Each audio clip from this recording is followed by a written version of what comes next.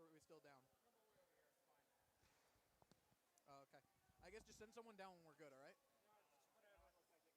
All right. No, because we're going to keep our headsets off. So just have someone like take a run downstairs and let us know.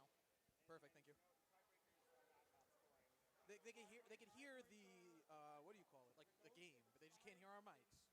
Yeah, that's not a problem. People just want to see their kids play anyways. Oh. Okay, sounds good. Right now, it's not related to goals.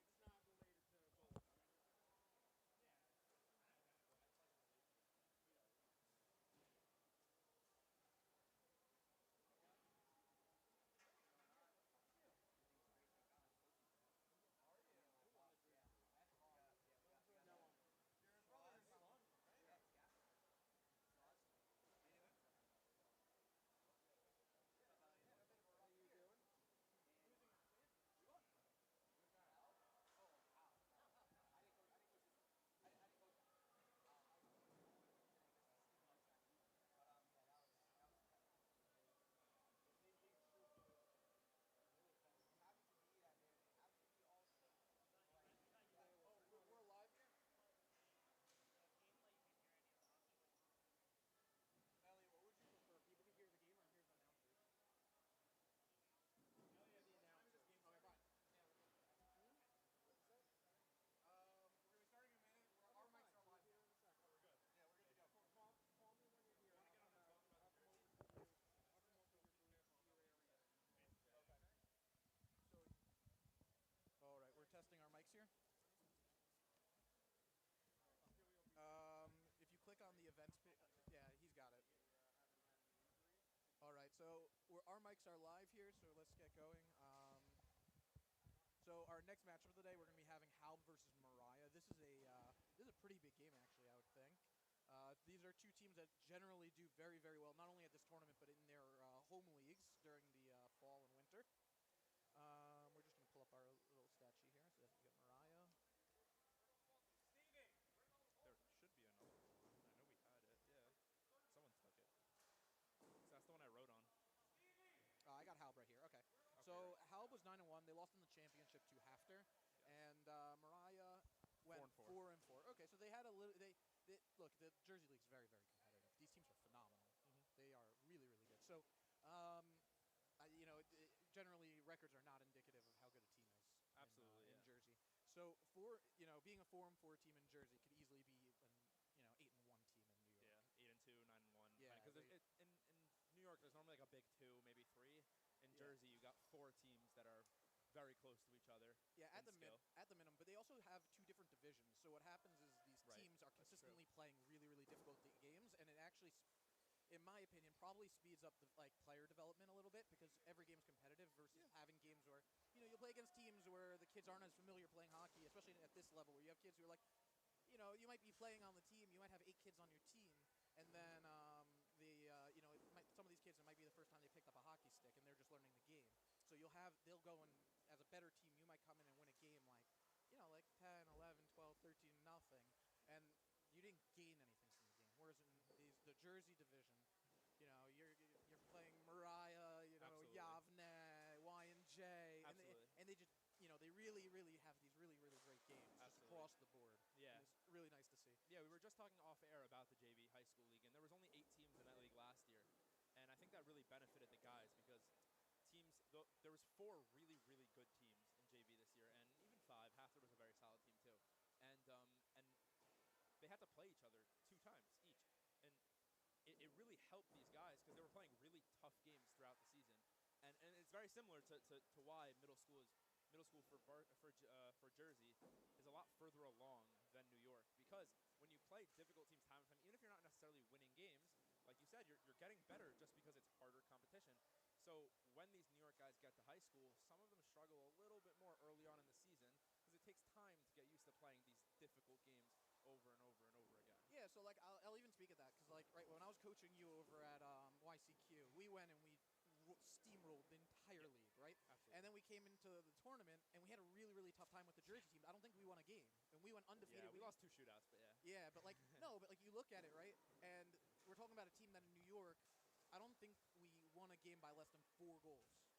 Pretty much. Pretty much the whole. We had 1 game within 2 goals the entire season. Yeah, exactly. Yeah. So, yeah, but then you come into the tournament, you're playing these teams that are a lot more used to these competitive games. And then when you guys moved up to the JV level, right? And again, for most of the people watching, like the actual players are a little bit irrelevant. But like, let's say like a Tani Leitner, who was the top player in pretty much the entire Shiva League across the board, West and East. So he came in and he was a third line player in DRS because he Absolutely. had to get used to the JV level. Yeah. Whereas you had a lot of kids who would go to TABC, which was a phenomenal team at that point, or a Frisch, and they actually were able to get minutes in the top two lines right away because Yeah. all their games were competitive all the way through. Yeah, absolutely, and it definitely took time getting used to. I didn't play my freshman year. I started my 10th grade year, and our team in general. I remember our first game. It took us a little bit of time to kind of get used to the faster pace and things like that. So you take a team like, let's move on now to our game in front of us now, Halb, who yeah. Yeah. Will coming into this game now, Halb, they steamrolled through 9 out of 10 teams in the league, 8 out of 10 teams in the league, got to a championship, kind of got steamrolled in the championship. They did not have a great game. It was not very competitive. Credit to Hafter, who we will see later today. Yeah. They might have a little bit of a tough time today early on against a team like Mariah, who we expect to be fast-paced. They know what they're doing, fundamentally solid, a goalie who gets his positioning down, and I think we're in for a very, very good game. Yeah, absolutely. And we will say that, like, being two guys from New York, we do not get to see the kids over in Jersey all that much. Yeah, we do not. So we may not get all their names right. We may not know everything about the teams, but we do know about, the heritage of these teams and what these Absolutely. teams have been in the past and how they performed in previous years. Absolutely. And we do get to see, their record and all of that. So, again, we don't know what necessarily to expect on our end from Mariah. The people who are watching might know them a little bit better than we do. But we do expect this to be a really, really strong, hard-fought game. Yeah. The question is going to be also just what kind of hockey shape you're in. And we spoke about this in the last game. For sure. The first couple of shots that you face as a goalie are really, really interesting because it's the first time you're facing live shots in 2 months. It can very much dictate your night, your morning. Yeah, exactly. And look, it's just the first game, but every game in a tournament like this is important. And you don't want to let up the first goal too early and get yourself on your heels in game one. Absolutely. And So, but what we're going to do here is this is all the Martin Weiselberg tournament. We raise money for Hutsella, and our goal is to raise $10,000, and that money goes across to all the communities that are involved in this tournament. We make sure that all the different Hutsellas, just get a little bit of piece of the pie. And one of the ways we do that, besides for people just making standard donations, is we really encourage everybody to take part in our raffle. And part of that raffle, and we did show this prize in the last game, but we're going to show it again. Is just having these really, really nice prizes. And we encourage everyone to go to our website, mwtournament.com. We're going to apologize because some of the website had issues over the course of the last couple of days. But what we do have live is our store. And you go in and you can buy raffle tickets. We have all different kinds of packages. We really encourage everyone to take a look. But right here, especially we have a jersey team here. We have a Marty Brodeur autographed jersey. So we're going to, if we can get the camera to zoom in a little bit, I'll pull up. We can see the autograph. I can point to it. It's right here. Yeah, so you can see that over there. And we do have, a certification right here. And it's this is a really nice piece. You put it into a frame like this. Just like that, and Marty Brodeur, greatest goalie in the history of tri-state hockey. Top 3, top 5 in the history of the game, depending on who you speak to. The all-time leader in goals, was part of probably the second best dynasty of in the tri-state area after the '80s Islanders. Definitely, I would say definitely the best recent tri-state hockey team. Yeah. He was an absolute rock. He was an unbelievable goaltender.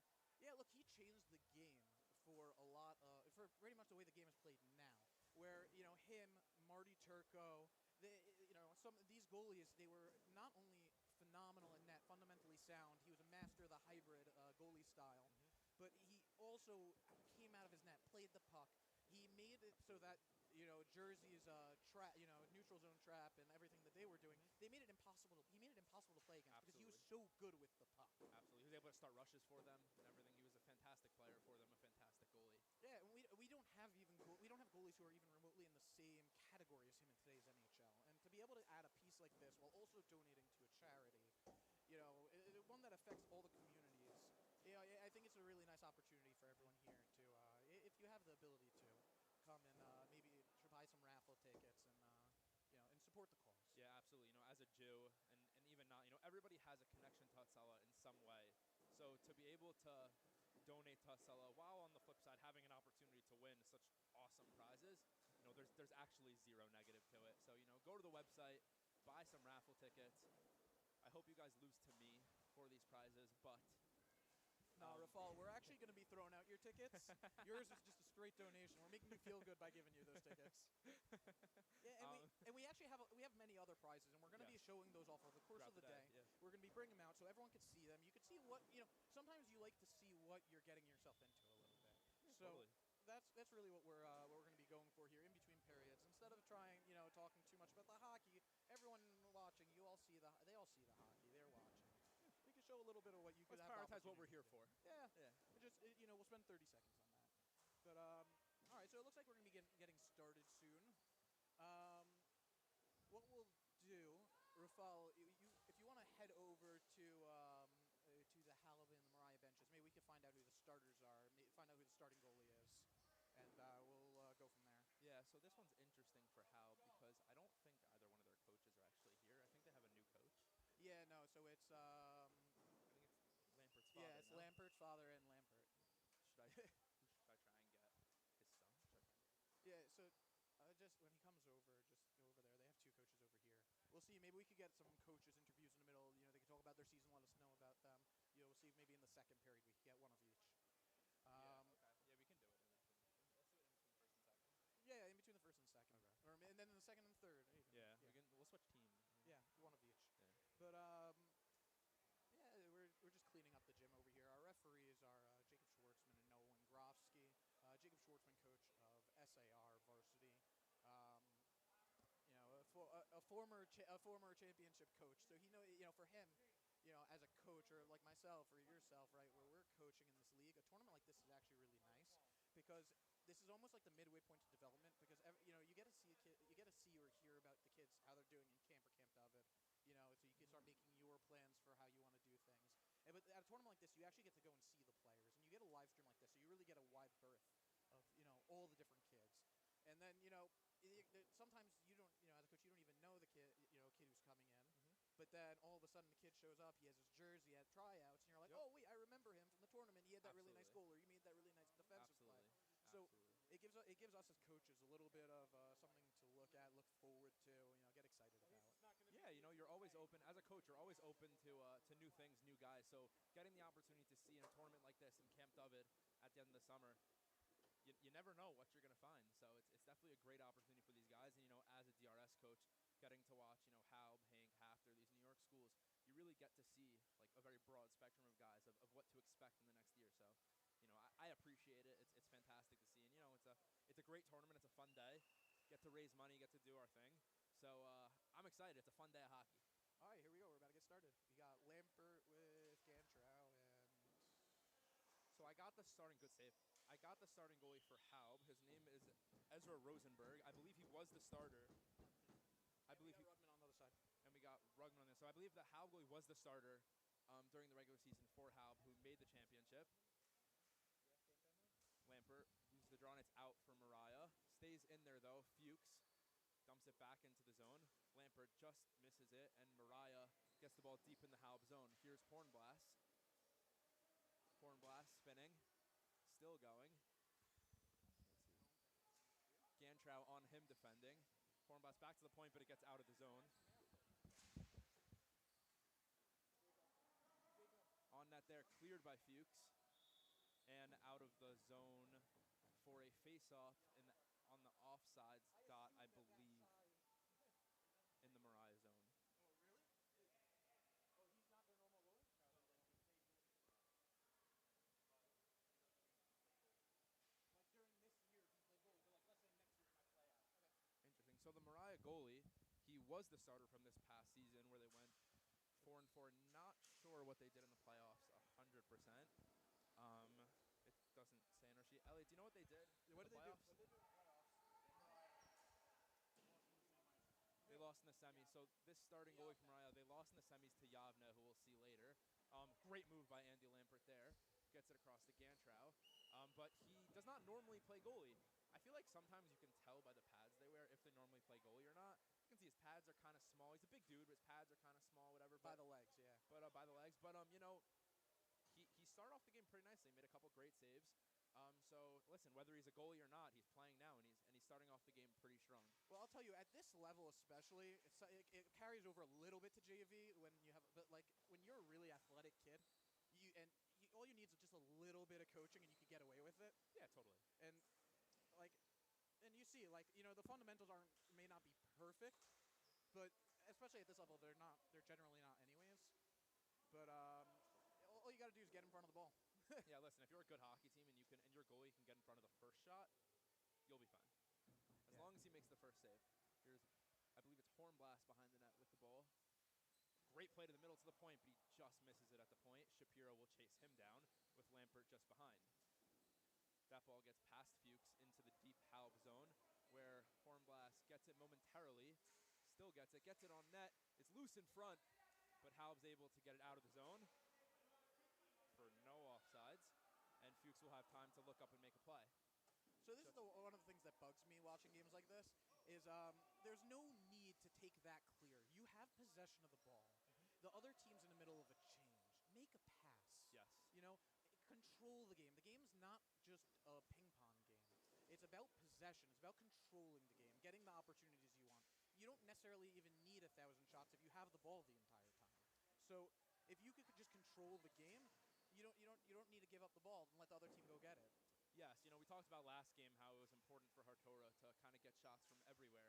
But, on the one hand, yes, you do need to get shots, but if you see an opportunity for a better shot, for a pass, take the opportunity, make the pass, make the open play, and move forward that way. As Lampert gets the ball in deep with Ifrigan in the middle. Shot goes just wide. Ifrigan will pick up the pieces. Takes it around the net. Fires and scores! A terrific play there from Ifrigan, who is fresh off the bench.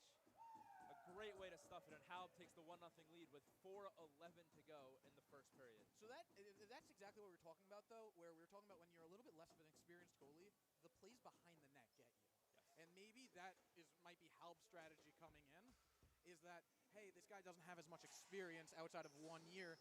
Maybe we could take advantage of the things he hasn't necessarily seen as much of, because you see a lot of shots at you, but you don't necessarily see a lot of the shots coming from behind you. Absolutely. Especially in today's day, a lot of coaches don't actually encourage those wraparounds. A lot of coaches say, like, oh, I don't really want the wraparound because most goalies are good. It's going post to post.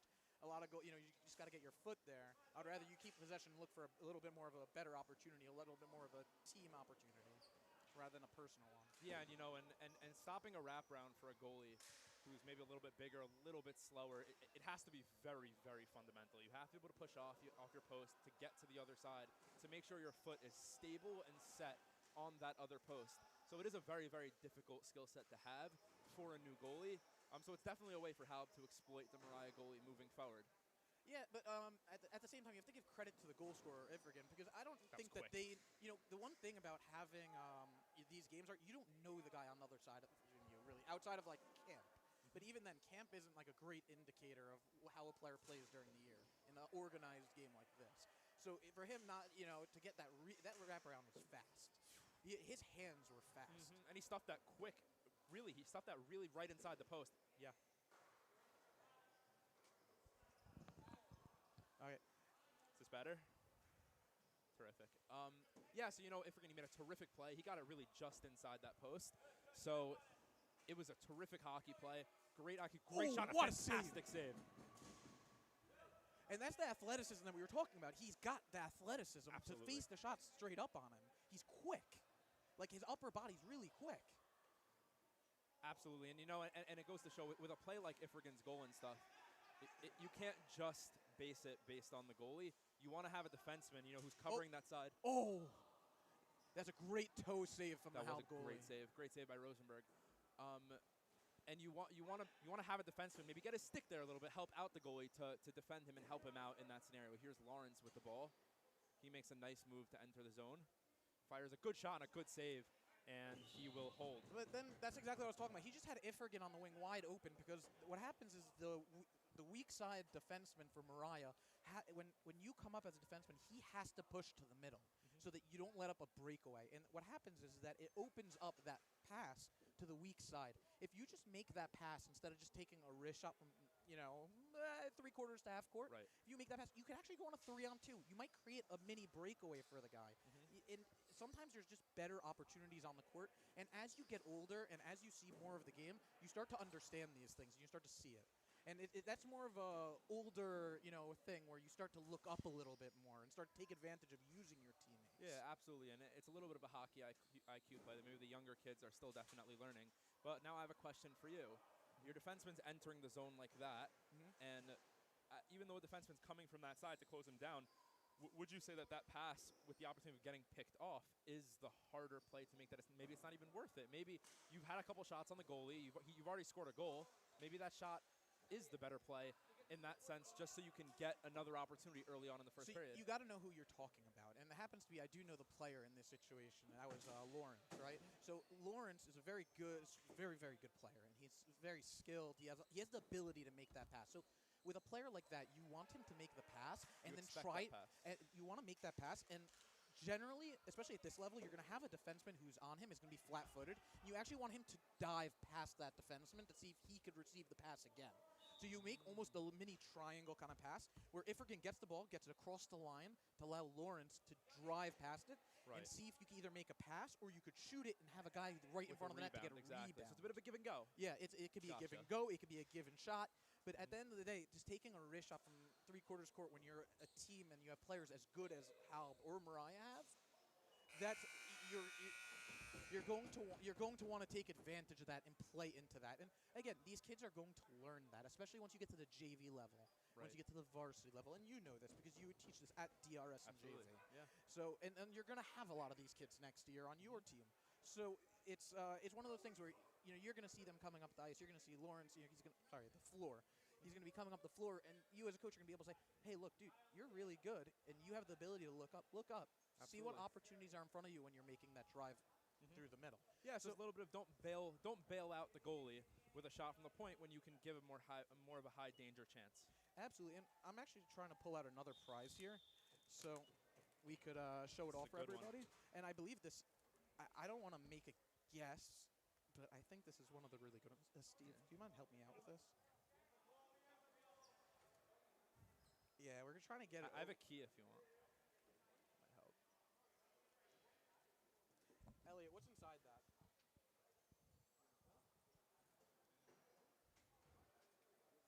Hey, you want to use a key? Might be easier.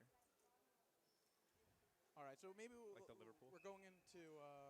Oh yeah, yeah. Look, you guys just won the league, Liverpool. That's right. And you guys are making some big purchases on the summer transfer market. What do you got? You guys get Wirtz yet? Nah, he's on vacation. Wirtz, we'll get Wirtz, Kirkaz, we'll get all of them. Yeah, they're gonna spend they're gonna spend a whole lot on that. That's like 150 million. Yeah, whatever it is. Who cares? It's not my money. Ooh, there we go. Okay, so we're gonna show this off. We're not gonna say what it is yet. We're gonna keep it face down. But this is a very good one. hot piece. I think everyone's going to get excited That goes by that. straight out of the zone. That should stay deep in the Halb zone. You know what I'm actually going to do? Because it's so hot, I am going to stick it right back in the, that's actually a good the idea. envelope so we do not do any damage to the glass of this frame. There's your hint, guys. You guys can go to the MW Tournament website and try to figure out what the prize is while also donating. Yeah, no, look, and we have all different types of ticket packages for people to buy, and there's something for everyone really. So if you want to buy one ticket, what is it, Elliot? What are the prize breakdowns? It's $5, $10 in the packages. $10, $20. And so $10 are for our we'll call them the quote-unquote lower. The quote-unquote low level. Yeah. We don't have any low-level stuff. guys. We only get good stuff. So the prize breakdown is as follows. You can go on the website mwtournament.com to take a look and to buy tickets. Our top two prizes: the Martin Brodeur jersey that you guys are showing off before. That's $20. The Mike Richter autographed Ranger helmet, full-size helmet. That's $20 per ticket. Then there are three really good prizes from the history and the lore, although one is not so much as history and lore. The first of our $10 prizes is an autographed Bobby Orr hockey stick. For those of you that love having wood hockey sticks, this is a true hockey stick style that Bobby Orr used, and he autographed it. I can't say that he actually used it during a game, but it's autographed, and it's a type of stick that he used. And then we have two photos, autographed photos, one by, we can now call him former NHL NHL goal-scoring leader Wayne Gretzky, although still the great one, and one by current goal-scoring leader Alex Ovechkin. There we go. We just get goal Both of those are here. $10 prizes. Yeah. Hold on 1 second.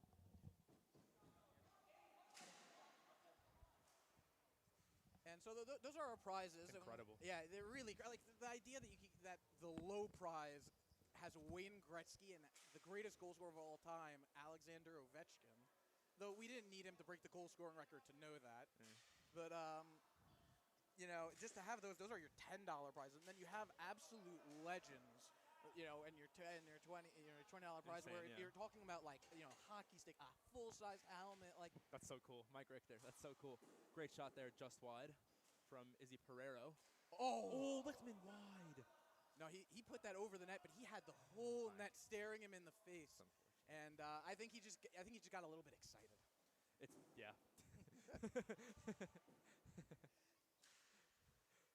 As a coach on the bench, you see that and you're like, oh, how do you miss that? And then you think about another thing, you're like, it happens. It is what it is.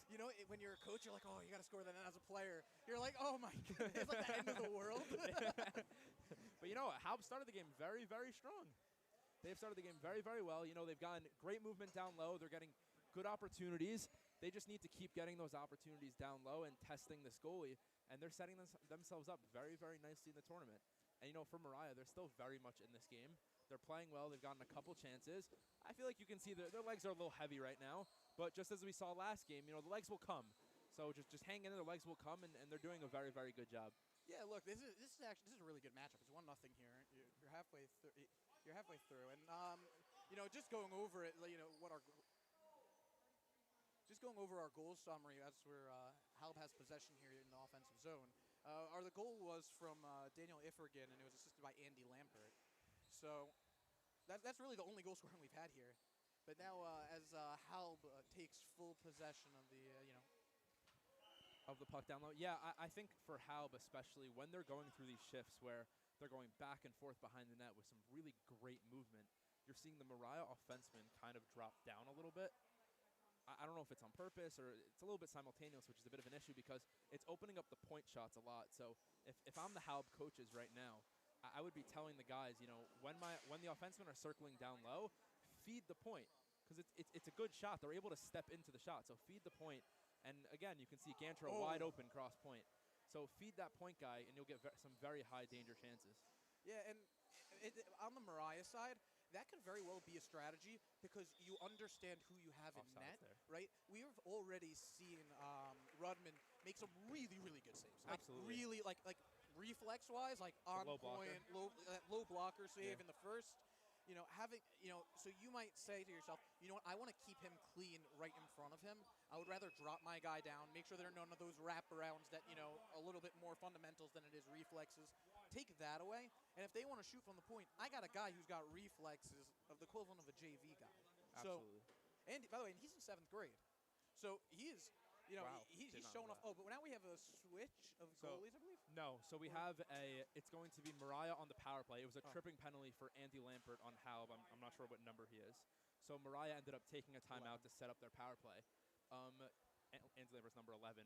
So for you, Avidan, would you have taken this timeout for the power play? For a power play, knowing I'm down you have 1-0, one timeout, and I only have one. It really depends. It really depends on your team and what kind of a power play team you are. If I have like, let's say like a team like when I was coaching you guys at YCQ, our power play was a machine. Yeah. So I'm never taking a timeout because I know the ball's going in the back of the net. But if I have a team that, especially now, like something like this, where they haven't practiced together for a long time, and it's 1-0, this is a very key power play. You don't know if you're going to get another one of these. We didn't have a penalty called all last game.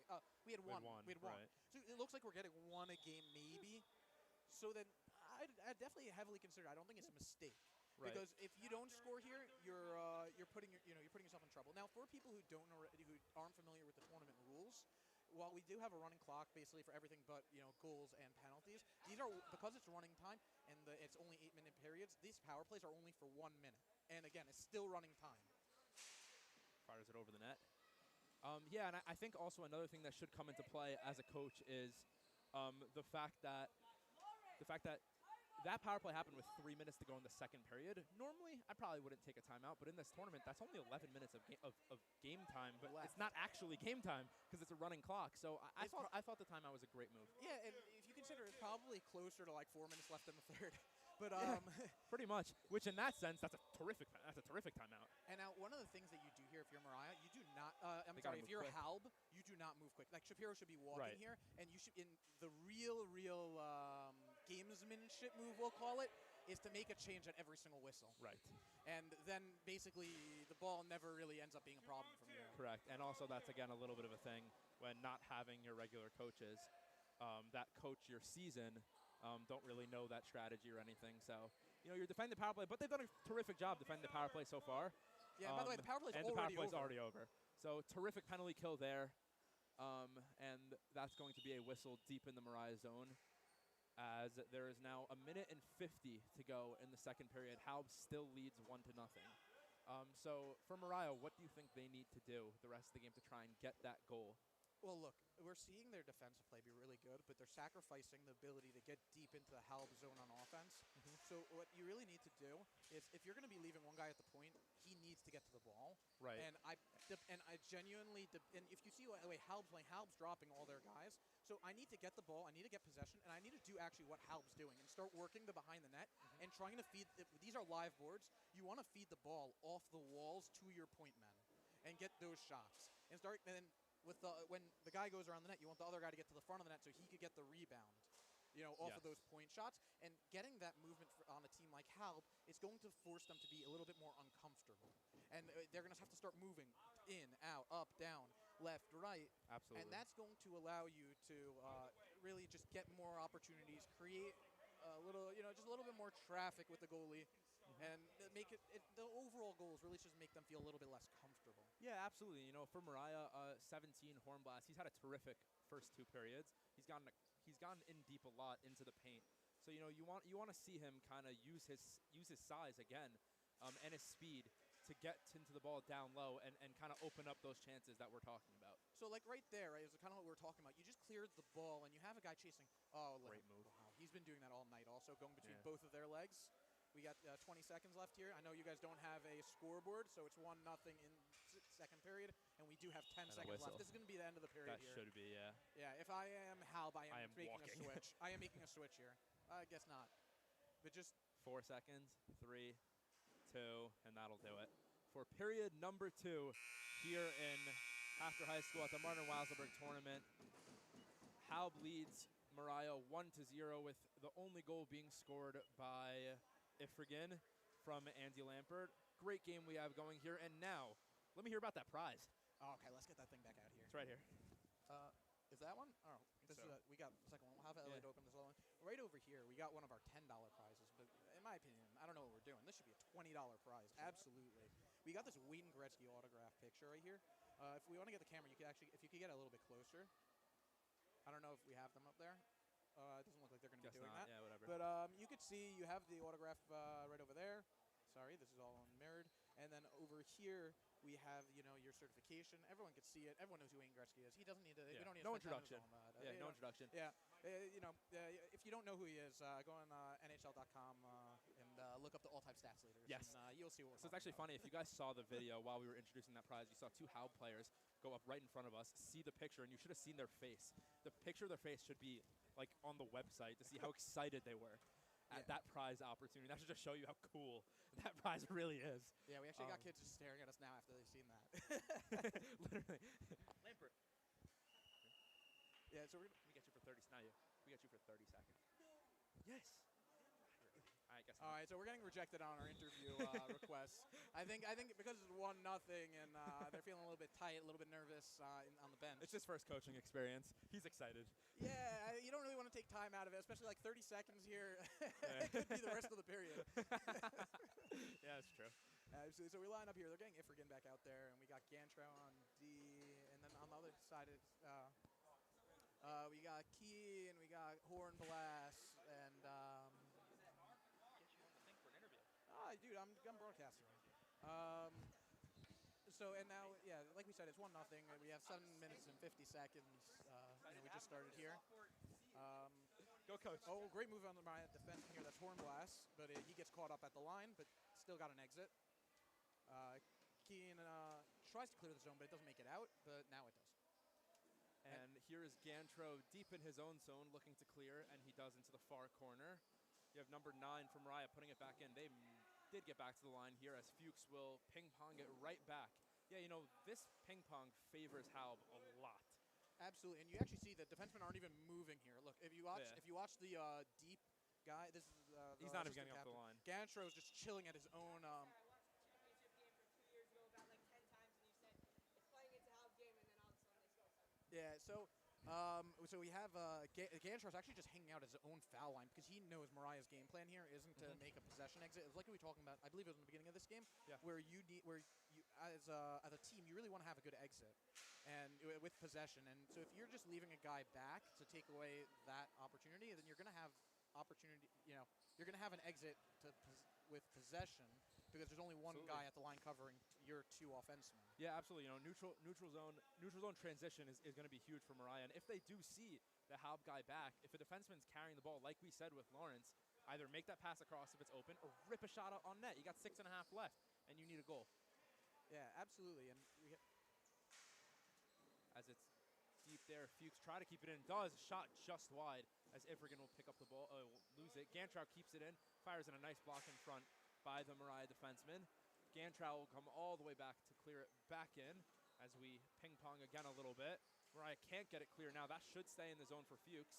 It does not, and he's offside. Yeah, that's and a tough one. One of the things you're noticing here is, again, these kids have not played in a long time, and you're not necessarily in game shape.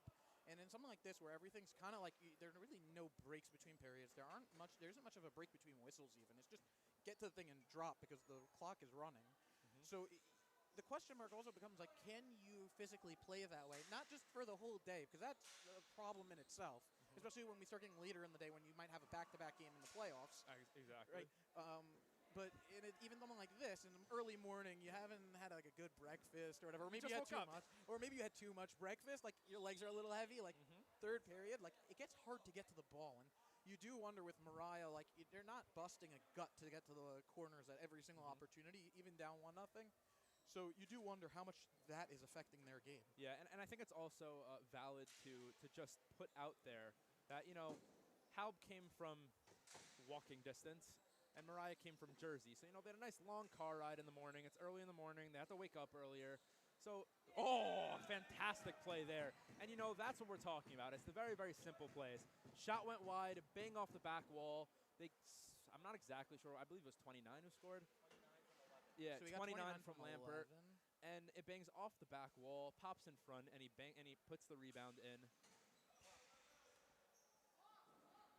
And he puts the rebound in for a great goal and an absolutely massive goal for Halb, who now takes the 2-0 lead with just 4:47 to go as that whistle will come in. Yes. Halb scored to make it 2-0. Yeah, so now it's 2-0. We have about 4.5 minutes left in the third period. Do we get the names on that for 29-11 for Halb? So we could give 11 is Andy Lampert. He had the assist. So 29. Aiden Shapiro. Yeah. So Aiden Shapiro, him and Ifrigan have kind of been switching back and forth with Lampert on offense. We had to start the third period, a rare shift where Andy was not on the court, and they played just the two of them without him. And they had some great momentum, and then they brought Andy on, who's been just killing Mariah so far. And he got his second assist of the game. So we'll talk a little bit about his game, because his game has been really good. He is very much a team player. Yes. And what happens is, the reason he's able to do that is because he's always looking up. He's not, a lot of kids Great at this level, they keep their head, they're looking at the ball the whole time. If you watch him play, he's popping, he gets his eyes up. Even when his head is facing down, he rotates his eyes up. And so he's able to move his eyes around so he can see the floor. And that allows him to be a really good playmaker. Absolutely. And also allows him to stick handle. We've seen him do a couple of moves where it's almost as if he has eyes in the back of his head to know that there's a gap behind the defenseman who's on him. And he'll put it through both his and the defenseman's legs, and then try to make a move around to be able to get an opportunity. That'll be offside. Yeah, I had the privilege of coaching him in Camp Dubbit a couple summers ago. And, the best Andy to coach is an aggressive Andy. It's a guy he's gritty in the corners, he's making his moves, and that's exactly the Andy we're seeing here today. And, maybe he's got an extra jump in his step being coached by his father and his brother today, which is always, as we said before, Father's Day, that really is such a pleasure, such an honor for him. That's so exciting. So, a good and aggressive Andy is a massive asset for Halbin. We're seeing it here today right now. And by the way, this gym is getting packed really fast, actually. What's that team? Sorry, not to cut you off. Who's got the Ranger-looking jerseys over there? Islanders, but yeah. Islanders, whatever it is on the left. That's JEC? That is so cool. Those are great. Those are so cool. Well, I guess we'll see them next. They're up next? Yeah. Amazing. Looking forward. So we got, oh, wow. Elliot, you're letting me ref that game? Yep. Oh, wow. I'm going to apologize to the JEC parents in advance as one of the varsity coaches at Hafter. I'm not going to promise that I'm not going to be biased, but okay, we already get the you heard it here first, guys. Yeah, but no, but for real, that'll be a very fun game. Yeah, it's gonna be a fun game coming up. Hafter the champions over in New York. Yes. And JEC was the champions of, I believe it's the White Division. The White Division, yes. Yeah, the White Division in New Jersey. I don't believe they even lost a game all year. They did not. They went 8-0. Yeah, so they went 8-0 and then went straight. So they're clearly a very really strong team. Absolutely. And obviously Hafter's a strong team, having won in New York. Yeah, and as a Hafter coach and watching Hafter and knowing what it is, how much of a home court advantage will they have for that game? Massive. It really is a big difference because what happens is that you understand the bounces, and this gym has a lot of bounces. So while they have the hard boards, they are cornered out, unlike what you'd see in, let's say, Kushner. Or right, it's one not of a rink or SAR. Or SAR, exactly. Ooh, hand pass. Oh, and you're absolutely right. Ellie, do we stop the clock? Okay, so at 1 minute, we're going to start stopping the clock. Right now, it's 1 minute and 10 seconds left. We're going to apologize to everybody that we do not have a scoreboard for you. We had technical difficulties coming in, and yeah, we're just trying to work through them. We're going to try to do our best to keep everyone updated throughout the day. Here's Poplick with a nice shot there. A good save, but a juicy rebound, but Lampert cannot put it away. As Mariah cannot get a quick Granchar keeping it. Halb's done a terrific job with that as Ansley Lampert's wide open in the middle. They've done a great job of keeping the ball at the point. As a coach, you get frustrated when guys aren't active at the point, keeping the ball in, when they're kind of just standing there waiting for the ball to get dumped in and whatever. So Halb's done a great job. They're active. Their feet are set. They're ready to keep that ball in and put the ball back into the zone to let their offense kind of rotate deep into the zone. Well, it's a lot of credit to Steve and Mark, right? Absolutely. If you look at the fundamentals of how they play in the offensive zone, especially the defensemen, where it's actually a lot more technical than people give it credit for. It's not just standing there. You'll see they're always in the right spot. So, we've seen earlier in the game where Gantrow will read the ball and he'll start heading back because he knows the ball isn't coming to his side. But if he takes 3 steps behind the line, he'll always be the first one to the ball. Just like that. Now, there just you like go. That, first exactly. one on the ball. He just cleaned it up. He's playing free safety. And so we saw right there the fun. Oh, wow. No. We got helmets stuck together. That could be dangerous, but it looks like the kids are all having fun with it. Yeah, we got 21.4 left in the third period. Halb leads 2-0.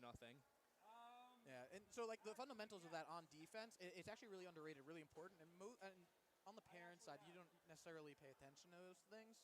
But especially once you hit the JV and varsity levels, like we said, it's even more effective here, where you have that understanding of how to play the game correctly. It makes all the difference, and it actually makes things so much easier. Yeah, terrific. Yeah, and Shapiro's going to try to kill off the game here in the corner. Yeah, which he's got 10 seconds, so he should be able to without an issue. Don't do that. Don't do that. Do not jump into a kid's back while he's killing the ball in the corner. That's silly. It's over. Yeah, they called the game there. That was kids being kids. But thankfully nobody got hurt, and the kid, I don't think he was he didn't go in hard. Yeah, he was small. I think he was having fun with it a little more. He might have wanted to just make a big noise again, for himself. Yeah, listen, it's yeah, we definitely don't want to see that at the end of the game. Thankfully, it wasn't the biggest deal in the world, and the refs took control of it without an issue. So it definitely wasn't the biggest deal in the world. And by the way, and all the kids are smiling. Nobody took offense to it. Exactly. It's not, exactly. It's okay. Again, it's kids having fun. So I'm gonna get ready for what's the second interview? Yeah, we'll see. Raffle, you're gonna see if you can get an interview. Maybe Lampert will come here and do an interview. He will never. Get your brother. Yeah, you're gonna get me your brother. So yeah, we'll get Andy Lampert on here Sounds for a quick interview, and I'm gonna go get changed and get ready to referee this game. Have fun. And see Good if luck. Look, don't be scared to rip me apart, all right?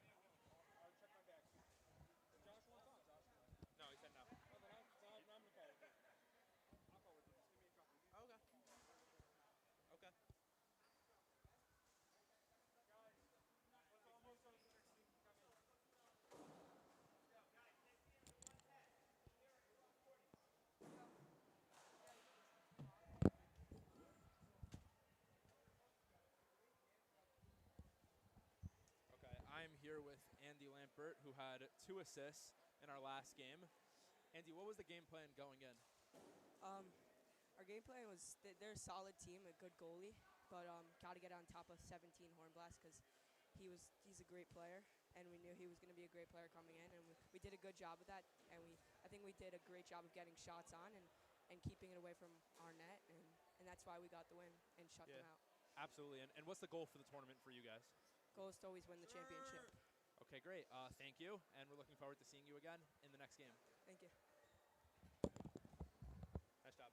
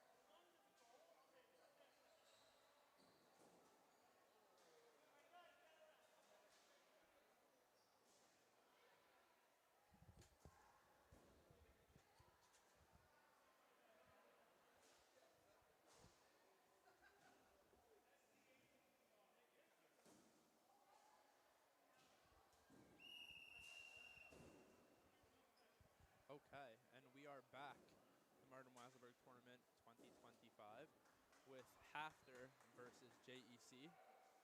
Hafter, the champions of the New York division. JEC, the champions of the New Jersey white division.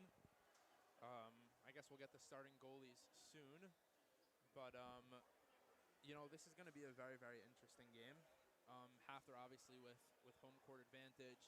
JEC having the long drive. They got in a little bit early. Their whole team was there in the middle of the last game. So their legs shouldn't be too heavy. They definitely have to get started early. But I think we're in for a very, very good game as the coaches gather around their teams to talk before the game to figure out what the game plan is and what they can do. I think both teams definitely need to get started early, so we'll see how that goes.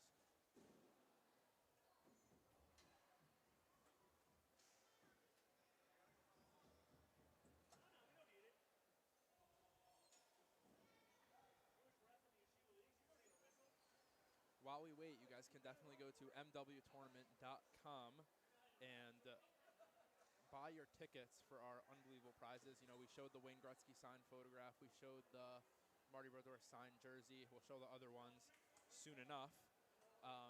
We have the Alexander Ovechkin signed photo. We have the incredible Mike Richter signed helmet, the Bobby Orr stick. So go buy your tickets now, buy your raffle tickets, and maybe you will get the opportunity to win one of those unbelievable prizes as we're getting started, as we're getting set for game time in our third game in the Martin Weiselberg Memorial Hockey Tournament 2025. Starting for Hafter, the New York champions, we have Davidman, Schraga, who I think had 2 goals or a hat trick in the championship, Stern, and I'm not sure who the fourth kid is.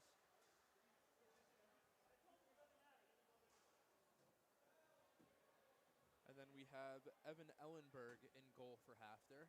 And then on the JEC side, we have Kraus. Don't know if I'm saying that name right. Taub. Other Kraus. But that one has a Z. Interesting. And I can't see the fourth. And Stern is the fourth starter for Hafter. Hafter coming into this tournament, having the home court advantage. A huge thing for them would be getting started early, as I have the honor of calling this game with the host himself, Elliot Weiselberg. Weiselberg, come on, man. Weiselberg, it's on me. You were literally my coach. Yeah, I've only known you for what? About 10 years now? Oh my gosh, about I'm so old. Yeah, you're good. As we get started here, here's Davidman, who's looking to have a huge tournament here. He gets the ball in deep. Davidman, the leading goal scorer for Hafter over the course of the year, and really the spark plug in many of the contests. How Davidman went, really the team went. Yeah, so how do you expect Hafter to come out in this first game? JEC, this is going to be a physical game from what it looks like. Nice high energy. As you know, it's getting later in the morning. Guys didn't just wake up anymore. They should have eaten breakfast. They should be ready to go. So the truth is that Hafter really based their entire season around really being aggressive and really getting themselves to the ball and into the zone. You see Schraga there fighting for the ball. That was really their MO most of the year. Not dirty, but very aggressive, because they have the guys with motors. They have the guys with legs that can play that way and keep running. And so that's really been their strategy for the majority of the year, and that's really what brought them to the championship. They overpowered Halb in the finals, never really had a chance because they couldn't match the aggressiveness. Right, so there happens to be, they are a much bigger team. I have to ask, are all 4 of their starters in 8th grade? So Davidman is, Schraga, I don't remember. Can't answer that because I'm not looking at the website right now. The website, I believe, has it. Right. But I can tell you at least 3 of them are. Wow. So that's huge. In a tournament like this, when these guys are essentially 9th graders, they're freshmen in high school, and they have such a huge size advantage, that really does set them up for success in this tournament. My only question is whether or not Schraga is. I'm not sure if Alex Schraga is an 8th grader. Yeah, I have no idea. But last year when I was coaching, I know that Spiro was in 7th grade at the time. Was in 7th grade. Good shot, great save by the goalie. A nice shot low by Stern from the point. That's normally a shot where you get a rebound, but the JEC goalie was able to cover that right up. JEC having their first appearance here in the tournament in over a decade. Wow. at one point before YCQ came onto the scene, JEC held the record for most money raised in the tournament by a school in one year. Wow. Am I correct to say they also raised the most money every year in the Haas tournament too? I have no idea whether or not that's the case. No clue. They've won plenty of awards that way. Right. All right. Very, very good. We love that. And, you guys can go to mwtournament.com and get your tickets now for our raffle. As Hafter wins the face-off, but it does not get out of the zone. Stern, if he can find it. We got Stern and Stern against each other. Yes. Yes, we have two Sterns. We have, I think, two Kraus, if I said that name right. I think they're spelled a little different, so I'm not positive. But interesting. As Fuchs is able to get it out of the zone, and Berger will chase with Taub, getting that ball deep in his zone, looking to clear. So and he does. Interestingly enough, this JEC team lost their first game in about 3 years in the championship against Westchester in the white division finals this year. This year. Oh, we did not know they lost. We thought they won. They lost in the championship to Westchester, but for 3 years they had an unbeaten streak. Wow. I believe, if I'm not mistaken, with all the games, it totaled a 29-game unbeaten streak. That makes sense. Wow. So they went 29-0 to lose to Westchester, who is not in the tournament this year. Mm-hmm. Interesting. Very, very, wow. I mean, credit to them. That's an incredible achievement. It's unfortunate, obviously, they couldn't finish the job, and maybe they're looking to do so here today in our tournament. Right, so I think that's what makes the B division, actually a little more interesting than I shouldn't say a little more interesting than the A division, but because the unknown of JEC against the regular level, I should say regular. I can't do it that way because they are talented team against what would be considered blue level talent, blue division talent. The question is, how would they fare? And right now, they seem to be standing up to Hafter and taking what Hafter's giving them and pushing back. Yeah, absolutely. I think the biggest question mark going into this game would be, Hafter, the champions of the New York division, coming with a lot of confidence, having the home court advantage as well. How would a team like JEC, who had the long drive, whatever it is, not necessarily facing Hafter quality competition every single game, how would they be able to start the game and keep themselves in the game? And I mean, not only they're keeping themselves in the game, but it's 50-50 even right now. There hasn't been any real high danger quality opportunities for Hafter yet. So, I mean, we talk about Hafter level talent. Let's also remember that Hafter didn't necessarily really turn it on until towards the end of the year. They did well to start the year, but they weren't during the regular season the best team in the league. They weren't even number 2. They were the third-ranked team in the league. They went on the road into Hank and needed to win in order for them to get to the finals, even against Hal. Right, yeah, and first of all, that was a terrific glove save there, as he got his glove low and was able to cover the ball and hold it. And something that we haven't we got it a little bit the first 2 games, but that was a nice loud crowd there. JEC, they really brought their fans, which I happen to love. It's so much fun playing in front of a crowd, especially your crowd. So credit to those parents. Father's Day and everything. Shout out to all the dads here and at home. It really is a very cool part of the tournament, as that's a great chance for Shraga. Having the crowd behind you, and that can really help you in a game like this. So I will say that one of the best moments that we had in tournament history, because of the crowd, actually involved JEC. I'll take it back. Oh, I believe it was, I have to say it was 2013, where JEC and YCQ went to, I believe it was a scoreless shootout. And the crowd was just so into it. It made the moment amazing, and the shootout itself was amazing too. Jason Silverstein, fantastic in net. One of the videos that we've had in the past from that event is Jason Silverstein's glove save in the shootout on Josh Galibter, and it's just the people here, the crowd really do make it, as we get a penalty on Alex. That's the correct call. Good call by Avidan, who in the last live stream made a joke. But But no, it was a little bit too aggressive. There was no need for it. It was relatively far away from the boards, so a good call. And that's a big deal. JEC now on the power play with just under a minute to go in the first period, 59 seconds. So they're going to end the period now on the power play, as Straga's not thrilled with the call, but it was absolutely the correct call. Absolutely. So here's a huge opportunity for JEC. And in the last game, with 3 minutes left in the second period, Mariah got a power play, and they called a timeout. JEC's not going to call a timeout because it is the first period and they're playing well. But I'm very interested to see how this power play goes against that half their penalty kill, because if they can take a 1-0 lead here, this game is going to get very interesting very quickly. We'll also see them break out here. As that stays in play, Rosen is able to get it out, but it's going to go a little bit too far for Krause. And it's cleared out of the zone. Nice play there for Taub to take control of the play. He's definitely the quarterback on their power play as it gets dumped in a little deep, but Hafter gets it out. As a power play, you don't want it to be ping pong like this. This is not the ideal scenario with 30 seconds to go on the power play. Spira's going to get it out with an opportunity to shoot just wide.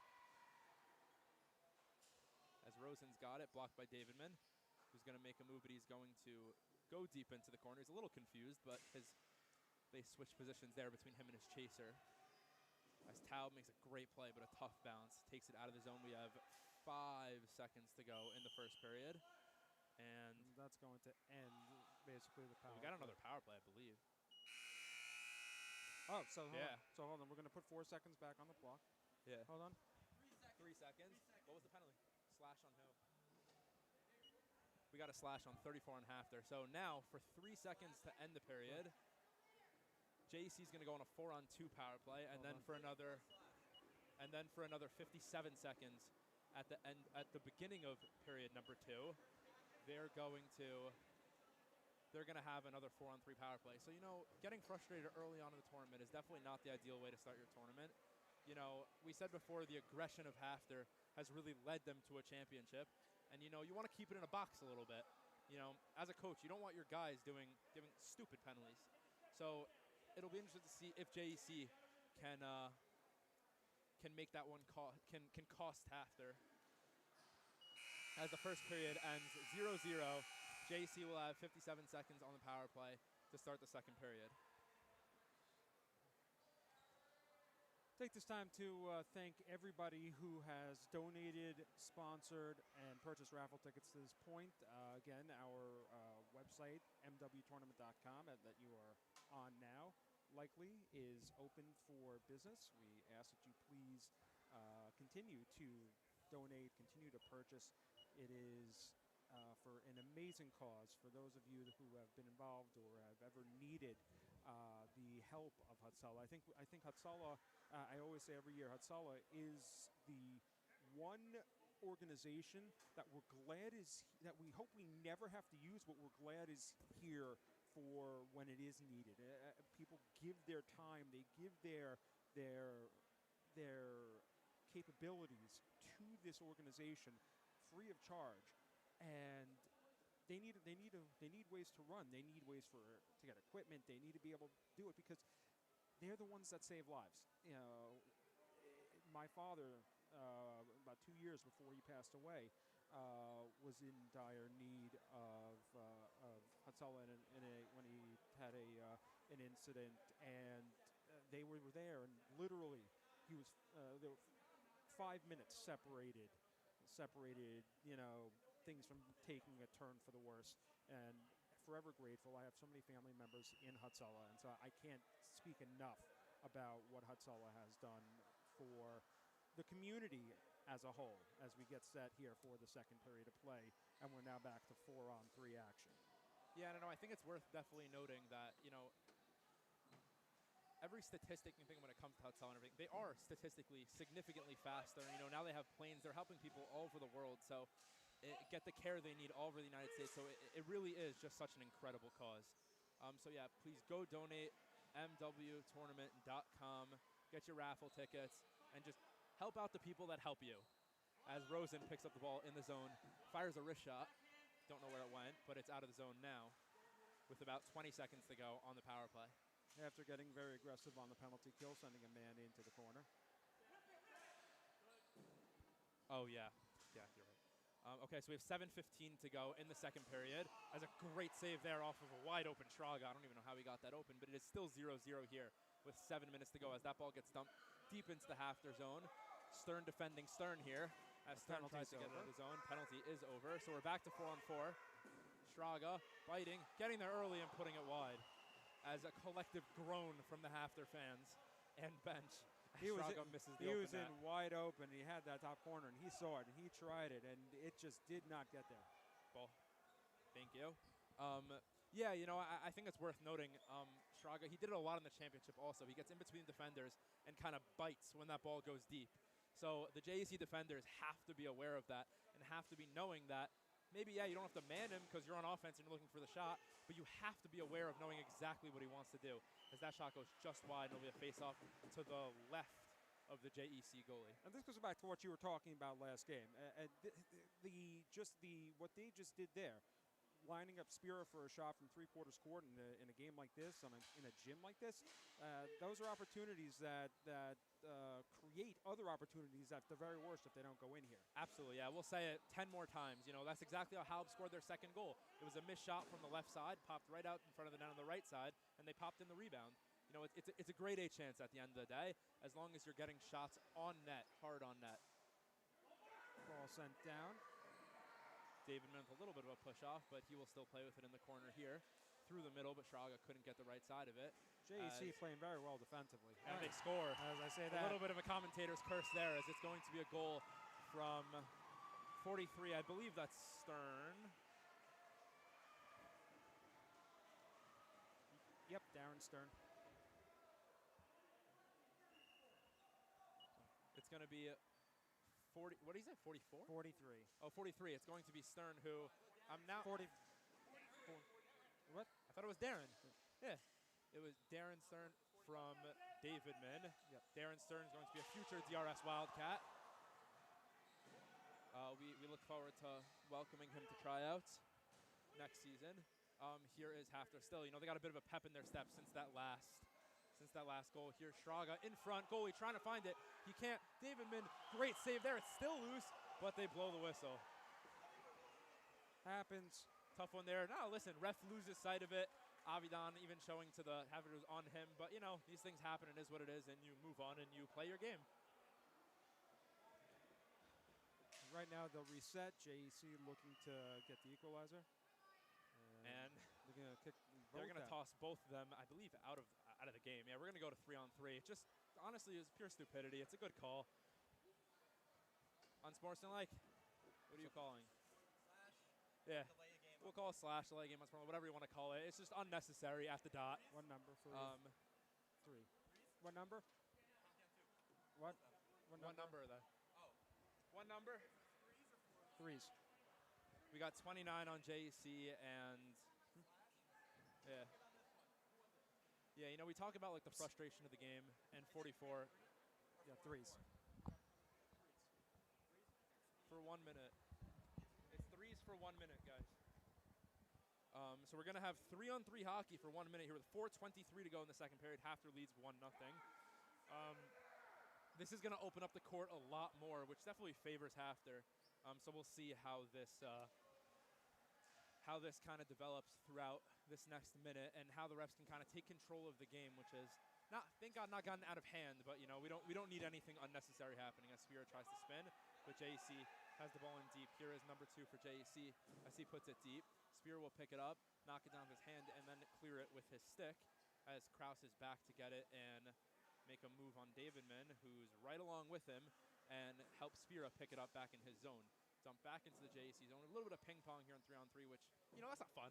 We want to see some action here, 3-on-3. But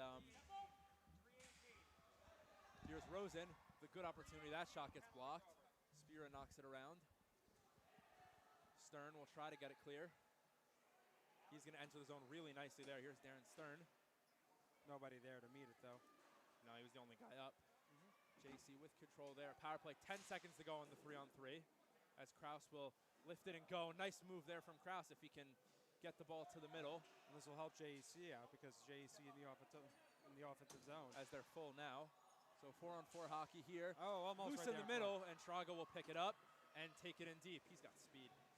Shraga here on his forehand, trying to spin, fires, and it's behind the net. He gets there first. And it's a great play there by the JEC defenseman who's able to get it out of the zone. Again, that was the difference, Shraga, in the championship game against Hal. That speed, him and Sammy Fuchs, the two of them really took it to Hal's defense and didn't give them a chance to operate deep in their zone. He was running circles around Hal for 36 minutes. As here is Stern looking for his second. Spira keeps the ball in. And he's able to get it deep. This is just some great control time for Hafter, which is what you expect from them as the New York champions. As that shot goes on net, and there's a whistle called, which if he looked up, they turned around JEC, so they could have kept play going there. But we have 2:20 to go in the second period here in our. I just don't think the refs wanted to waste time even trying. Yeah, for running clock and everything. It's definitely not worth it. 2 minutes to go here in the second period. Hafter leads JEC 1-0 here. As Shraga had an opportunity there, but Taub made a terrific defensive play. And then Stern for JEC will try to get the ball out, but can't. Nice play there from Shraga, who fires.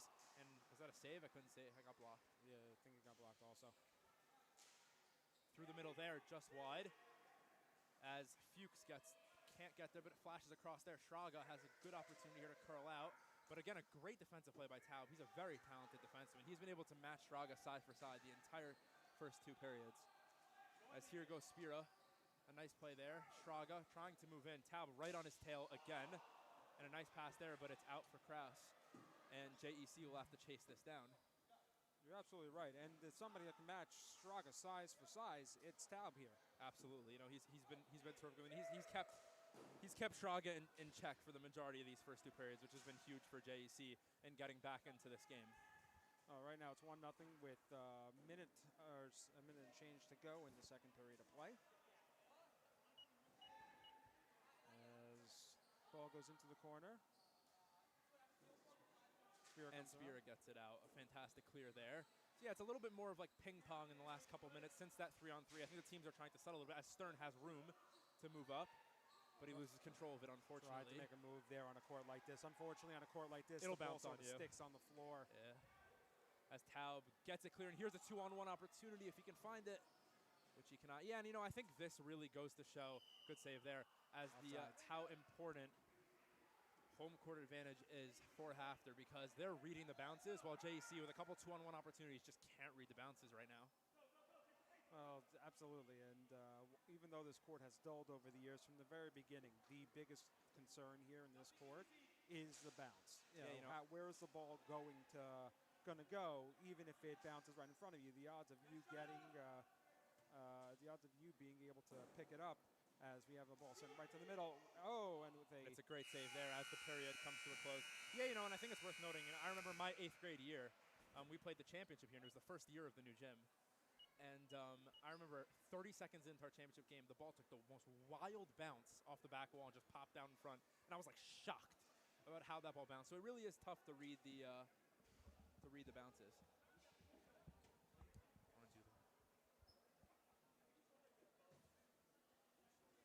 So you're 1-0 to go in the third going into the third period for Hafter. Elliot, what do you think JEC needs to do to get back into this game? Well, right now what they're doing is they're bringing the ball into the zone and taking shots. They're just not being able to follow up on the shots because Hafter is dropping back. Maybe towards the end of the period, you saw them start making passes across at around the two-thirds. The two-thirds line. Yeah, we're good. Yeah, it's the same thing. We're all good. Don't worry. Around the two-thirds line. Maybe instead, if you're going to see Hafter drop that defenseman back, have the offensemen move themselves a little towards the middle as they're coming into the two-thirds line here, the high face-off line. Send a pass across and get a shot through the middle because one of two things is going to happen. One, either the ball is going to depending how close the defensemen are to each other, either the ball's going to hit one of them and deflect somewhere, or the ball's going to get through and then you potentially have a screen on the goalie, and the goalie has to adjust to figure out where it is, but it also gets the ball in for a rebound.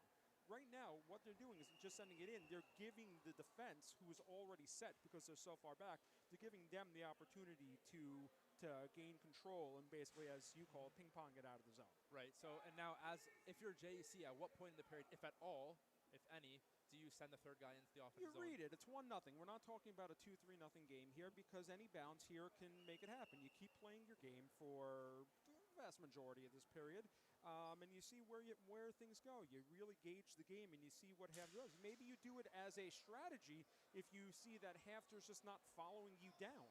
So it really does depend. But time-wise, I'm not too worried right now because anything can happen. Though right here, Scores! And the Elliott commentator's curse actually strikes twice this game, just as we were talking about. Well, you can do. Davidman bags his second goal. Nah, and with seven. Davidman's first. Sorry, you're right. You're right. His assist, his second point of the game. Davidman scored. Davidman from Shraga. From Shraga. The dynamic duo for Hafter gets that second goal and puts Hafter in command here with 7.5 to go.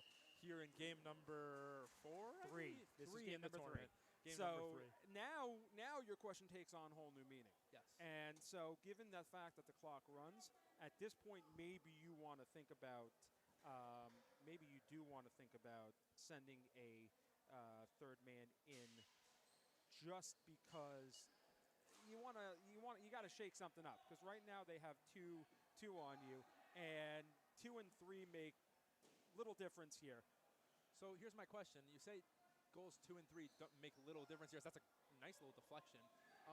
Does goal difference or goals scored or goals against come into play at all in our tournament? Nope, it does not. So then, yeah, I don't see the harm in sending 3 down at this point then. As there's 6:35 to go and we had here in the second a penalty period. for slashing, 6:37. And 44 for JEC will go to the box. That is Solomon Stern, the 8th grader from JEC. He goes to the block for slashing. It's the third slashing penalty this game, and that will send Hafter to the power play, looking for that third goal. Their power play is absolutely terrific, so I'm excited to see how it works here at home against JEC right now. As we get started here, 55 seconds to go in the power play. That's a great save by Ellenberg, who hasn't really had much to do. So those type of saves are very, very key because when a goalie's cold, it's tough to make those saves. As Hafter calls a timeout smartly because it preserves the clock. So they have 6:14 to go, which I think it's like 45 seconds to go on the power play. Yep. Hafter's coach calls a timeout to try and reorganize his guys, and I guess kind of just tell them, like, it's running clock. It's a different power play. You only have a minute. You got to go quicker. There's your goalie shouldn't really cover the ball, which is I think a little bit of the concern and the reason for the timeout because now you have a deep face-off in your zone because of that. So the goal is to kind of keep, and in general, when you have a 2-0 with 6:15 to go with running clock, you want to get the game kind of flowing. You don't want stoppages. Right. And speaking of time, so the penalty will end at 5:37, and 5:37. And speaking of clock running out, we have a couple of hours, but still enough time for you to go onto the website, get your tickets for our raffles today. Again, 5 great prizes and several amazing packages that you can do to get those prizes. And we hope you are enjoying the 2025 Martin Weiselberg Memorial Hockey Tournament. Thank you again for tuning in. Thank you to our sponsors, whom we will name generously over the course of the broadcast. But as the play resumes with Hafter still on the power play. They've been bringing the ball up. A nice move, but it's going to take him into the corner. Hafter looking to set up here. Stern wanting it, couldn't get it. It was a good defensive play there, and he'll have to go all the way back and take control of the play. And a nice job to put it around the net. You know, you don't see that a lot in these type of games where they're able to take control of the power play, settle it, and make the right place. That was a very good play by Stern. And he was almost able to keep it in, which would have given him an offensive advantage. 2 seconds left, 1, and we are now. And Rosen's able to get it clear. And it was good because he was in the zone. Fires the shot just over the net, and The that's ball a tough was bounce off the back wall. So ball was already in the zone, which allowed him, and that should have been an offsides, but it's very close, a little too close to call. Like we could see it because it's right over here, but yeah, there's no way to see that fully down the line as the ball goes to Shraga. Shraga backhands it, tries to get his own rebound. Kraus though getting to it first and getting it to the line. Here is Spira deep in his own zone. He gets it clear into the far right corner. Davidman will pick it up, using his body to shell it. Shraga trying to get a shot off. He does, and it goes just wide. And JEC will have to try and clear it here. They cannot get out of the zone. What a terrific play by Shraga. That is some hops. That's the basketball genes in his Oh, blood. yeah, he plays basketball, too. Plays basketball, too. His dad is to our left. Evan Shrago was a fantastic basketball player in his own right. Very nice. Love a it's good in the two-sport family blood. athlete. As that face-off will come in the JEC zone with 4:30 to go in game number 3. Hafter is up 2-0, looking to get...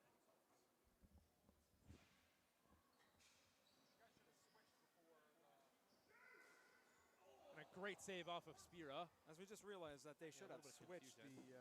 they sort of switched nets before the period started.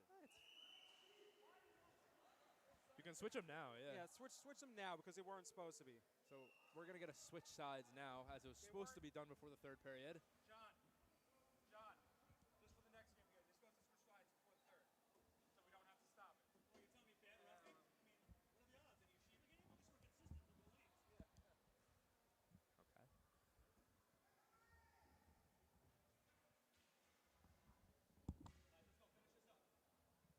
As we get set to restart play, 4:10 to go.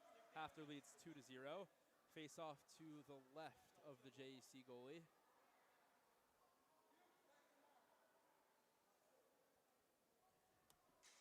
Hafter wins the face-off, but a nice play by the JEC defenseman gets it out of the zone.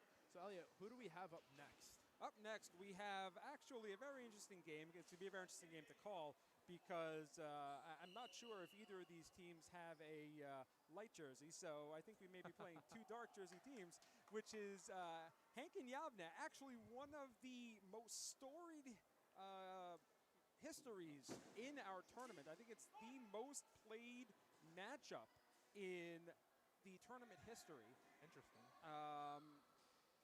I'll check my stat book on that in between because we'll both be on the call for that game. Amazing. Right after this. But that is a game that always yields high energy and a fantastic result. And it's going to be interesting to see which of those teams comes out firing. Comes out of that a lot. Comes out of that with the 2 points. Right, so my question to you is, how many times have both those teams won this tournament? So Yavne does not hold the record. Yavne has, I believe, 3, and Hank has 2. Oh, Yavne interesting. picked up their third last tournament in 2023. Hank won their last, I believe it was 20. I want to say it was 20. Several matchups where the two of them have faced twice even. Just given the way the seedings have worked out, they've met in the round robin sessions, which we're in now, and they've met in the playoff rounds. There's a lot of history there when it comes to Hank and Yavne, but we'll get to that as that game comes. Absolutely. As we have 2 minutes left in this game, Hafter still leads by a score of 2-0. As that's going to be taken deep by Hafter, just missing the net, and JEC having to try and clear it down low. Hafter shot just on. It was bobbled in front. Somebody could have knocked that in, but it was a nice play in the end as that ball gets sent straight into the Hafter bench and out of the zone. So that should stay deep in the Hafter zone. It's 1:40 to go here in the third period of play for this game. We'll see how JEC decides to take this. They still have 1 timeout remaining, so they could have used it. Right now, we're gonna move down to almost a 1-minute mark, where if the score stays within 2, the clock will stop in the last minute of play. Taub Just wide there, and Spiro will go and try and clean up that ball out of the zone. Davidman will help him out. Whips it up, gets past, and now it develops a 2-on-1, but could not get the pass off to Berger. Berger in the corner, killing clock a little bit, but still trying to play a little bit of offense. That ball gets flashed right to the middle, but Davidman was not there. Stern with a great keep. 45 seconds to go. I believe it's Berger in the corner there, and Kraus will bring the ball up, looking to take a shot. You see that play? They're not marking the middle. They're just heading And that'll back. be a penalty. No, we've got a little bit of a common theme here with the penalties late in the game. We definitely want to avoid those. in Future's game, and we're going to get 76 for a tripping penalty in the offensive zone, which is just not an ideal penalty you want to take. Yeah, not when you're down, too. Yeah, any offensive zone penalty is just not, it's not what you want to see. And Hafter sticks on their power play with 34 seconds left, knowing they can kind of just kill the rest of the clock while getting their power play ready. As that's a goal, and he scores! Darren Stern with his second goal of the game, and that should wrap up game number 3. A terrific play, a terrific face-off win. 34? 43? From 34. 44, got it. So Shraga gets his assist, I believe his second of the game. So Shraga with 2 points, David with 2 points, and Stern with 2 points. Did I get that right, Elliot? That is, I'll check that out in a second. I'm going to assume it's correct. So a great job from them. That first line really doing their work. Yeah, you're right. All 3 of them have 2 points. A terrific job by them. We'll hopefully get the chance to talk to one of them after this game and get their thoughts of how they got this job done in game number 1 for them in this tournament.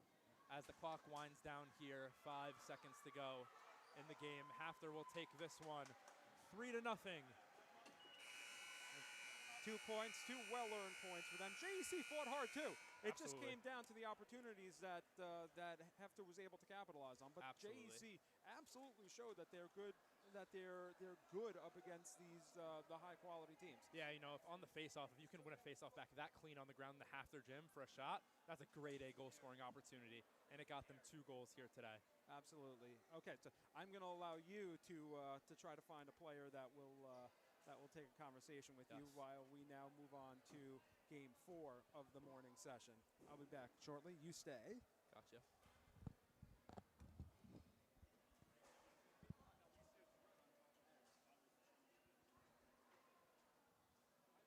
Newmark. Newmark.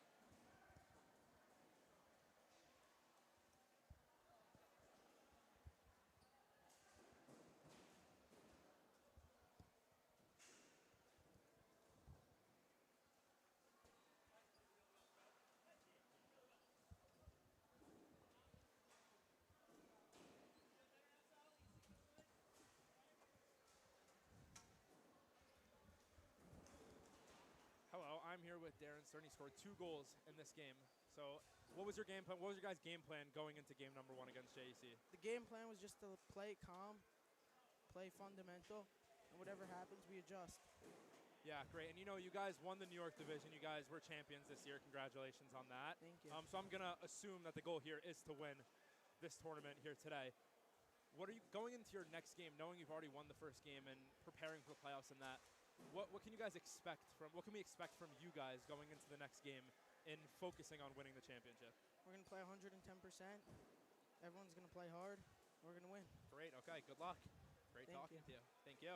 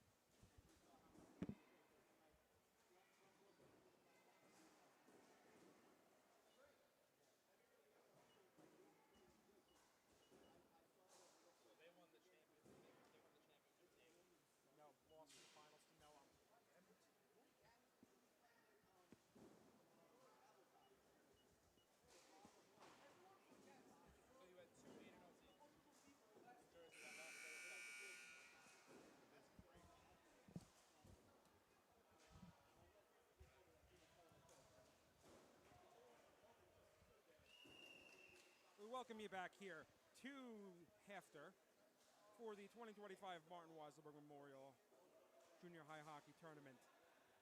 Yes, and we have an absolutely incredible game here for the final game of the first round of the round robin, correct? That is correct. Yes, and we have Hank, who was the 2 seed in the New York division. They ultimately lost in the semifinals to the champions, the Hafter Hawks, versus the 1 seed in the regular season, Yavne, in the New Jersey division, who ultimately lost in the championship to Noam. So we have an absolutely incredible game here today, and you know these teams should be ready to play. It's middle of the day, you know, it's 11:45, middle of the day.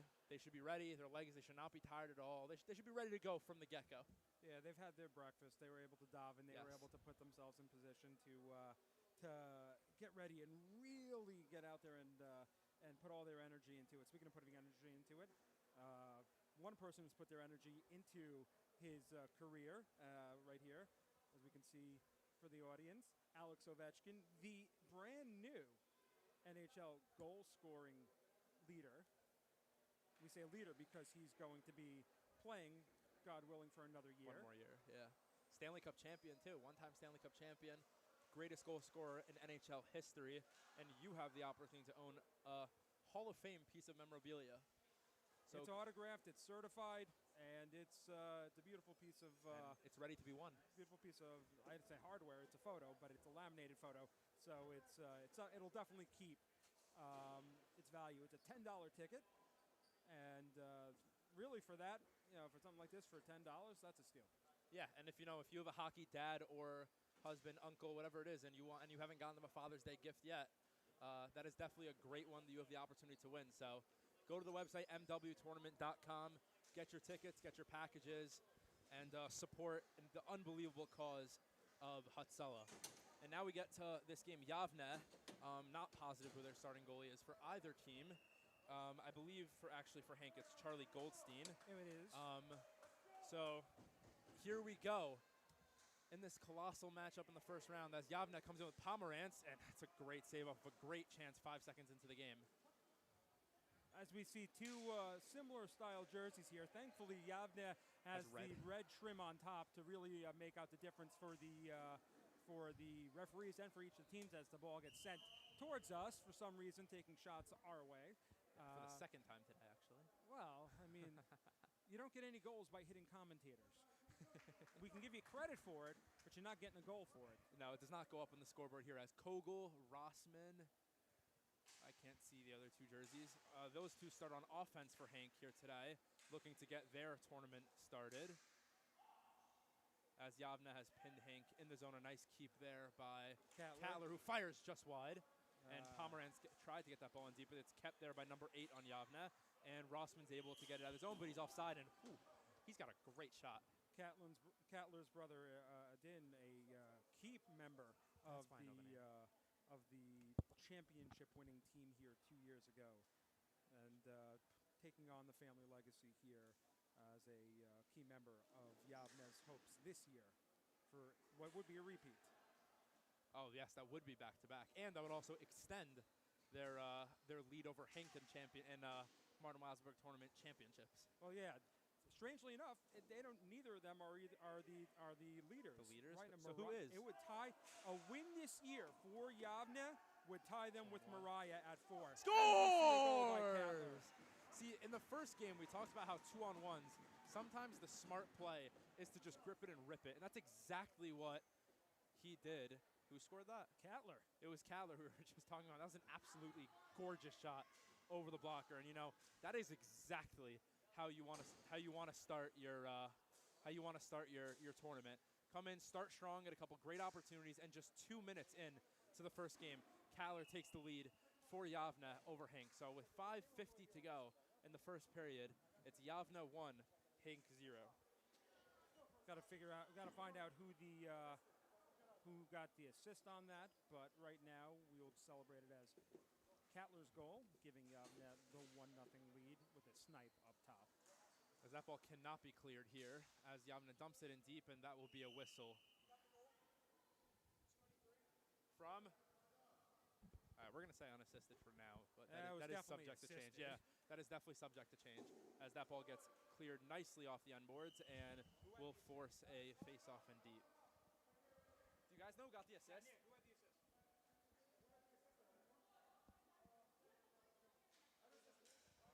Claiming unassisted. Unassisted, So we'll keep it at that for now. It's fine. Look, I'm very generous at giving out assists, so if people don't want to take it, then I'm not going to complain. That was a great opportunity to give the assist to the goalie. But Yeah, give the assist to somebody.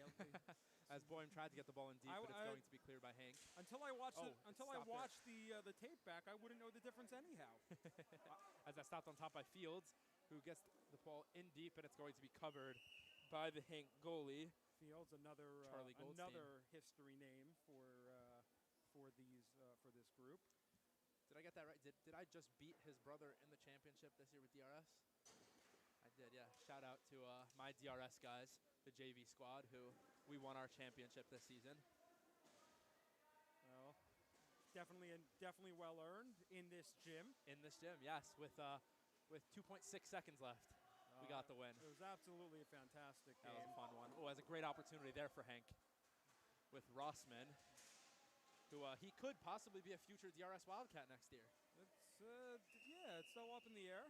That's something to determine as Rossman loses his twig, needs to get another one. As that will be a face-off to the right of the Hank goalie.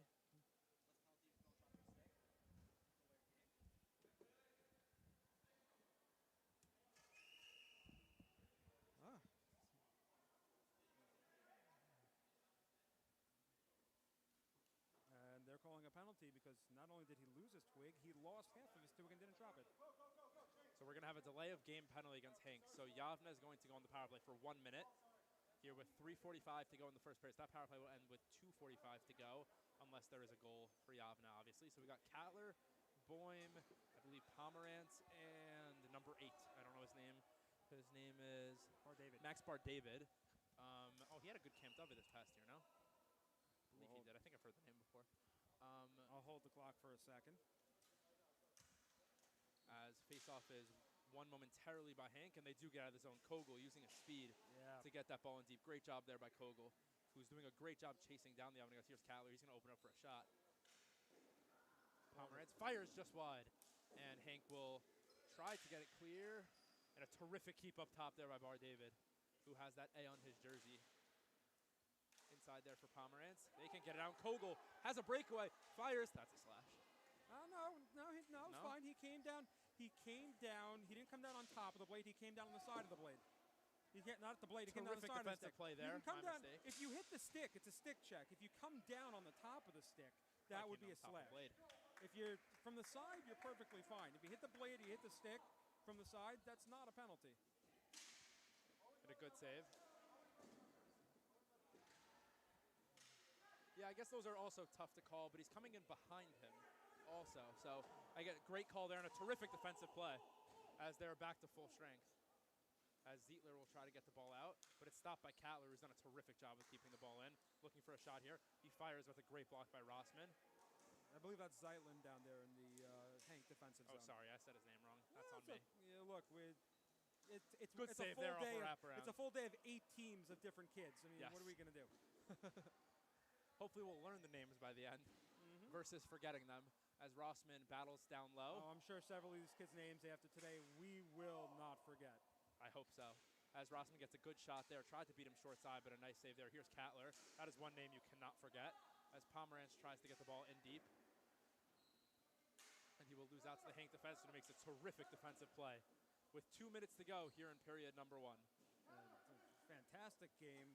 High octane game. Absolutely, which is exactly what you want to see. Early on, they had their energy and stuff. That's a great block there from Rossman, getting in front of the ball and making the play as Zeitlin is going to try and get it out. As we see the bounces of this gym on full display. Yeah, and Hank's played here a couple times, so these guys should be relatively used to the court. Obviously, Yavna has not, so that's something to look out for when it comes to the bounces. As he gets that shot on that, and that'll be a whistle. It'll be an offsides. There's 1:28 to go. Why is the clock stopped? I don't know. Avidan told me to. No. Avidan said to. Oh. I don't know why, but Avidan, why am I stopping the clock?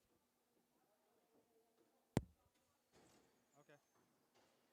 So we will hold it for. Because he's having a conversation.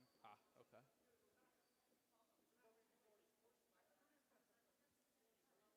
Should I start it back up now? No, wait till Or the just leave ball it to the drops. whistle? Okay. Wait till the ball drops. Referee asked it to stop for a reason. And here we go. We're back in play now as that ball stays in the Yavne zone. Shot on net, and it's gloved by the Yavne goalie with 1:20 to go here in period number 1. Again, 1-0 lead for Yavne. Cattler with a fantastic snipe up top early on in the period. Oh, and that bounced right over him, and it goes out of the zone there. It bounced up on Schwartz, which is so unfortunate, as Harris couldn't get there. Rossman does a terrific spin move to enter the zone, and here he goes with speed. Finds the opportunity in the middle, and it's a great play by the goalie to get that hold. That's a terrific play by Rossman. So ironically, just from my point of view here, it looked as if Yavne may have been offsides on that play. Opperman may have been a little ahead of the play before the ball came in. So it would have been interesting to see.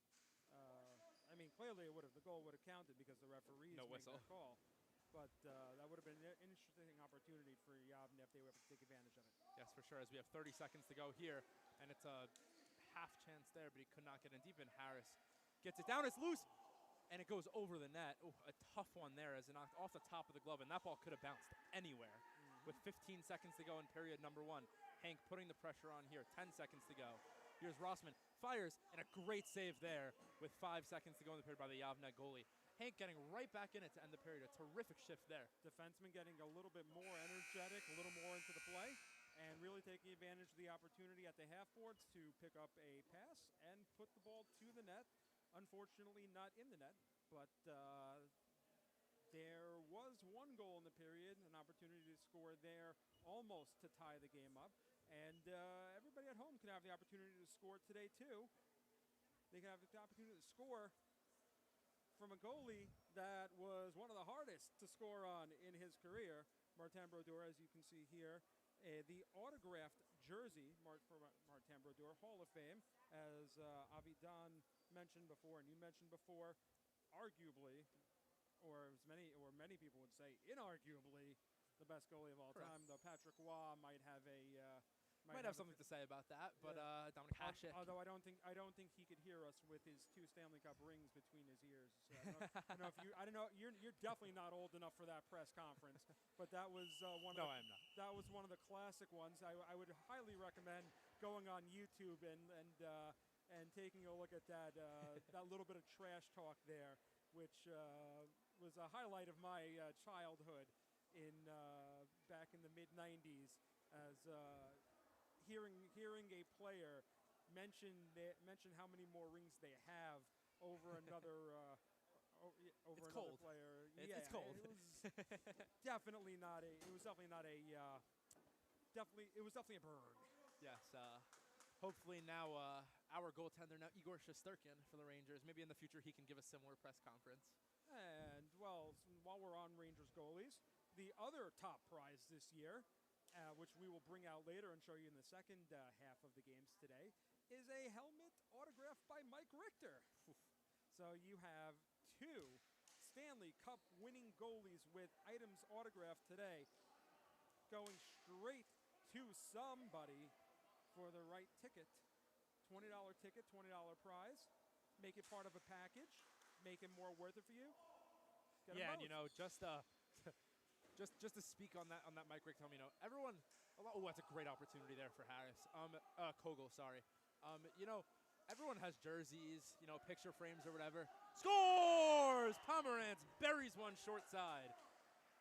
And he gets the second goal for Yavne, who start off both periods very, very strong with 2 early goals, 1 in each period. And that'll be a goal for Pomerantz, 5 unassisted, with 2 unassisted goals, 1 for Cattler, 1 for Pomerantz. Their top line on offense doing a terrific job. And just to finish what I was saying, most people do not have an autographed, signed full-sized helmet. So that is a really, really, really cool piece of memorabilia that I have told my family to put a lot of tickets on. Let's hope they get did. that opportunity. If they didn't listen, then after this game, we have a couple of minutes break. You can go out there yourself, and everybody else in the gym.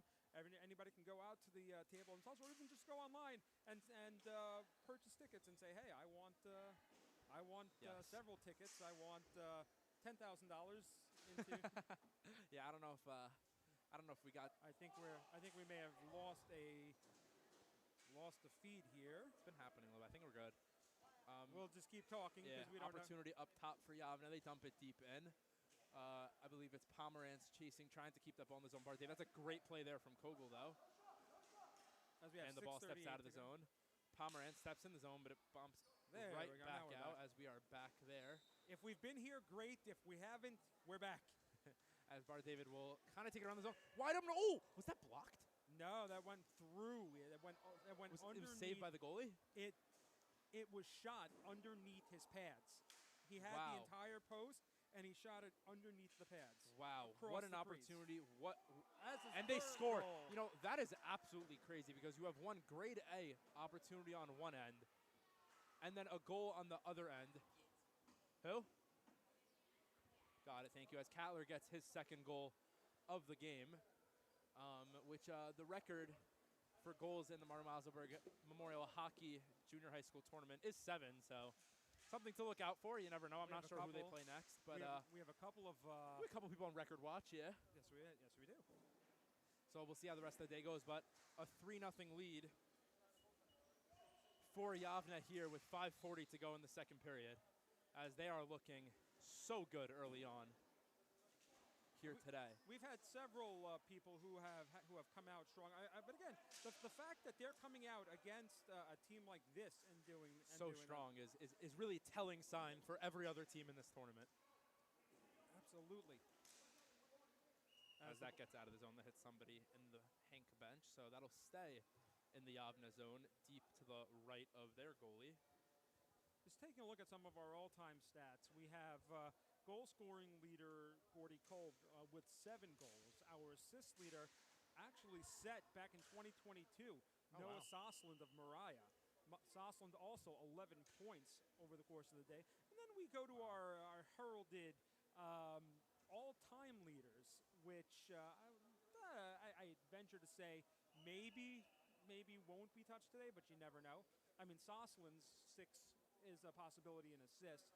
Harry 6 assists? 6 assists. Okay, Yeah. that's doable. Yeah. Harry Tannen's 11 goals, and Wow, 11. and Zeke Levy's 13 points. Those are Wow, a and little less likely to be Yes. taken in one. But for somebody who's a 7th grader or a 6th grader, And it's an and opportunity. absolutely start putting your name down in the books for the possibility that one Oh, day great you may save. surpass them. Yeah, you know, I think it's definitely as unfortunate as we did not have the tournament last year. So the 8th graders now didn't really have that opportunity in 7th grade. So maybe another terrific save. You know, this goalie, I'm not sure what his name is. Do you remember his name? So hold on, we'll take a look when he. He's made 2 or 3 terrific leg saves with the leg, the kick saves. And you know, as a goalie, when you make those saves, and by the way, I watched the Jersey Junior High Championship. And I'm just blanking, and that's really just it. Like I remember him saying, I will get it. Don't worry. He deserves his shout out, so we will get him one. Yeah, so those back-to-back terrific saves with his right leg. You know, to make a save like that and to put it out of harm's way, is really it's an added help to your team because you're essentially kind of like playing defense with your legs. Because you know when a ball hits you and then pops out right in front, it's a rebound. But if you're kicking it out in the corner, we're literally talking about him right now as the ref comes and Avidan comes back and says, talking about the goalie, saying how good he is. We're just singing his praises here as he's been very, very fundamentally sound and clearly a huge asset for Yavna. Shafrin? Yeah, that makes sense. His name's Kobe Shafrin. So shout out Shafrin. Hopefully he can continue to have an incredible tournament. Is that? As here's an opportunity. I gotta find out if that's Donnie Shafrin's kid. Oh yeah, we're gonna have to do some investigative reporting here. If that's the case, then the hockey in his blood is. Give me 1 sec. I'm actually gonna ask. Please do. As we have Kogel, Harris, Schwartz, and Grissman on for Hank, trying to get the party started for them. As there's 2.5 to go here in the second period, Yavna leads 3-0. Oh, great opportunity there for Harris. I've been with corrected. Loose in front. It is not, in fact. Unfortunate. But still nonetheless impressive anyhow. As that ball goes out of the zone and should come out of the Yavna zone here with 2 minutes to go in period number 2 here in game number 4. Yavna leading by a score of 3-0. And convincingly too. I mean, Hank is doing a great job getting the ball to the net. Schafren's really keeping this a keeping zeros on his side of the board. But the Avnau offense has just been spectacular, pegging, and we're talking about pegging the slightest of holes to get the ball through. Absolutely, and we talk about starting your first game off strong and sending a message to the rest of the tournament, and that is exactly what Yavna has done so far. Still a lot of game time left. That was a good shot and a good save. Still a lot of game time left. You get a goal here before the end of the period. You got a minute and a half left. This is a brand new hockey game, so it's not. So this is not us. This is not us calling for Hank's funeral here, but Yavna has just been a level above them so far, 2 periods. Well, I'll bring it back to the semifinal game with Hafter. It was a 6-5 contest, so it was like back and forth. Goals can happen, bang, bang, bang here. Absolutely, You never know. And the truth is, all it takes is, as you said, 1 or 2 bad bounces, and this game is right there. No, second period. Second period. As 45 seconds left to go, clock is running. Right now, it's going to be very interesting to see where things wind up. Yeah, so I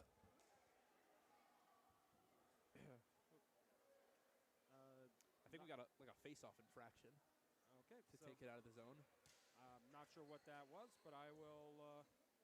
But we'll just as they're offside. Oh. A nice shot there from Rosman. It did go in, but it was not close. He was about 6 feet offside, so that's unfortunate. It was a bang play. All it's going to do is just waste time for Hank, unfortunately. Yeah, that is unfortunate. We have 15 seconds to go here. So, Elliot, can we talk a little bit about the format of the tournament? All right. Well, we were going to. It's good to start now, at least looking ahead, as we have 10 seconds left, and that'll probably be the last bit of it. So the way this works is each team gets 2 games over the course of the day. You get 2 wins, or you finish with you finish at the head of the pack. You automatically move on to your division's semifinal. After that, the teams behind, if you're separated based on points, great, you're moving on also. 2 teams are tied. Doesn't matter what happened during the round robin. Those two teams will go to a shootout. This ensures that anybody has a chance at any point. So let's go back to Division A now. Let's remember the fact that Hartora lost the first game to Noam, and they're going to go on to face Mariah. Well, Mariah also lost their game. So the winner of that, you have to hold on a second. I did it last time. Hold on. Clock set. Oh, 8. There we go. That's what I did. Okay. So anyway, so those 2 teams right now, they're both 0-2. 0-1. They're 0-1. And you have the 2 1-0 teams. You have Noam and Halb that are going to face each other. Well, if one of those Noam or Halb team loses in regulation, if they go to a shootout, then they're moving on regardless to face each other. So there's no ties. Well, there's no ties, but there's a point for a shootout. You get a point for a shootout loss. So if you go to a shootout, you're good. But Mariah, Hartora. No. Everything goes to a shootout. Mariah. Hold on a second. No, I'll be done.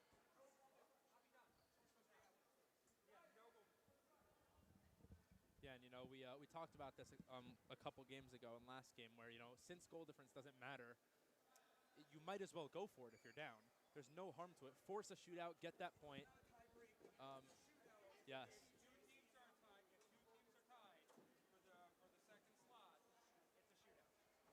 Yeah, so I think it's very important to know that those shootouts, anybody can win. I remember I played in the tournament 1 time with Weiselberg my 8th grade year, and we lost 2 shootouts to take us out of the tournament. And shootouts are so much fun. But remember, we also got into the playoffs because we went to a shootout. Exactly, that extra point. That extra point made all the difference, and I believe we played RY&J in the semifinals. We played RY&J in the semifinals. We blew a lead and lost the shootout, which was very unfortunate. We blew a lead with under a minute to go. Yes. Or is it just over a minute? Yeah, something like that. As the game gets longer, tired legs, it's very, very tough late in game to hold a 1-0 lead. So you're going to see later on in the tournament, as games get closer and as the teams get a little bit tighter, These games are so fast As and we have so a fun shoe to on watch. the floor now.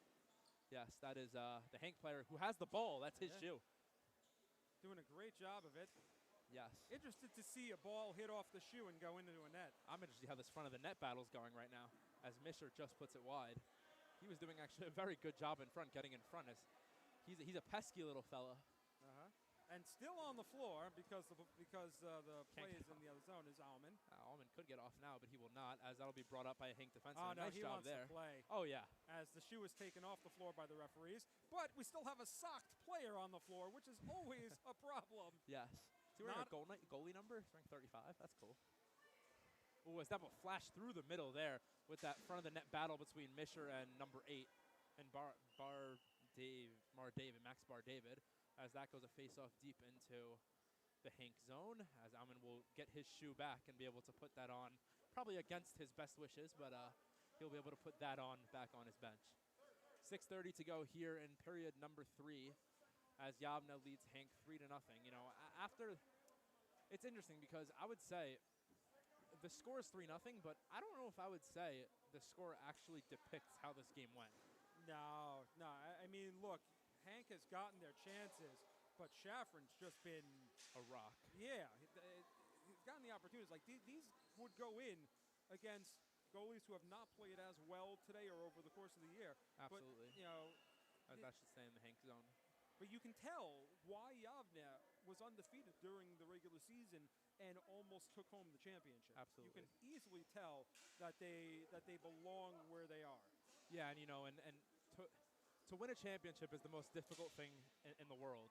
But to win a championship undefeated is even more difficult, and they were one game short of that. So they're coming into this tournament so determined to win and to essentially right that wrong. So, you know, we saw them start the game really well, and they're starting the periods really, really well, which really has set them up so well for this game. So I'm going to just bring people into the background as to how we sort of set the divisions, because the truth is, like, you're right. You have two teams that are so immensely talented facing each other, and how do we come up with something like this? So it's funny how for both leagues, the number 1 team lost in the championship, and what we do is we split up the champion and the runner-up from the respective leagues. So that's why Hafter is in this division with Yavne and with Hank. Hafter won the New York League. Yavne was the top team in Jersey, but is here because they Lost in the championship to Noam. So my question to you is, that mean we're getting Hafter versus Yavne? It's a possibility. It's a possibility we could see Hafter versus Yavne. Possibility we could see Hank versus Yavne. Possibility we could see Hank versus Hafter. So how does the round robin work? Are we going to see one of those games in the round robin itself? Absolutely. The way we work here is that we cross over, and the teams play the two teams from the other league.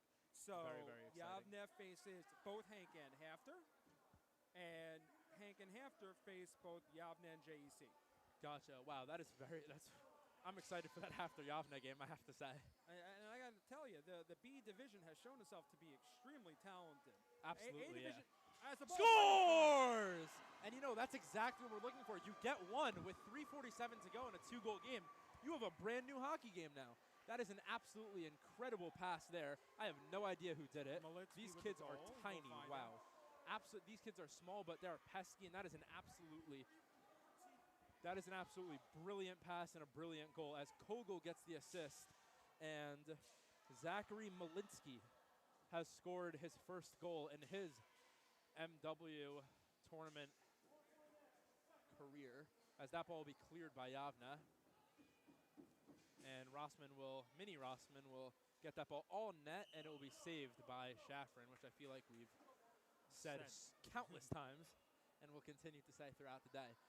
So now, the wall has been broken through. yes, it has. And now the question is, you know, obviously Rabbi Harris is keeping these guys on right now, but how do you think he's going to run his lines the rest of the game?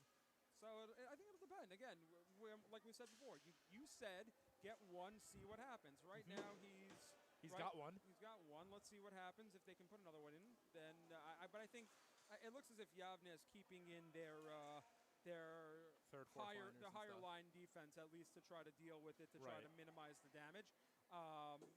And they may not get the opportunities that they just got again now that we're down to within 2 goals. But again, the clock, it forces the clock to stop Correct. under a minute. Correct. So And they still have a timeout. And they still have the timeout. So you have plenty of opportunities, as I'm going to stop the clock myself there because the ball flew away from the referee, and we want to preserve as much time as possible. As especially in a game Kogel and like this. Rossman gets back on. So here's the Hank first line. And there we go. So they're smelling blood in the water, Absolutely. knowing that Yavne may not have their top players on, Oh, that's unfortunate. but offsides, Yeah, which so- will give them so- the opportunity now if they want to. Yeah, so my question is now is that obviously you have a timeout now and you're going to use it in the next minute because using it in the last minute doesn't really hold too much value. Unless it's a setup strategy-wise. But yeah, here Right. it's about as important for them to preserve clock as it is to be able to set up strategy-wise. It's offside. Yeah. Oh! Another great shot there from Rossman. You know, he's had 2 great shots off of offside plays to really open up here. With 1:45 to go, they're going to set up very, very quickly and get started. But I think as that- Rossman puts it in deep, he I'm gets the ball down low. But again, I'm going to say, that was a bang-bang play that the truth is, had it not been offsides, that's beating him. And so the Absolutely. opportunity is there. All Absolutely. it takes is one shot like that when it's not offsides, and it's not because it's not like Absolutely. he had the opportunity to say, okay, I'm not making the save on this. That was to the net on the offsides. As we are within 1:15 to go in this third period of play. No timeout called by Hank, but they've been getting some very great opportunities the last minute. You know, if this Hank team can make the playoffs, I mean they have a great shot at winning. I mean they've leveled Yavne play for play in the last period and a half. It's going to be As very here interesting. goes Rossman, pass across, wide open, fires. Oh, and he put it wide with 50 seconds to go. Didn't look in at the period net. number That 3. he just put the ball somewhere. Yeah, it's tough. You know, you get a little bit excited. Fires in another save, a great save by Shafrin. Rebound, another save by Shafrin. Here on Rossman has the ball in the corner. 35 seconds to go. Hank scrambling. If Yavne can get it out here, they have a 2-on-0. 30 seconds to go. Here's Schwartz Kogel. paddled away. Schwartz with another one. Fires, he scores! Right back in it here with 26.4 to go. Schwartz with the goal, 26.4 to go.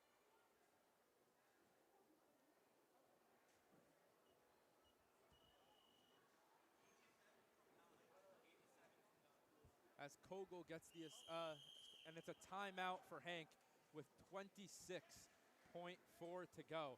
Yeah, I mean, we talk about how quick these games can change. So And now, that game changed by the on way, a now, dime. now both Kogels on Hank have an assist. Oh, there you go. A little brother duo, cousins, brothers, cousins. It doesn't matter. Family, yeah, all the same. Getting there on the board, and you know that was a terrific play. They got it in deep. They made some great plays to keep the ball in the zone deep, and they made a terrific play to get the ball to Schwartz on top, who ripped it. I believe it went under the blocker for an absolute snipe, a fantastic shot. And now we have a very, very interesting last 26 seconds. The clock does stop now at every single whistle, if there is one, obviously. And Elliot, I'm going to ask just because I have to. Do you pull the goalie? I am never a fan in Yeshiva League. I know there are Okay. people that do it.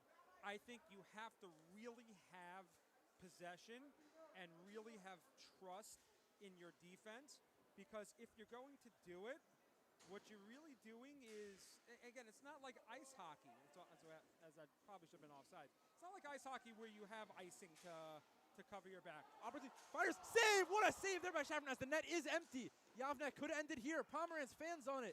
12 seconds to go. Deep in the zone, Bar David gets it out of the zone. It's going on net, and it's wide. Grissman gets it in. 5 seconds to go. Rossman, can he get to it? 3 seconds, 2 seconds, 1 second, and this game is over. Yavne has won the game 3-2 in what has been an absolutely incredible third period and rest of the game here. What a way to end the first round of the round robin. That was fantastic. That really was, and it really showed just what a Hank can do. As we said, all it takes, one bounce. Absolutely. One bounce, bring yourself right back in, and they almost had it there. To your point about pulling the goalie, you saw it almost work out for them. For me, the issue is, if there's no icing, you don't have the opportunity to level out the advantage. You know, you pull a goalie, they clear the ball, they clear the puck down in ice And hockey. it's over. It's icing. Yeah. It's icing. Here, It's you over. clear the ball down, Mhm. time's wasted. There's nobody, you're hoping there's somebody back there that can get there, but you have to get the ball out of your Right. out of your zone then. Yeah, and I think it's also worth noting this is not 200 feet. Right, exactly. So it's a very simple just lob as opposed to having to be accurate down the ice with a puck like that. So listen, I mean, it was definitely, I think the no goal difference definitely came into play there, where it was like we have 25 seconds left. I guess there's no harm in a sense. If you give up a goal, it is what it is. But listen, they didn't give up a goal. They lost 3-2. It is what it is. And I think this shows, though, Hank has some serious life to them. They have some grit. They have a lot of talent, and it'll be very, very interesting to see how they perform the rest of the tournament. All right, we're going to take a nice little break here. Our next game is in 10 minutes. We'll start the second session of games. And this is when rubber meets the road for Absolutely. all the teams. Be back here shortly. Enjoy the intermission. Guys, Elliot, what's the tiebreaker rule? If two teams are tied, they go to a shootout. No, I'm saying let's say we finish 1-1, another team goes 1-1. Just a shootout. There's no. For the playoffs, no really play a 3-round So we shootout. end the 1-1, Winner goes in. Kyle ends 1-1 or whatever. So no matter what, if we win this game, we go to a shootout. Beautiful, love it. So there's no head-to-head, nothing like that, right? All right. Two wins gets you automatic. One win gets you an opportunity. Because if they go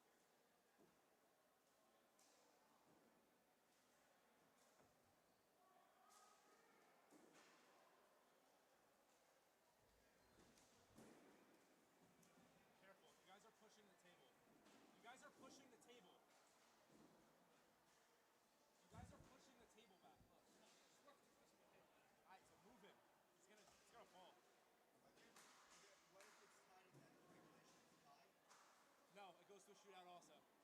But if it's tied at the end of the regulation, you each get a point. Here, you can ask Elliot everything. Trying to just figure out if we win. Careful. If you win, then you're 1-1, and if the other means the toss goes for shootout, or if either game goes to a shootout, the winner of your game faces a loser of that game in a shootout to move on. Event first, 17 in the game. Sounds good.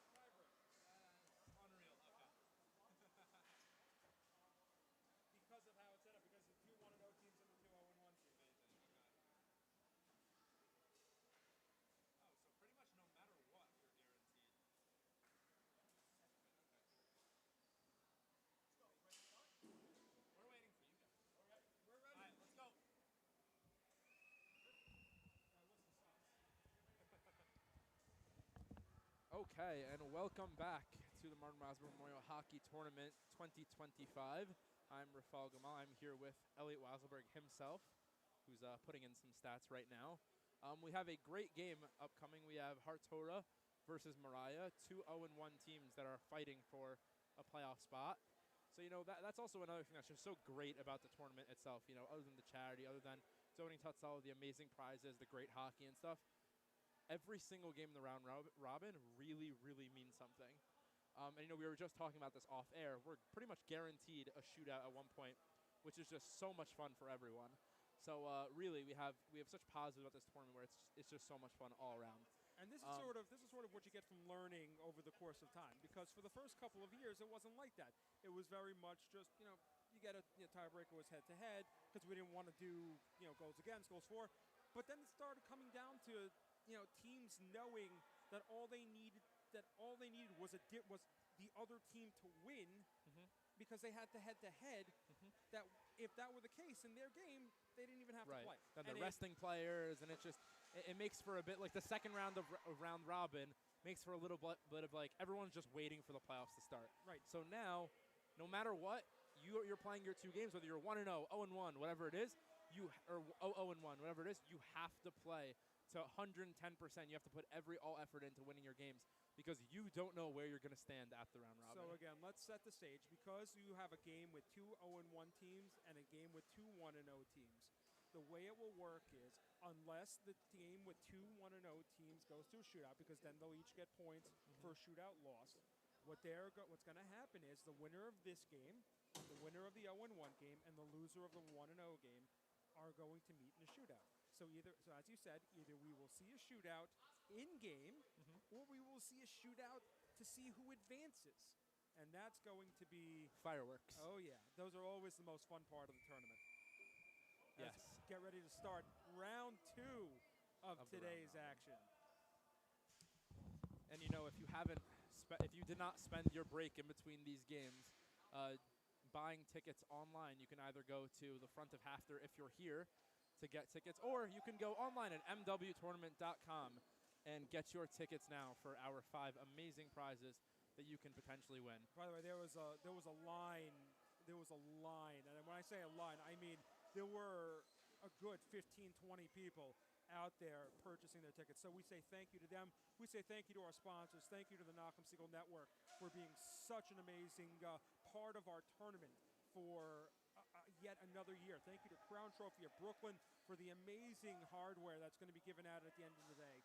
Thank you so much to our amazing friends at W4M Studios for our website, which for many of you may realize had some difficulties over the weekend, but we are back to full capacity, thank God. Let's see, who else may I be? Hafter. I can't forget Hafter. That would be a shame. Yes. This gym is beautiful. This gym is fantastic, and it's perfect for an event like this. For any event, honestly, this gym has it all. You see the junior high championship here. You see the high school Beitler tournament here. You saw this year the JV championship here. This is such a great location. Central Avenue is right outside. So even if you decide, hey, I want to come here now, and you haven't had lunch, or you're coming to Central Avenue for lunch, stop in. Absolutely. It's great. You have everything in this area, and this gym is pristine, and it's perfect, and we cannot thank Joey Honig and the people at Hafter enough for allowing us to come back after a 2-year hiatus to have our 3rd event here. It's added so much to the tournament to be here. Yeah, absolutely. It's a great place to be. They could definitely make the floor a little bit better, but it's a great hockey place to be. You can't do much with the floor now. That is true. Yes, it's a great hockey place to be. I've won 2 championships here. It's honestly my favorite gym to play in. So thanks to Hafter. Thank you to our sponsors. And as we get set for another round of hockey here with 5:40 to go in the first period. It's Hafter 0. Sorry, I read the scoreboard. It's Hartora 0, Mariah 0. Remind people again at home, just in case they forgot. Who was your coach again that year? You won the championship? The year I won my middle school championship as a player was Elliot Weiselberg and Avidan Berman, who I've had the privilege of announcing my games with today with both of them. So that is very, very, that is fun as we have a penalty upcoming on Hartora. Now I've learned from them and become a coach. I coach JV DRS hockey, who also won our championship this year. It's going to be a penalty on 34, Evan Feldman, I believe. I think that's his name. Which is going to send Mariah to the power play with 5:06 to go here in period number 1. So, championships are won in this gym, and it'll be great to crown another champion of this tournament here in Hafter. So thank you to them as we get this power play started. Here's Hornblast with the ball, trying to get it into the zone there. A nice defensive play from Hartora as Lichtman will get it down low. Looking for the middle. It's loose. Don't know where it is, but it's not in the net, and Hartora is able to pull it out but not clear it, as here is number 7 for Hartora. He's going to try and kill it in the corner with a little bit of help from the ref. Shout out to him. And it will be a whistle there. Good call there, stopping play with knowing how short the power play is. We have 34 seconds to go on the power play for Mariah, looking to get the goal that might send them to the playoffs. As that shot goes on net, but it's saved. And the rebound in front, turning, Lichtman firing just wide. And Mariah will get the ball back. They have a man open at the point. He's not really using him. Now he does. Younger, and it's out of the zone. That is really unfortunate, but that is the bounce that we're talking about, that we've been talking about over and over again. As Fagan winds up, can't get out of the zone. It's a block by Lichtman.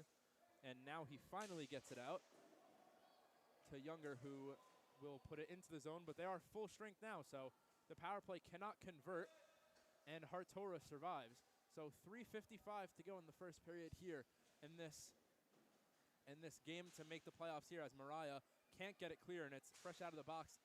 Feldman, Fagan fires a save, the rebound, another save by the Mariah goalie. Feldman fires again just over the net. Some great pressure by Hartora, another save. Wow, an unbelievable bit of 30 seconds for Hartora. Probably the best 30 seconds we've seen of them this tournament, and a string of saves by the Mariah goalie, who we're just going to remind you that this is his first year playing goalie, and he's been absolutely incredible for them today. By the way, I'm not staying quiet just because I want to hear your voice, of course. But no, I'm doing some checking because something interesting happened in the first round, the first sessions of play. The first 3 games of the tournament were all shutouts. We had a 4-0 shutout, a 2-0 shutout, and a 3-0 shutout. Okay. Up until Hank scored, it was all shutouts. If that being the case, going back to the last few tournaments, 2023, every first round. Oh, sorry, not to cut you off. Here's a breakaway. Save! Made a beautiful glove save there. Continue. 2023, every first session game was a shutout. 2022, wow, all but one was a shutout. Can you tell me, in that 2022 tournament, what game was not a shutout? I'm going to go with Hank versus Yavne. Hank versus Yavne is correct. 1-0. Beautiful. That's wild. So what would you boil down that bit of knowledge, I guess, to? What would you boil down that the reason for the first session always being low-scoring shutout-type games? You know what? Again, you said it earlier. Sometimes it's just a team that wakes up on the right side of the bed. Right. Because the afternoon sessions have always been a little bit more interesting. Absolutely, that 2 years ago, only one of the afternoon games was a shutout. 3 years ago, 2 of them were. Back in 2019, 2 of them were. Interesting. And then it varies. It really does depend. Sometimes it depends on the matchup. Sometimes it depends on. It depends on who you played, and sometimes it just depends on, as I said, like as you said, just who gets up and eats the right breakfast. Yeah, totally. I mean, it definitely, like, playing a 9:30 in the morning game, like, if I play a 9:30 in the morning golf round, I don't have as good of a round as if I play 1 o'clock in the afternoon, just because I just woke up, I'm tired, I'm getting my legs moving. 1 o'clock in the afternoon isn't any great shakes either, right? No, absolutely not. But I'm still going there and shooting a 95. But better than me. I gave up my golf lessons back in high school. I was told I would be a natural. I enjoyed hockey to golf. I figured if I was going to do something, I want to hit somebody in the process. Oh, fair enough. Okay. Hey, doing you can still hit someone. It's just with a ball. Yeah, but doing that, but I can't. It just doesn't feel the same. My dad. Bring it back to my dad. My dad loved golf. And he always said that there was no greater feeling than letting out your aggression and hearing the thwack, of a perfectly struck golf ball. My dad loved golf, got me into it. We took lessons, and look, that was his stress release. Mine was Hockey. Mine was getting smacked into the boards and giving it back. Absolutely, yeah. Yeah, outlets are so important. So to have sports, for these kids to have sports as an outlet for them outside of school, playing for their school, outside of the classroom, things like that, is just such a good thing.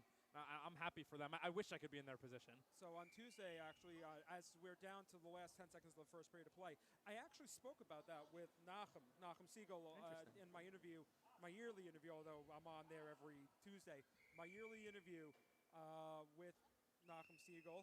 And so we discussed, and he discussed what is so important about, what is the importance? Talk about the importance of having sports available for kids.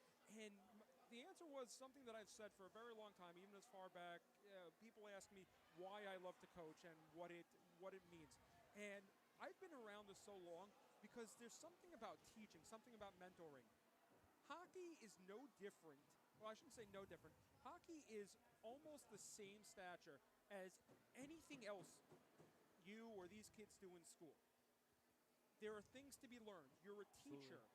There are lessons. There are lessons that you can't fully learn in a classroom, too, because it's not the type of environment. Absolutely. In a classroom, you're sitting down at a desk, you're learning facts.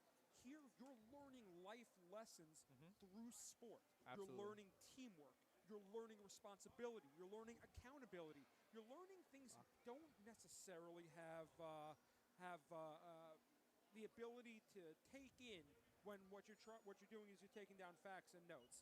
And that's not to say that that's not important. Absolutely, that's important. But what this does for kids in terms of self-esteem, Absolutely. confidence, Absolutely. mindset, what their goals and missions are, Absolutely. it rounds out by giving that extra special bit of physical life experience to them. Absolutely. And listen, and just as simply to be able to get out of the house. It's so important for kids to be able to move their legs, get out of the house, stay active and stuff. And this is the best way to do it. As our refs are getting ready and getting set for the second period of our first game in the second round of the round robin. And Mariah and Hartora tied 0-0 here. Want to know what would be interesting, by the way? If this game ends 0-0. If this game goes to a shootout, too.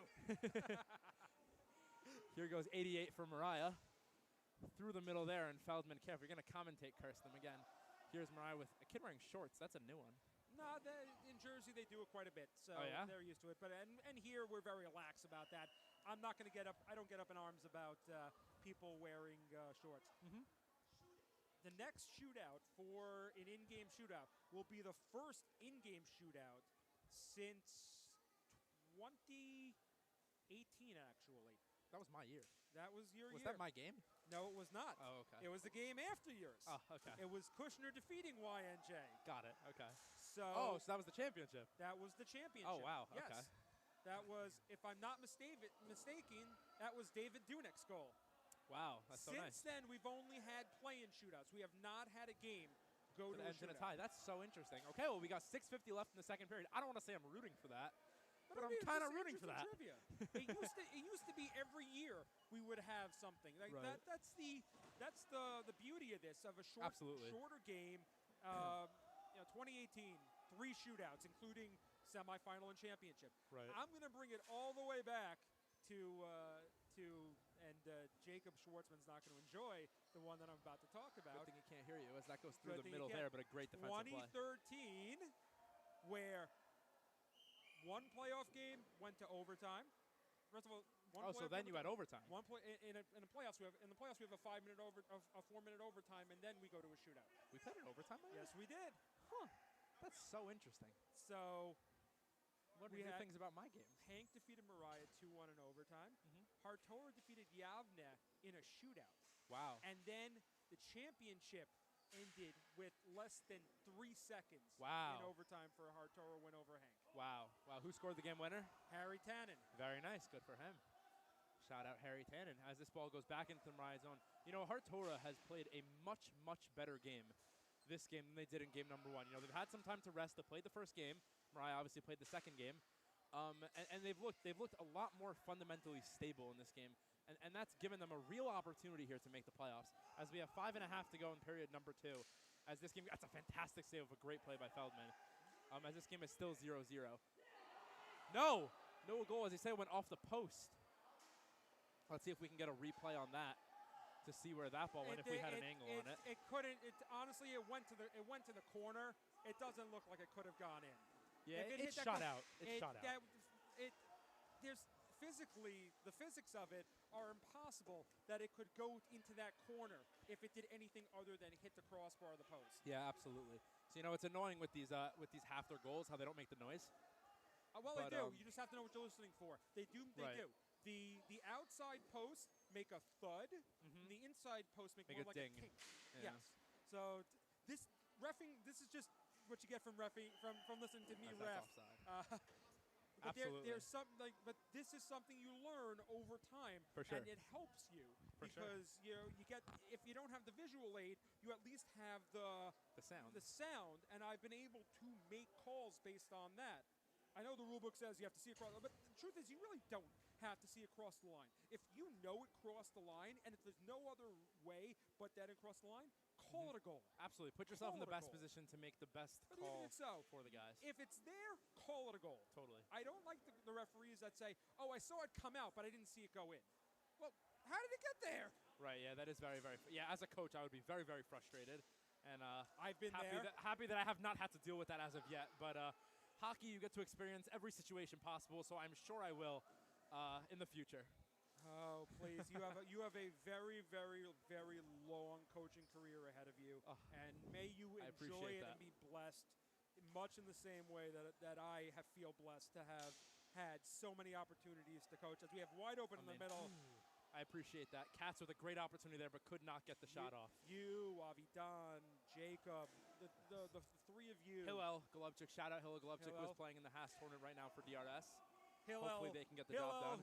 Hillel, who I have to shout out, probably because if not, there's a chance I may lose my job, given that given that his father.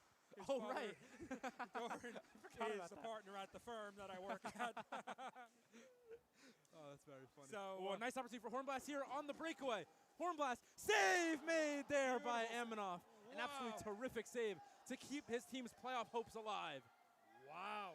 Hartora really coming to play here. Wow, that's a huge save. As that ball gets put just wide here with Keen, I can't really see his name, tries to put it to the middle to Hornblast. You know, Hornblast is the guy to watch for this Mariah team. And that was a grade A opportunity for him as that ball is loose in the middle. And Hartora is not able to get it clear yet. Here's 88 in the middle. It is Keen, okay. 88 in the middle, and they do get it out. Jacob will have to clean up the pieces in the Mariah zone. Thought that was going to come As he my will way get it again. cleared. Oh. And that one gets whistled down, because I believe it went inside the bench, inside the door area. Yeah. So that should stay in the Hartora zone. I'm curious if there. I gotta find out, because if I'm not mistaken, I keep saying the I'm not mistaken, but there's a reason why I say the I'm not mistaken. I gotta find out if there's any sort of relation between this Keen and a Keen that I used to coach. That would be interesting. I guess we'll have to do some investigative reporting again. Yeah, I'm just trying to see the reason why I mean, look, Keen may not, not such a common name anyhow, but. Oh, as that ball went over the crossbar, and the goalie was able to just get the tip of his blocker on it to tip it back over the net. As Feldman, wide open, it's loose in the middle, wide open, and it gets cleared. This is crazy. This is a fantastic game. There is no question about it. This is a great game. You know, as a fan, you know, like as a commentator and stuff, like I don't have so much experience commentating and stuff, so sometimes just the fan in me comes out. And this is a great game going in towards the playoffs. That was just an unbelievable play, a great save, and an absolutely terrific clear by Jacob. So the numbers difference, not that the number would have meant anything, but it would have been a little more conducive to there being a connection if the number was the same. Shot goes wide there, and Younger will pick it up and put it off the boards. Shout out to Sammy Keen if he is indeed watching. And donate. Sammy Keene, actually a Hartora graduate. So Oh, very nice. So there- maybe. No. Well, this Keene is on Mariah. And it's a good save there by Aminoff, who's had a terrific bounce-back game, too, after a little bit of a tougher game 1 in the early morning slot. And we have 30 seconds to go in period number 2. Not as if he didn't do well in that game either. That Oh, he was played just great. tough It was just against 3 goals, yeah. Noam. 4. 4 It goals, was just sorry. tough against Noam. Absolutely. You know, Noam, the champions of the New Jersey division, and Hartora, who did not make the playoffs in New York. So that he had a tough one, but a great play nonetheless. And you know what? For a goalie to bounce back like this, and you have 7 seconds to go in the second period, in essentially a winner-go-home game for Hartora, is just For both so teams, important. yeah, well, for both teams, really. Horn blast wide, and that will do it for period number 2. I forgot to turn the horn off. 2 periods in. Is it time to show the next prize? It is. Yes. We're going to do an unboxing. Yes. Can I unbox it? You can unbox it. Yes. Okay, wait one Do second. an Let me get unbox- the... You get the honor, after everything today, you get the honor of doing the unboxing. This is the fun one, so... Oh, no. What is it out here? If you need No, I'm good. if It's you need right an here. aid, Got it. don't break the box. don't break the yeah. scoreboard. Oh, I'm not on the scoreboard. I was scared of breaking the box. Okay. So there's a lot of paper in here. There's a lot of paper, but wait. Take the bubble wrap off. You get to enjoy that too. I'm just gonna... Oh, look at that sound. Look at that sound. You know what? Look at that. Look at that. Fellas, if you can zoom in on this here. I don't know if you can see me up there. You can't zoom in more, but it's a Mike Richter. Oh, there we go. Get a little higher. There we go. Beautiful. Mike Richter. Signed And right helmet. here. I know you can't see it because of the glare from the wrapper. You can so see it now a sick. little bit. There it is. There's the autograph right So there. sick. $20 prize. Full size goalie helmet. Mike Richter With the thing right here, with the official sticker right here. authentication right there, This is for any Ranger fan. which there better be a lot of you. Oh, yeah. And for those of you that are in mixed houses like myself, you know, it's kind of tough, but you sort of try to keep the prizes away from the other side. Which side did you get Baby Drew to go to? So Baby Drew is no longer a baby In my anymore. head, he still is. Baby Drew. You can ask Avi. Dye. How old is he now? He's 5. 5, yeah. He's Crazy. 5, and he's already picked up a hockey stick. Very nice. He shoots around in in Yeah. our laundry room. Amazing. When, you know, it's he's got a shot already. Amazing. He really wanted to come today. Hold on. Let's Oh, my fault. Oh. Clock's at 08. Enter. it's okay. And here we go for period number 3. It's good. It's a tie game anyway, so it's okay. So 7:50 to go here in period number 3. Remember, if this game is tied 0-0 at the end of the game, it does go to a shootout. The winner of this game will put himself in a prime position to make the playoffs and have an opportunity to win the 2025 Martin Weiselberg Memorial Hockey Tournament. As Mariah with an opportunity here to stuff it in front. Don't really have an angle because of Schwartzman, but to the point, Younger puts it all the way over, and that will be a whistle. Does that come out of the zone? it depends. If it was deflected, then no. That should be straight. No. That shot doesn't go. That It shot went doesn't up. go up there. That shot doesn't go up there It looked like naturally. he just lifted it, literally. That hit off a Katz's stick. That doesn't naturally. If you naturally are shooting that high, there's That's a something problem. wrong. Yes. As Younger goes back to get that ball with Fagan and Katz I chasing think him. we can give Younger the benefit of the doubt that Correct. was not. Yes, that ball pops out in front to number 7 here, who Scott puts it Lewis. wide, but it pops right back in front, and that's what we talk about. You gotta crash the net. Absolutely. As Feldman makes a good job there, Nuss and Feldman with defensive play, and it's half cleared there. Katz makes Beautiful a great play. pass to the middle there. Fagan stops on a dime, fires and puts it over the net, and it gets stopped by the back of the netting there. Katz playing with it behind the net. Younger's going to try and get it clear. Lichtman's going to have to help him, and he does. This Hartora team really taking the lessons they've learned from the first games and putting it to good use here Absolutely. with 6:25 Playing to go with in an the third. incredible bit of heart. As Hornblast's shot goes over the net and wide. Lichtman puts it to the middle. In the middle there, Hornblast trying to get it, and it gets dumped out of the zone and back into the corner by the goalie. Younger to chase with Katz right behind him. Feldman there with Mariah chasing, and it goes out of the zone. Younger to retrieve. In the corner there, Lichtman's going to have to try and get it out. He cannot. To the middle, wide open, just wide there from, I believe that was, I don't know who it was, I can't see. Ooh, that should be a high stick. And it was deflected there, and it comes back out of the zone and covered by Brian Aminoff. That was Alicia Fagan. The Hartora goalie. A great opportunity there for Alicia Fagan, who's had a terrific game here in this game. Everybody's had a terrific game here. Everybody's had their opportunities. Yes, and you My know, gosh. I would be. I think I would be in trouble if I didn't say shout out to as we have a timeout for Mariah. Yep. If we shout out David and Alana Aminoff, Brian's parents, who are my cousins. There you go. So shout out to them. Taking up the net. Yes, taking up the net very much. So he's going to join my brother in MTA next season. So shout out to MTA JV. I look forward to Bezrat Hashem beating you next season with my DRS team. As we have 5:25 here to go in the third period, game tied 0-0.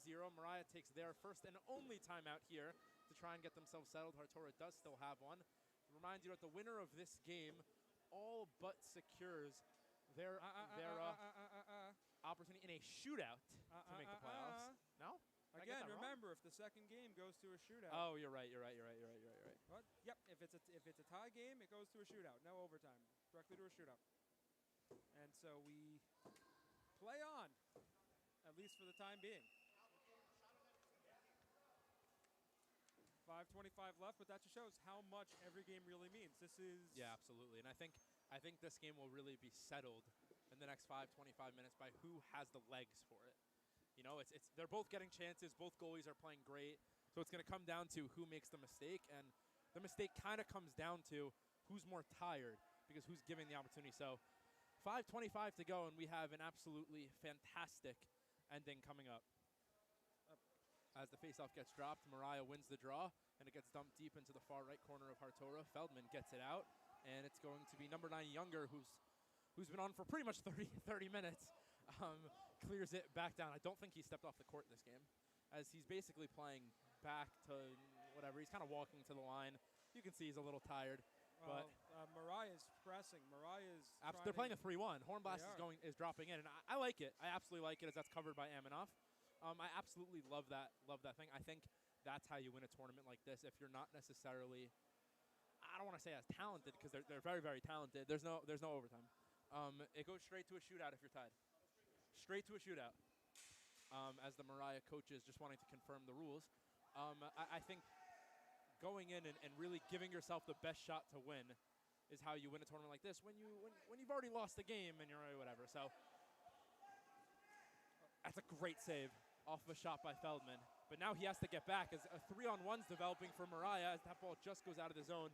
And Hartora got very lucky there. Yeah, absolutely. There got were lucky, two at that was the a great line on chance. one side and what would have been a shield to the player getting the ball there for a breakaway. Yeah, as Hornblast fires one just over the net, and Feldman will get it out and try to get a shot off, as he does, but it trickles wide off the deflection.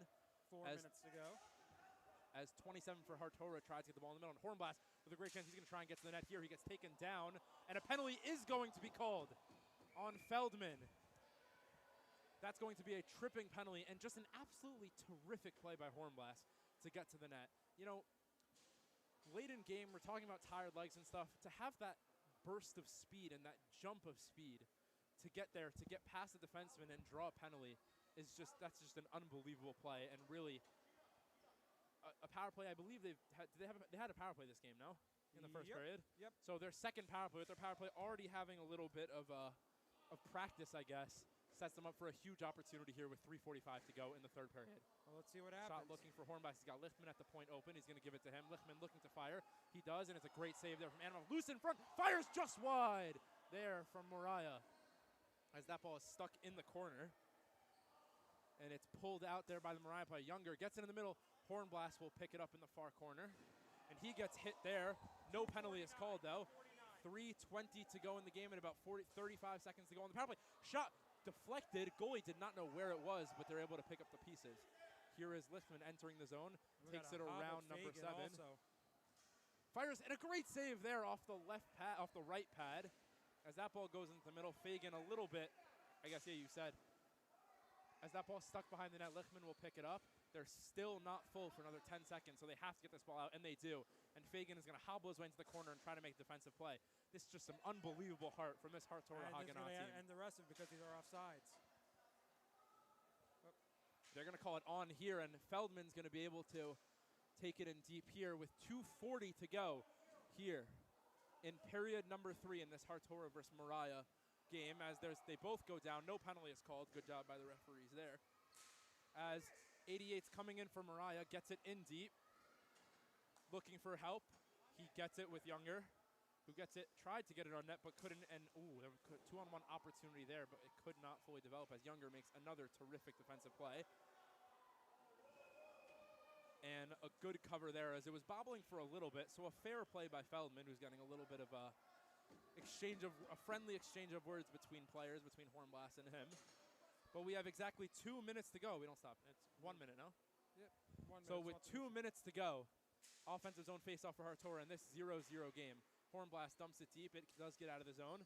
But Mariah still gets it. Hornblast, just couldn't get inside there. Play to the middle, and if the sticks are down, that's an opportunity.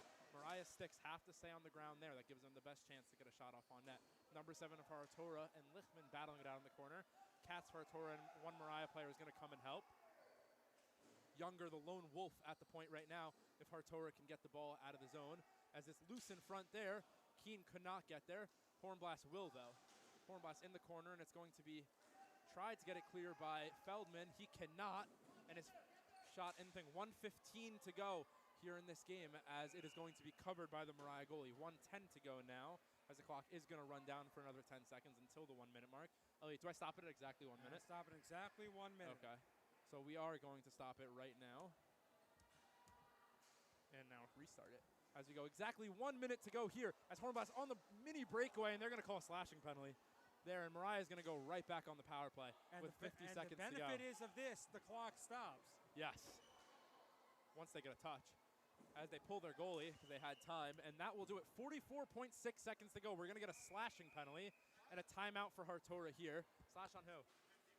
51 is Zevi Feldman is going to go in the box for 44.6 seconds because the power play cannot go over because it's a shootout. So now my question, Elliot, to you is he allowed to take a shootout shot? Yes.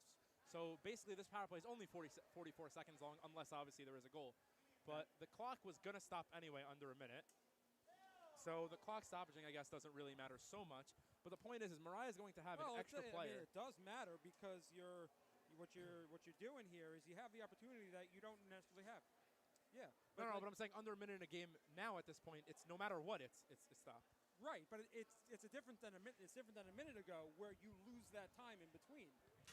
No, correct. I'm saying the power play it's better now that it is under a minute because of the stoppages. Mm-hmm. But I'm saying like if they weren't on the power play, the clock was still going to stop either way. Correct. That is correct. So we're going to have Hornblast, Lichtman. I can't see the third kid. They only have 3 guys on right now. There's the fourth, Younger. You sound shocked. The inevitable Younger on the court here. Looks like they're going to run a box this time. Then we got, I cannot pronounce his last name, but number 7 on Hartora. It's way too many letters. Scotchelese. Sure. Still can't say that. Feldman and I think Katz, yeah. There with 40 seconds to go, Hornblast dribbles past Nelson Feldman. Gets it back in the corner. Looking for a play in the middle. It's blocked and cleared. 30 seconds to go here as Katz just misses it, but he's not able to get it to the corner. Here's Lichtman. A nice little flip play there, but Feldman covers it nicely as Aminoff makes the save. It is loose, and now he's got it covered. Another fantastic save by the Hartora goalie with 21.3 seconds to go. This is it. 21 seconds left. Power play to the end. 4-on-3. Can Mariah take advantage of it? You got to turn. Younger had to turn there and set up for a shot. He was turned on his backhand instead of his forehand. But Younger deep, maybe trying to dig this ball out of the corner with 13 seconds left. Hornblast just wide there, and could they get it clear here with 8 seconds to go? He's going to try and pin it to the wall. 6 seconds, 5 seconds, 4 seconds, 3 seconds. And we are going to have our first shootout of the tournament between Hartora and Mariah. Hold on. Elliot, what's the format? Shootout. I know how 3 many rounds. 3 rounds? 3 rounds. Yeah, 3 rounds. Give me a second. And you can pick your guys one by one. As we are going to have a 3-round shootout to decide. They each get a point. It's a 3-round shootout. 3 rounds. It is going to be a 3-round shootout. They're each going to be able to pick their guys to go. And as Mariah is the home team, they're going to get. Can they pick? So Mariah is going to pick whether they want to shoot first or second. I think they're going to shoot first. But going into this shootout, you know, both goalies have played really, really well, so it's going to be tough to beat them. But as Elliot gets set, Elliot gets the coaches set on what they have to do. So our first shootout of the tournament. I need your 3. No problem. Oscar Lichtman. Hold on. Here, I can write it down and you can I'm doing it here. Liftman. Lichtman. actually. Hornblast. And then Younger. I feel like I could have guessed that. I feel like I could have guessed that. If we have to go after, it'll be. You can pick, yeah. Yeah, you keep going until one team finishes. You go until one team finishes their bench. Say it again? You go until one team finishes their bench, and then you can then both sides. If we get to that, it'll be a bigger problem. Do we have the 3? Well, not yet. Oh, okay. Who? Which Feldman? Yeah, I got it. Who's the 3rd? Feldman, Burns. Lieberman. Yes, you're shooting first. Okay, and it will be number 13, Zachary Burns, to take the first shootout.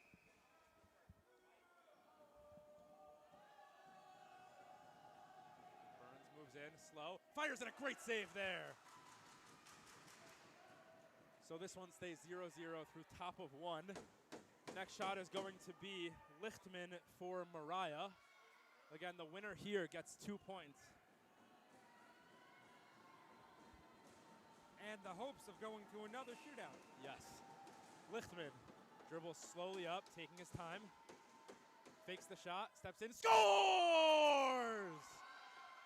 An absolutely beautiful shot. Peg the Top inside, corner, peg the top over the glove. inside. You know, the patience from him to wait, get in close, and just lift it over the glove. Absolutely beautiful shot. And here goes number 34, Nussin Feldman, to try and tie this one up at top of 2. Moving in, here is Feldman. Scores! Right through the 5-hole, and you know, I have to say, that might be where these Hartora guys have to go, because that 5-hole is gaping open, and he's deep in his net. Yeah, and he did that on purpose. He was baiting him. He was baiting Terrific him. move. Terrific move. And here comes Hornblast, who's been Mariah's player of the tournament so far. Can he give them the lead here? Bottom 2. Moving in. Save made by Aminoff with an absolutely huge save on Hornblast to tie this one up going into number 3. Or number 62 for Hartora, Lieberman. Let me get his. Jordan Lieberman. Oh, he's actually supposed to be wearing. Oh, yeah, 62. Jordan Lieberman with an opportunity to give Hartora the lead here in the shootout. Moving in a little bit quicker, and a great save there off the helmet of the Mariah goalie. So it's going to be Mariah with the opportunity to win. And it's going to be the man who played the entire game, the boy who played the entire game, Younger, with an opportunity to send his team into the win column. As he gets a little bit of advice from Hornblast. You want to give us a little thing of where he should go? As I'm here with Josh Lampert. Here goes Younger, moving in. Fires in a great save there. Yeah, he never really looked too confident there. What? Oh, Josh Lampert does not think the first goal went in. I thought it went top corner. What are you going to do? No, he didn't really see it. I don't know if he saw it. As so much. Fagan will shoot for As Fagan will. Hartora. Yes, Fagan moving in with an opportunity to give his team the lead. And it's a great save there. You know, you got to get the goalie moving a little bit. It's the same move every single time. As Aminoff is now going to have to stop this shot to keep his team in this game. And it's going to be Keene, number 88 Keene, with an opportunity to win Mariah this game. Keane moving This in is- very this is- slowly. This is what it's all about here. Save made there by Aminoff, and a great one there with the glove. Oh, As Scotulus will come out now. gonna be number 7 Scotulus, who's gonna try to score that second goal in the shootout. You know, a 0-0 game, 0-0 through 4 in the shootout. These goalies have just, 1-1 through show. These goalies have just been absolutely incredible. Yeah, Really. Yo. On your bench.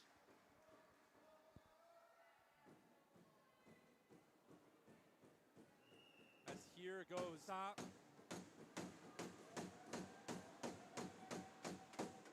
No good. Jacob. Jacob. Guys, you got to make sure you're on your bench. You got to get him on his bench. As here goes number 15, I believe that's Feldman, with the third opportunity for them to win, for him to win the game for Mariah. Here he is, moving in. Feldman for the win. Coming in slowly, fires. And he's got it. Save made there by Aminoff. And we go to shootout number 7? 6. 6, I can't count. Round 6. I like this pick. Cats will go for I have a good Hartor. feeling about this. Katz wearing the red gloves. Can he get the goal to give his team the opportunity to win the game? Katz moving in. Slowly. He's got the goalie down. Scores! He got the goalie down on one knee, makes the move right to left, and puts it in on his backhand to give Hartora the lead and make Jacob have to score to keep Mariah in the tournament. And here we go. This is it. This is what the Martin Weiselberg Memorial Hockey Tournament is made of. Moments like these where you don't expect. There's 6 rounds into a shootout. Jacob to tie the game. Save! And Hartora has an opportunity now with their first win to go to a shootout to make the playoffs. And an absolute fantastic win. And just an incredible game all around. Sure. I will be back very shortly. I got to go help set up the tournament stuff. Yeah, if you want to go pull either Katz or the goalie, one of the two, that'd be great. If you could just pull either Katz or Aminoff, one of the two, that'd be terrific if you pass them. Jacob, can you get me Katz or one of the goalie, one of the two?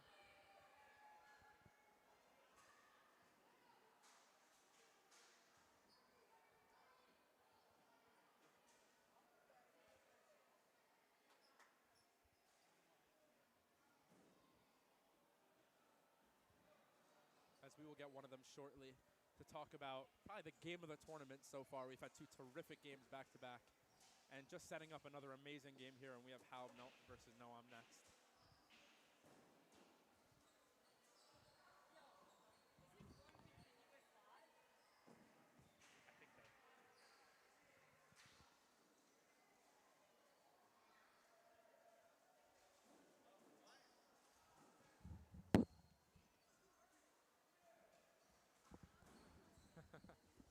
As this is a special privilege, I have my cousin, Brian Aminoff here. So can we get a picture? Brian, you played an unbelievable game. You got the shutout, got the win in the shootout. What was the game plan going into this game? I just thought everything down deep, get everything off, block all the shots I could get. Yeah, you know, now you guys have an opportunity to make the playoffs. You know, you'll be waiting for the loser here, hopefully to go to a shootout to win.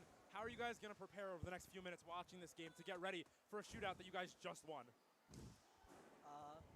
We're just going to be watching, analyzing, seeing what we could do, where to shoot on the goalie. Yeah, okay, good luck. I'll be watching. you. Great to talk. Thank you.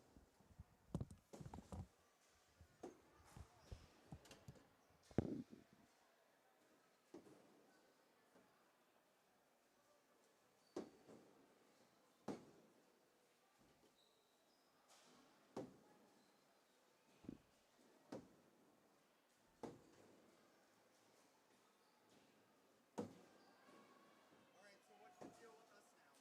We get 2 points. Confirm with Elliot, because I'm not 100%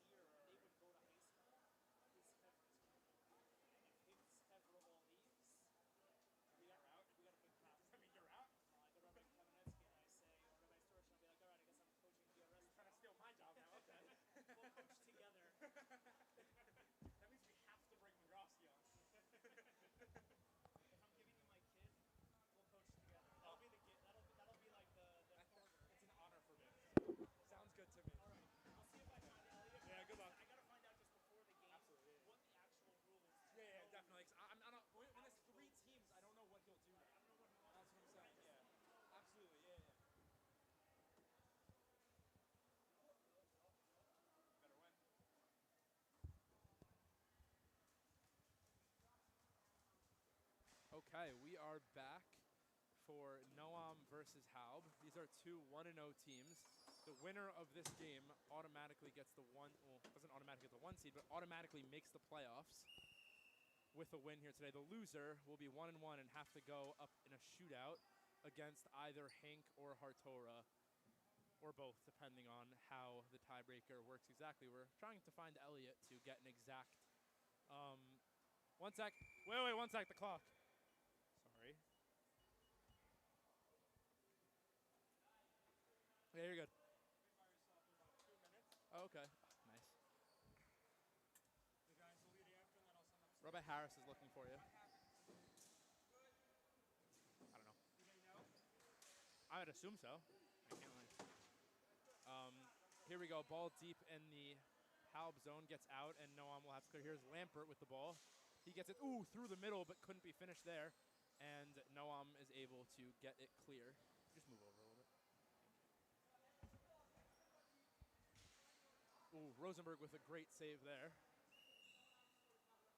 And it's a whistle down, and it will stay deep in the Haub zone.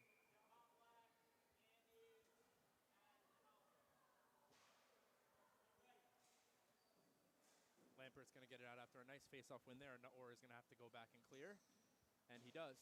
Ball pops out through the middle. They got to get it clear, Haub, and they do momentarily, but it's different, and it's just wide. Rebound. Oh, and a great save there by Rosenberg on, I think, Insler, or Naor, I couldn't really tell.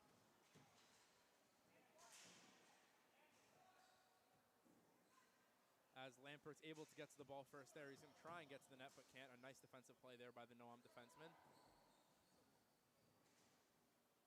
We got plates. Are we good? And Fuchs will have to go back and pick up that ball as a Noam player falls. No penalty, nothing doing there. And Shapiro is going to try and get out of the zone. Okay, Nor scores! You know, that's a tough play because when you use your hand there, you got to just knock it out of the zone as opposed to knocking it down back in the zone. But it was a terrific play there by Naor when the ball dropped down low off of that. Doesn't even really look up, just swings at it and puts it top right corner over the glove for the 1-0 lead for Noam. As they lead 1-0 just 2 minutes into this game. And Haub is behind for the first time in their tournament this season. Was there an assist on that? No, there was not. It was unassisted. Unassisted. Came back to the line. So just wanted to make sure. As we are a little over 2 minutes in, fantastic shot by Noah. And you see the level of lethalness that comes from the back line for Noam this year. Absolutely. You know, if you Lawrence had some room there, but he missed the net. Yeah, you know, if you have a shot like that from the point, you know, for Haub, who used the point a lot in their last game, has to know, you know, you got to be defensively sound to make sure those shots on the point from 44. Noam, Naor cannot happen. Yeah, Naor and Edel, both of them, they have combined for 4 of Noam's 5 goals today. Wow. As here is Lawrence looking for a shot, can't get to it there. And Wasserman tries to get that out of the zone, but can't. But now Noam finally does. And number 16 is for Noam in the corner there, flashes it across, but can't get there. As Poplik's going to have to make a great defensive play, and he does. Play through the middle, and Rosenberg with a terrific save down low to get the cover and the hold. 4:45 to go here in period number 1. Edel using his body very efficiently to get to the ball first. Yes. It's downstairs by the table. Those of you that cannot hear, there are other conversations going on in our heads. Yes. Mutual. Telepathically. As here is Lawrence at the point, does a great job shielding to get the shot off. And a nice rebound opportunity there for Poplack, yeah. Poplack, yeah, it was right. It was a little bit of a tongue twister. But great keep in there. Lawrence with a huge opportunity. Oh, and he trips the ground, takes him out from under him. And Rosenberg is going to get the cover as Lawrence is visibly frustrated. We call that falling over the line. As the floor trips him up there with 3:50 to go here in period number 1. Oh my gosh, anyone following the Club World Cup, Bayern Munich is up 8-0. Oh, what? 8? They're playing some team from Australia, it doesn't matter. as we know that our games here in the Martin Weiselberg Memorial Hockey Tournament will be closer than that.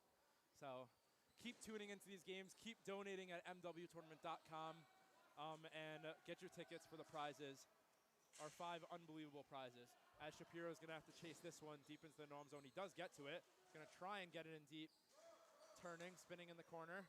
Now on his backhand, trying to get to the net. Taking it around the net now, finds Andy Lampert, who gets bodied on the boards, can't find it. And that ball stays in play by 44 on Halb. Lampert still with it, but a great defensive play there by Noam. Edel, who's had a great start to this first period. With 3 minutes to go. Here is Shapiro, loses control of it momentarily, and a nice block there by Edel again. Here's Lampert with the ball. Edel may be the, definitely rivaling Cattler for most complete player in this tournament right now. Yeah, for sure. And I mean, between Edel and Naor, having that 1-2 punch defensively is just, that's a coach's dream. No question. Both big-bodied, both good shots, both very smart. And smart. That's the biggest thing. That's a great save there off of a terrific play there by the Halb player to get to that ball first and one-handed get that shot on net. And then he touches up for a deep face-off in the Halb zone with 2:15 to go. We'll see if they... In the 2:17 to go in the first period. Oh.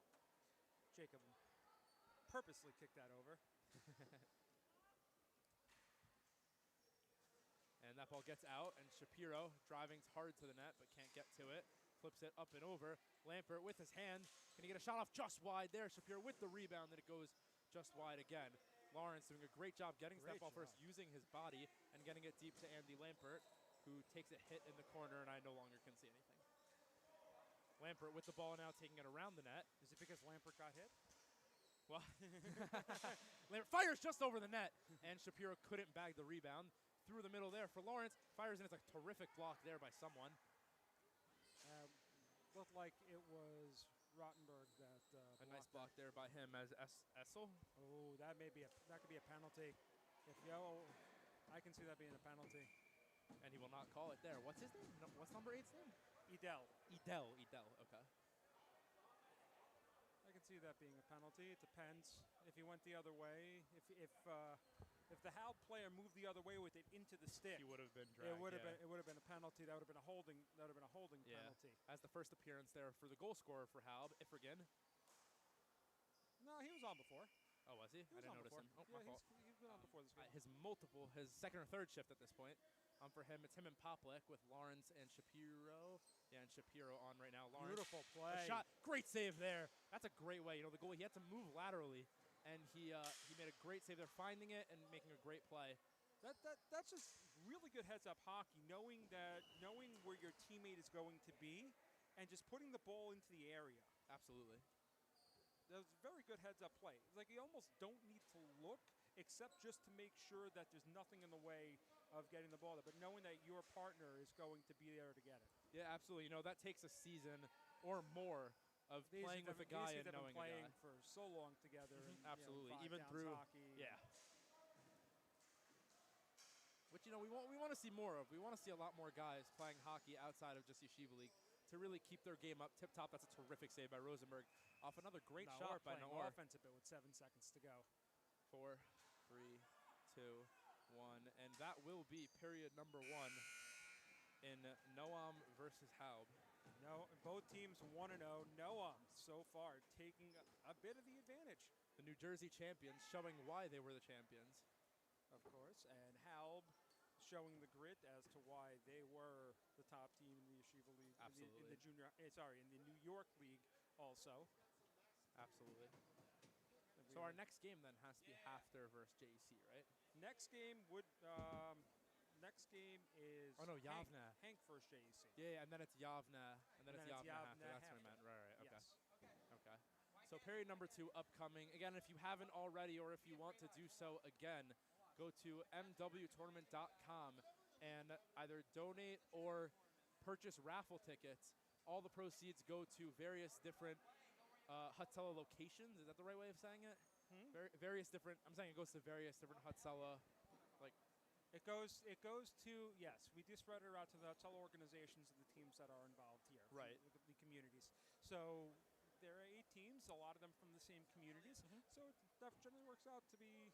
Yes, it's a substantial amount of money, so please keep donating, keep buying raffle tickets. You can win one of our amazing prizes, signed Marty Brodeur jersey, signed Mike Richter goalie helmet, signed photographs from the two best goal scorers of all time, Wayne Gretzky and Alexander Ovechkin, and a signed hockey stick by Bobby Orr. So, you know, keep supporting one of the greatest causes you possibly can, and go to mwtournament.com to do so. That's mwtournament.com.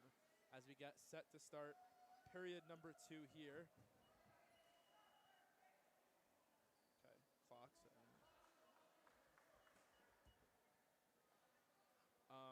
As we get set to start period number 2.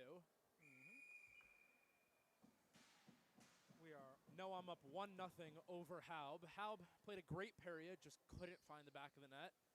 So we'll see how they can bounce back in this second period to try and get that game-tying goal to either get the win or force a shootout in this game. And what has already been such an incredible tournament, what's just another incredible moment? Oh, that's a great shot. Just goes over the net. I believe that was Naor.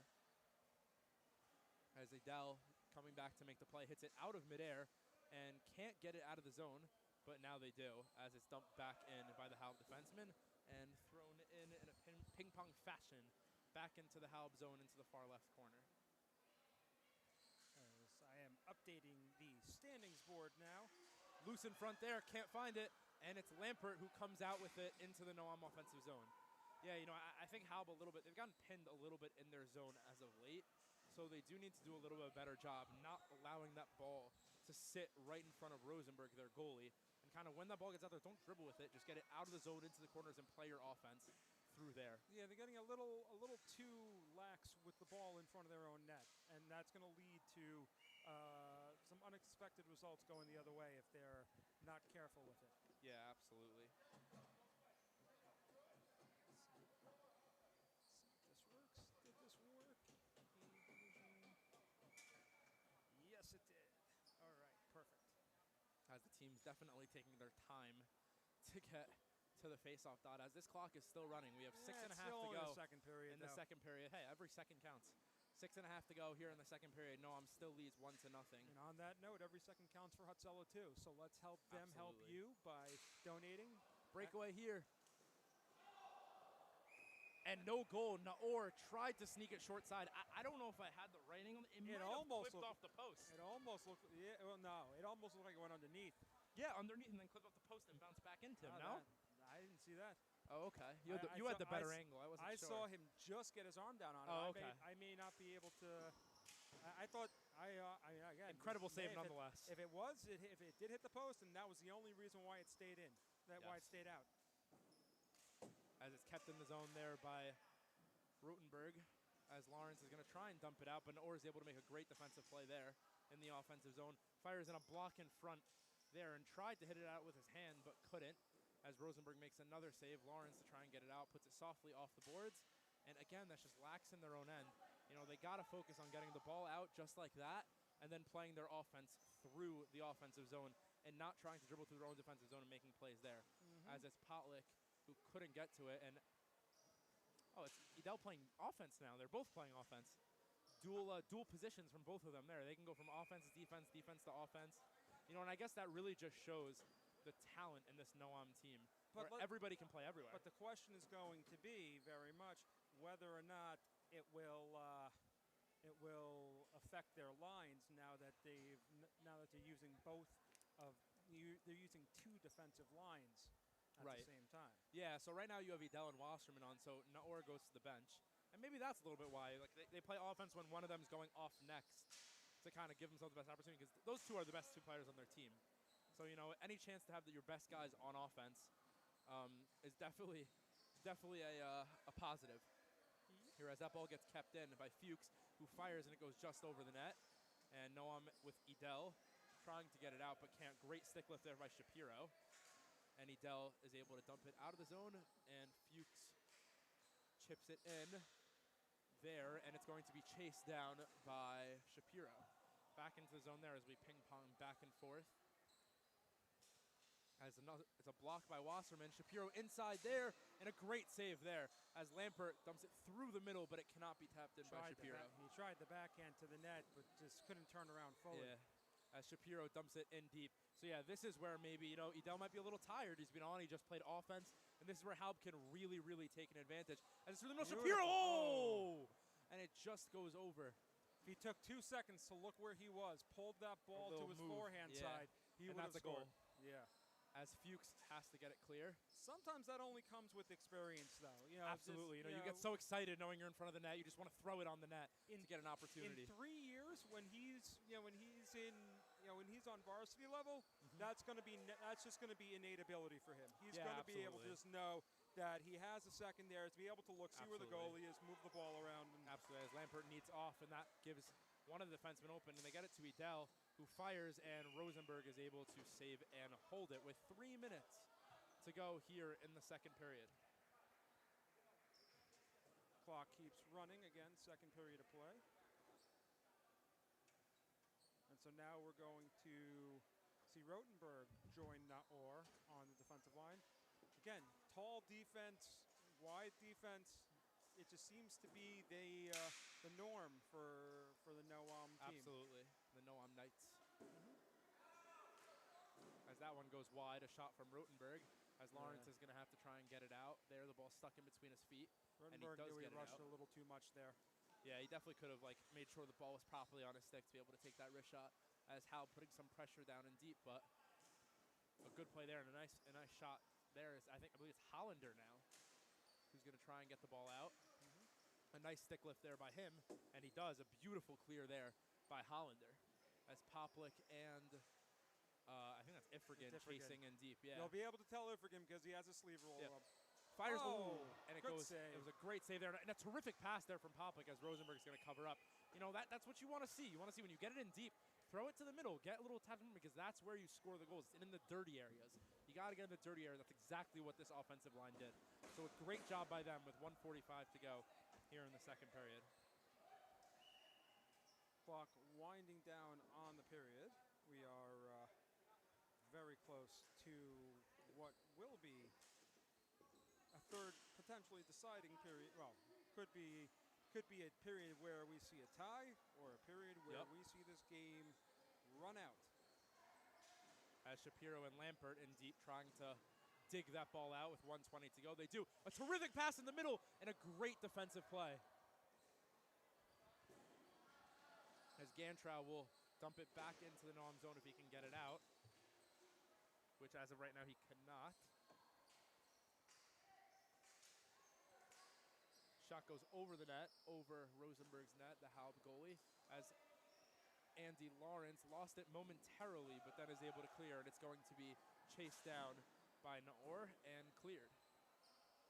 Lawrence there to put it back into the zone, makes a great pass there to Lampert. Might have been accidental, but he got it there nonetheless. And Naor is going to have to clear it, and he does. By the way, I just got a text. Talking before about Yavne, about Shafran, it is Donnie Shafran's kid. There you go. Thank you for Amazing. Thank you for the confirmation. Thank you for making sure that I don't feel insane, Mo Fuchs. I appreciate your checkup on the goings on today, and thank you so much for your support. Yes. For everything that we do, not only in this tournament, but also for everything around Yeshiva League hockey. Absolutely, and shout out Mo, looking forward to a great opportunity there. It's on the line, a terrific play there by Andy Lawrence to clear the danger. As just a quick little shout out for Mo Fuchs, as the period winds to a close, hopefully to see him during Camp David this summer. Looking forward to that. So a great second period, very much back and forth, and you guys can go. I think so, yeah. And so, yeah, Elliot, when's their shootout? After this. And so with 1 period to go, it is 1-0 Noam. 2 periods down, 1 left. After this, we'll find out who may be. We'll see. Look, it's still a tight game. Well, so if the score stays the same right now, Halb plays in a shootout after this against Hartora. That is correct. So the winner of that, do they make the playoffs? They're in the playoffs? Yes, the winner of that is Interesting. in the playoffs. This is basically a situation where if you don't win both of your games, you're not guaranteed to move on.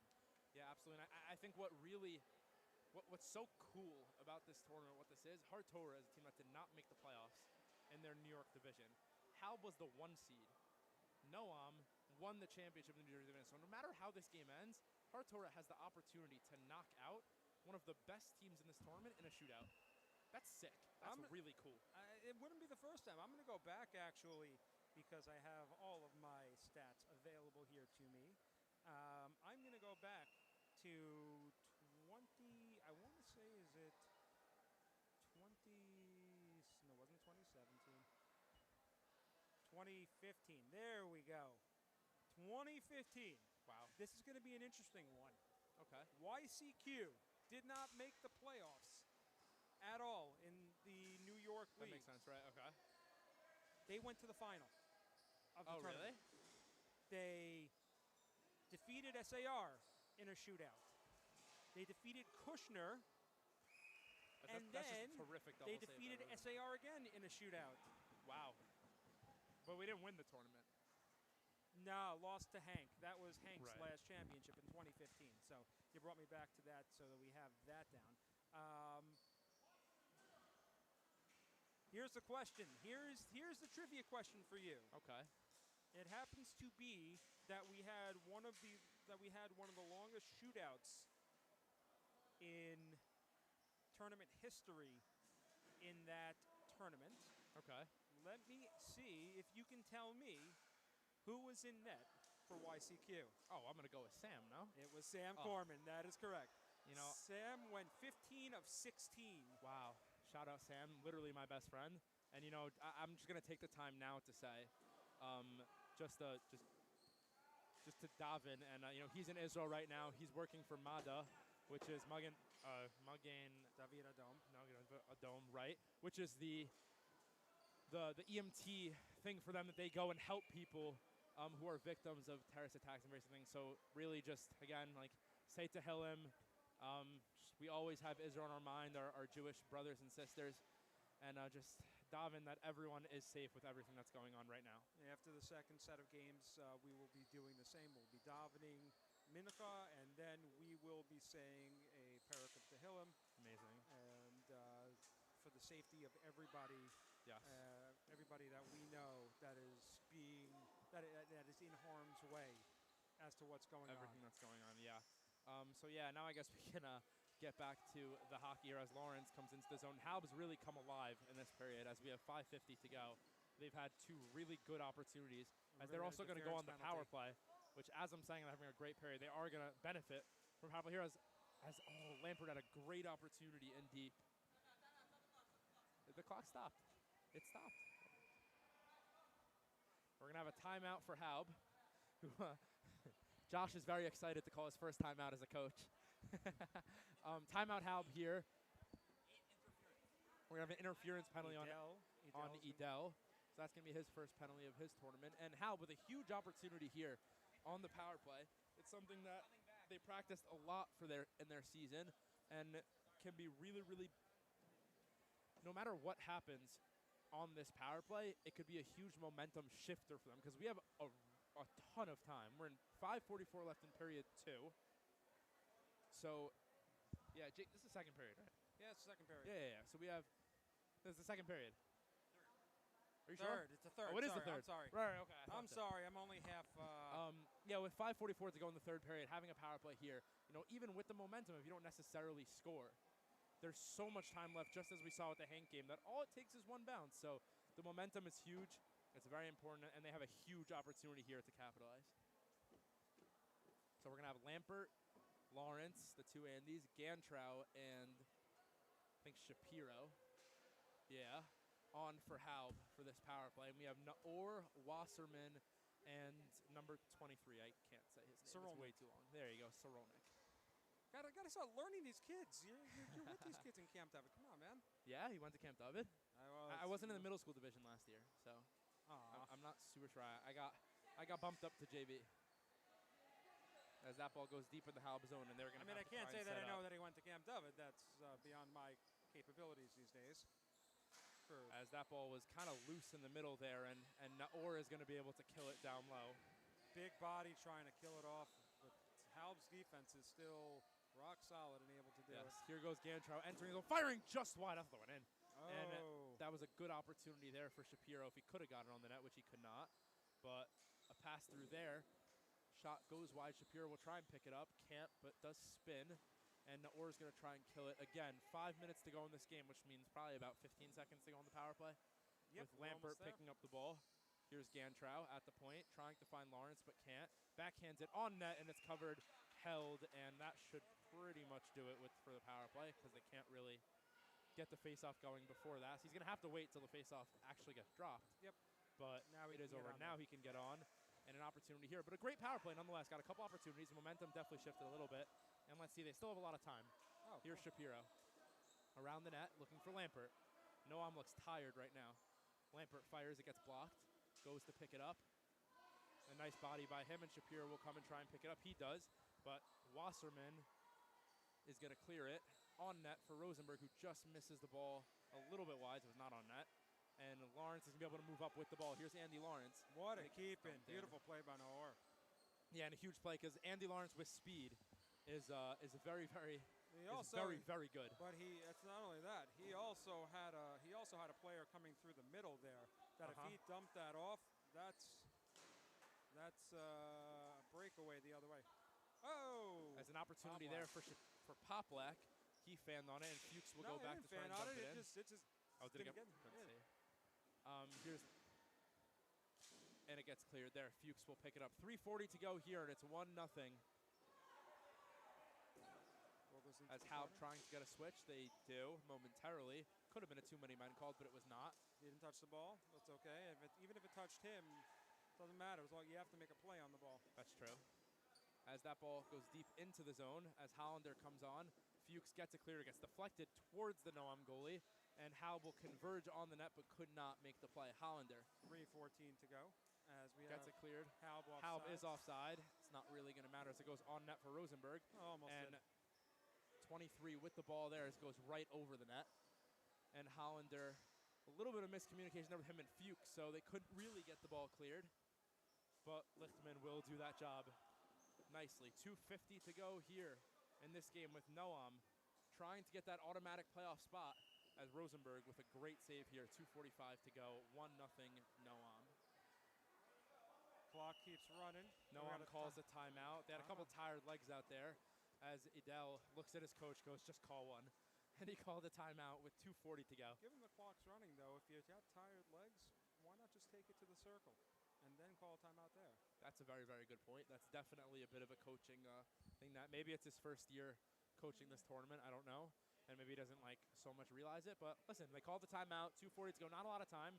He's comfortable with his guys and settled with his guys that he knows that they can hopefully Hey, get look, the job even, done. Even if the clock stopped, that's still a strategy because you give your guys extra time to rest. They Absolutely, yeah. They know it's going to be a timeout. Yeah, absolutely. It's something we do in Yeshiva League a lot. you We'll take wait, it. and also you get to see their setup. You don't know where the face-off dot is. You don't know how. Maybe they'll set up differently. Whatever it is, it just gives you half a second of an extra opportunity here. Yep. Which we have 2:40 to go. Period number 3. Noam 1, Halb 0. If Noam can hold this score, they do get an automatic playoff spot in then- our playoffs. And then we will have a shootout between Halb and Hartora right after the session of games. Well, I shouldn't say the session of games, right after this game, actually. Yes, so stay tuned for that. No matter who wins this game, there's going to be a shootout. Well, no, again. Well, yeah, sorry, you're right. Yeah. You're right. You're right, my bad. My apologies. As faceoff is won by Noam there, but it's going to be out by Andy, who fires just over the net. As Andy Lawrence, the Andy line, combining there. Play in the middle there, and Lampert could not get his feet right to get that shot off. As they yell at us to start the clock. I don't know where the Halb guys are yelling. As that ball goes deep there, and Rosenberg can't get the clear. It's loose in front, and Andy Lawrence with a terrific defensive play there, as now it is covered. Keep the clock going. Yeah, I'm not touching it. You mean mean, don't stop it for 15.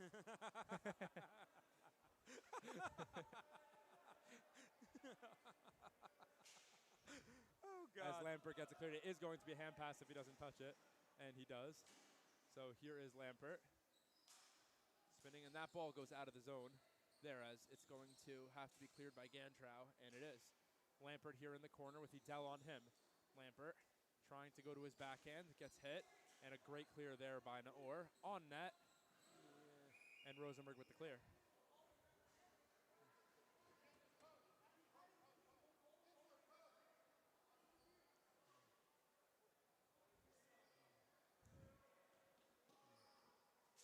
.135 to go here in period number 3. Noam 1, Haub 0. As Edel trying to get it clear, has 2 on him between Shapiro and Lampert. Loses it. Lampert in front, and a great save there, a very necessary save there, as Edel will get it cleared off the referee. And that shot gets fired just wide. We have 1:15 to go. Now remember, under a minute in a 2-goal game, which we have here right now, the clock will stop for the full minute. Ball sent through the middle. No As takers. Shapiro gets it out. 1 minute to go, third period of play, and we will As stop. that ball stops with exactly 1 minute to go. At this point, forget it. Given all the It's stops, already, given old all the wound. stops and starts that we had in between, stopping it now for 15 seconds doesn't. Wouldn't do anything. Running it now for 15 seconds doesn't make sense. Just play. Look, the 15 seconds came off on the time in between on the face-off circles. Yeah, totally. As Shapiro with a great stick lift shot gets blocked. Rebound there, 2-on-1 if he tries. And Lawrence could not get that ball to the middle. As That Shapiro was keeps it in. Fires a shot and it's right at the goalie. A great save there, right in the chest. And to be able to hold those again is very, very good because it gives his defenseman an extra couple breathers without having a nice rebound right in front of the net. It's going to be interesting to see if there's a team that can exploit the fact that he's down on the ground. Yeah, and he's not necessarily a bigger goalie. But it just seems that if any of these shots were up high. For sure. For sure. And to the side also. Like, when a goalie's just down, all you got to do is just not hit him. Because you can't really move side to side either. A great clearance there. 25 seconds to go here. And this game is still 1-0. Fired a great save there from Rosenberg to keep his team in it. 19 seconds to go. Gantrow picks it up in the corner. Has to get it out of the zone. He does. Chased down by Shapiro. 13 seconds. 10 seconds. 8 seconds. 7. 5 seconds now. Trying to kill it in the middle. 2 seconds. 1 second. And that will do it. Noam has won the game. They are going to a playoff game. Haub is going straight to their shootout right now, where they're going to have to play a shootout against Hartora for their life in this tournament.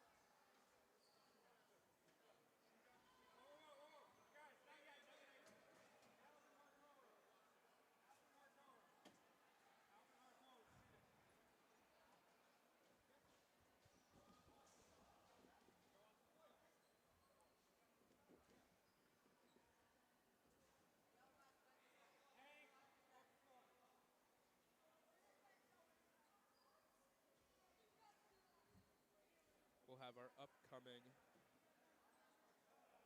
shootout between Haub and Hartora shortly.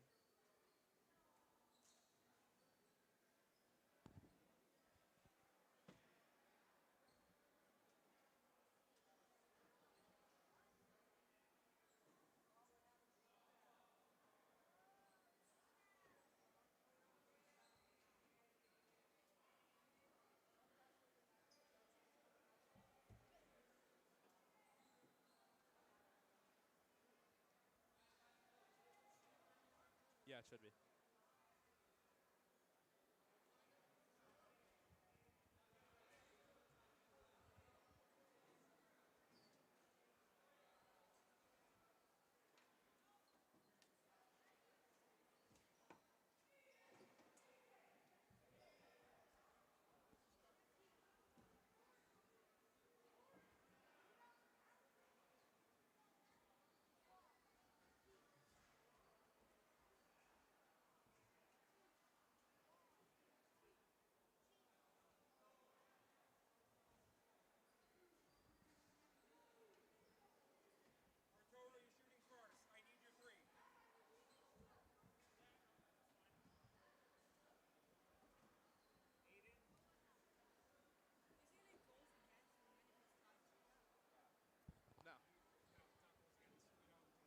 the shootout.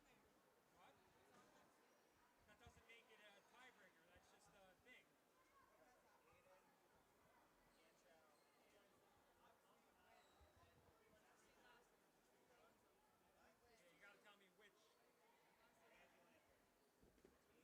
Guys, don't lean on the boards. Don't lean on the boards. Don't lean on the boards. Josh. Everybody off the Josh. floor. Everybody off the floor. Everybody off the floor. Everybody off the floor. Everybody off the floor. Everybody off the floor.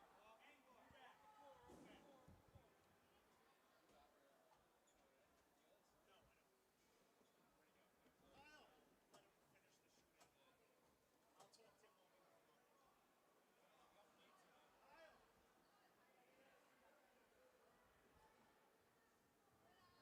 You say hi?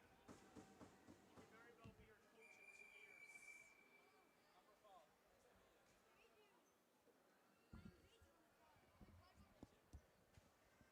As we now have. What?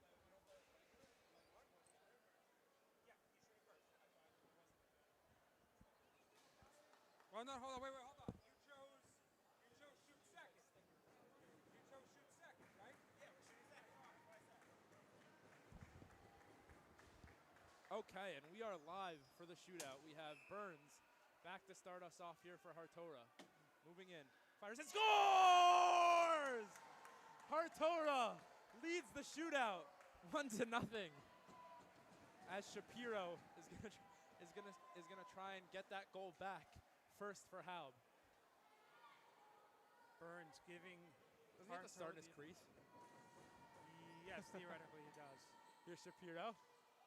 Save! As the Hartora goalie sends their bench into a frenzy here as they're up 1-0 with an opportunity to go up 2-0.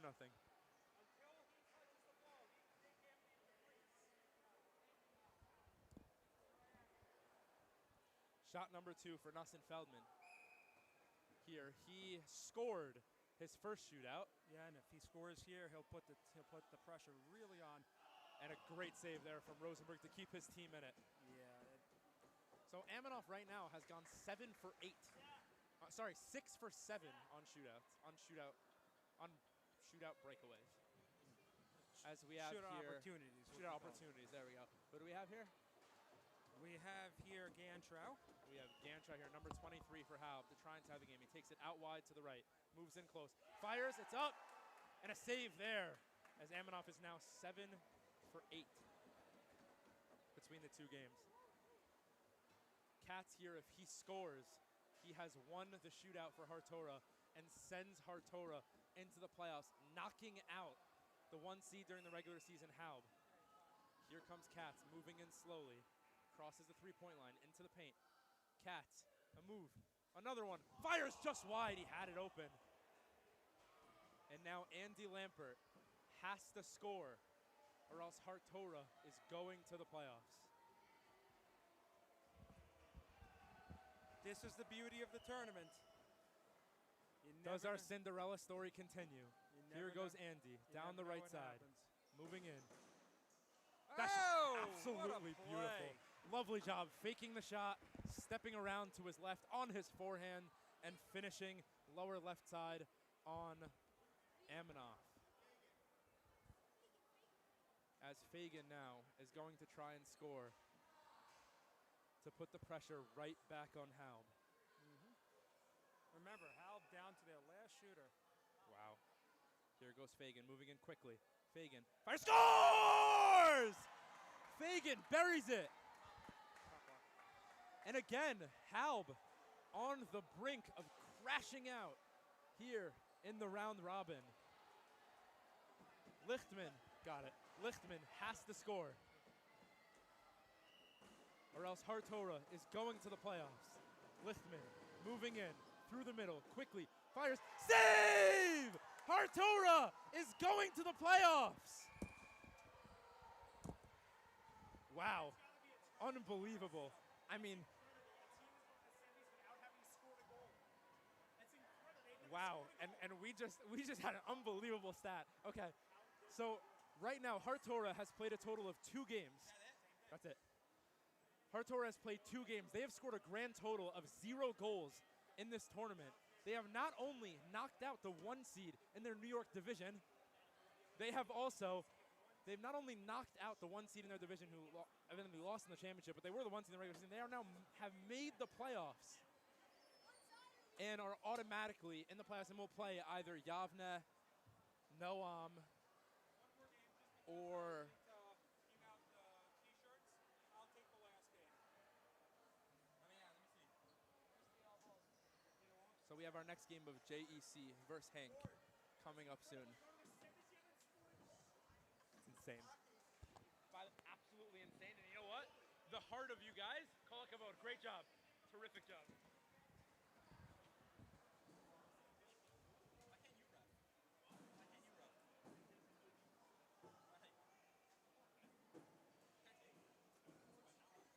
Right.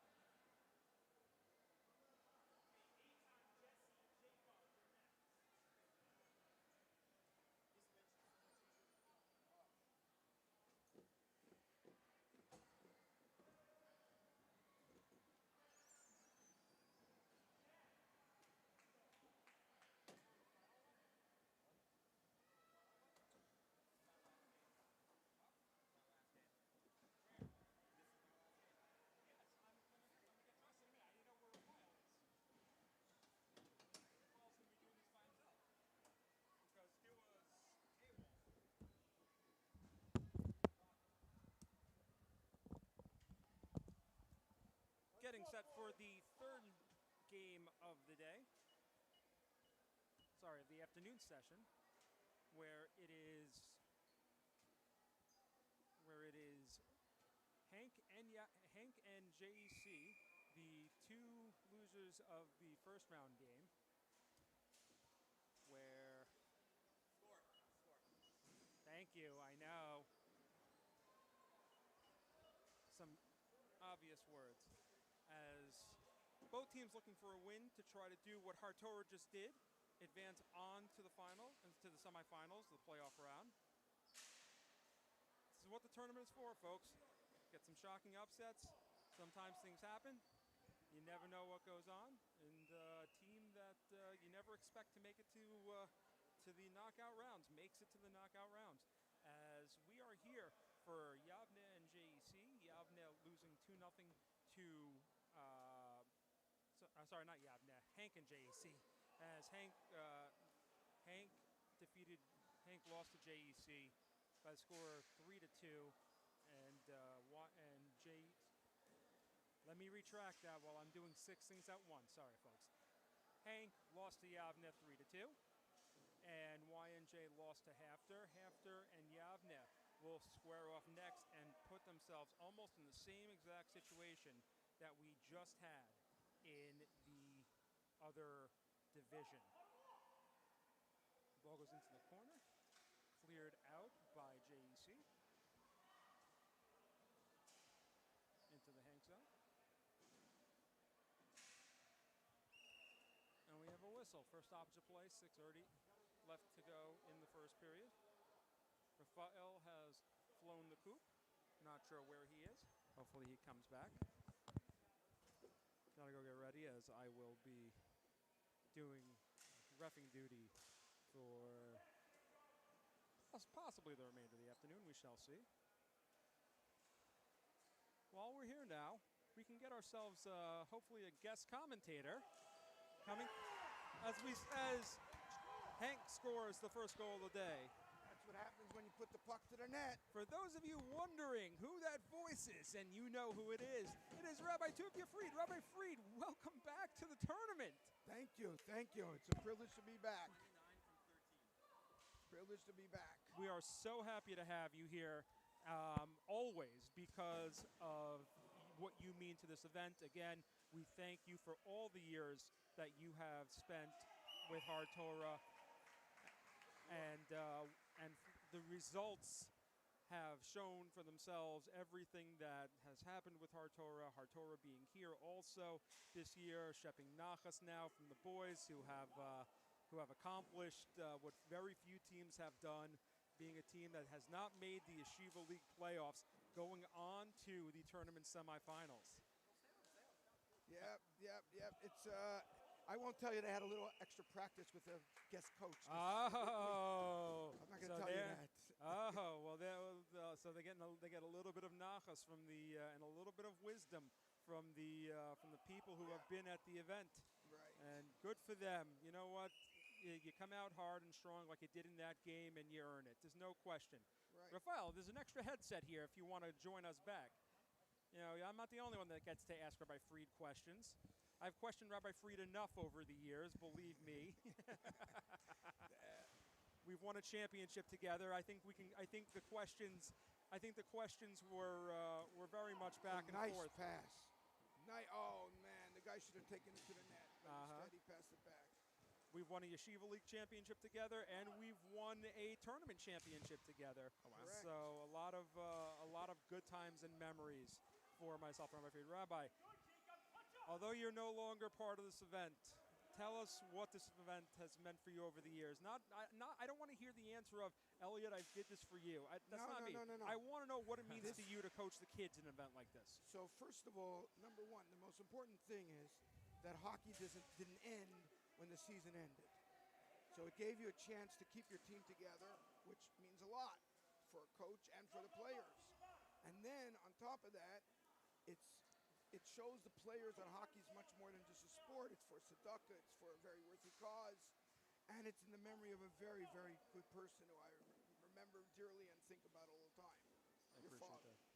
It was my first year coaching with you just after we had finished our season when he passed. That is. Yeah. And remember, the whole team came to the funeral. Oh, wow. That's how, that's how much it meant to all of us. And your father came to a lot of our games, especially the Brooklyn ones. Yeah. That's funny because normally you try to avoid the Brooklyn games. Yeah. Well. Wise words. Wise words.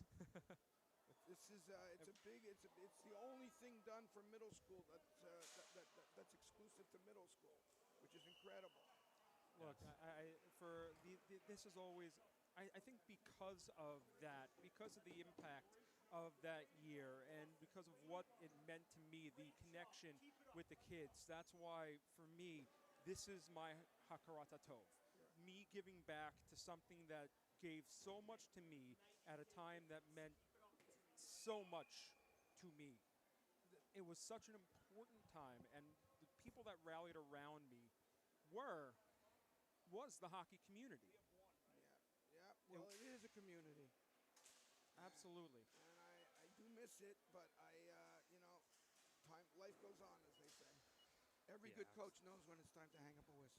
Hey, yeah. look. So what's your favorite part of retirement? The fact that I'm playing ice hockey 2 times a week. Wow, that's incredible. I have time for it now. That's amazing. Does it say something that I knew when to hang it up and then decided to unhang it up? Didn't that happen multiple times? No. Just once? Just once. Just once, and it almost led to another finals berth. It's very interesting how after 6 years away, I stepped behind the bench of a Flatbush team that had not made the playoffs the year before and was, they were a doormat of the league, and we ended scores as we have a goal for Hank, and we ended up an overtime goal away from a final berth. Which is pretty incredible. This shows you how much coaching really means. People don't understand that. Yeah, absolutely. It really is night and day when you play for a good coach and everything. It almost like, even if you guys aren't as good of a team, it instills a sense of belief. When you believe in a system and when you buy into a coach's system, a really great example of that's actually Hartora today. Right. They're kind of like our Cinderella team at this point. They have fully bought in to that system that they played today, and they've won 2 shootouts because of it.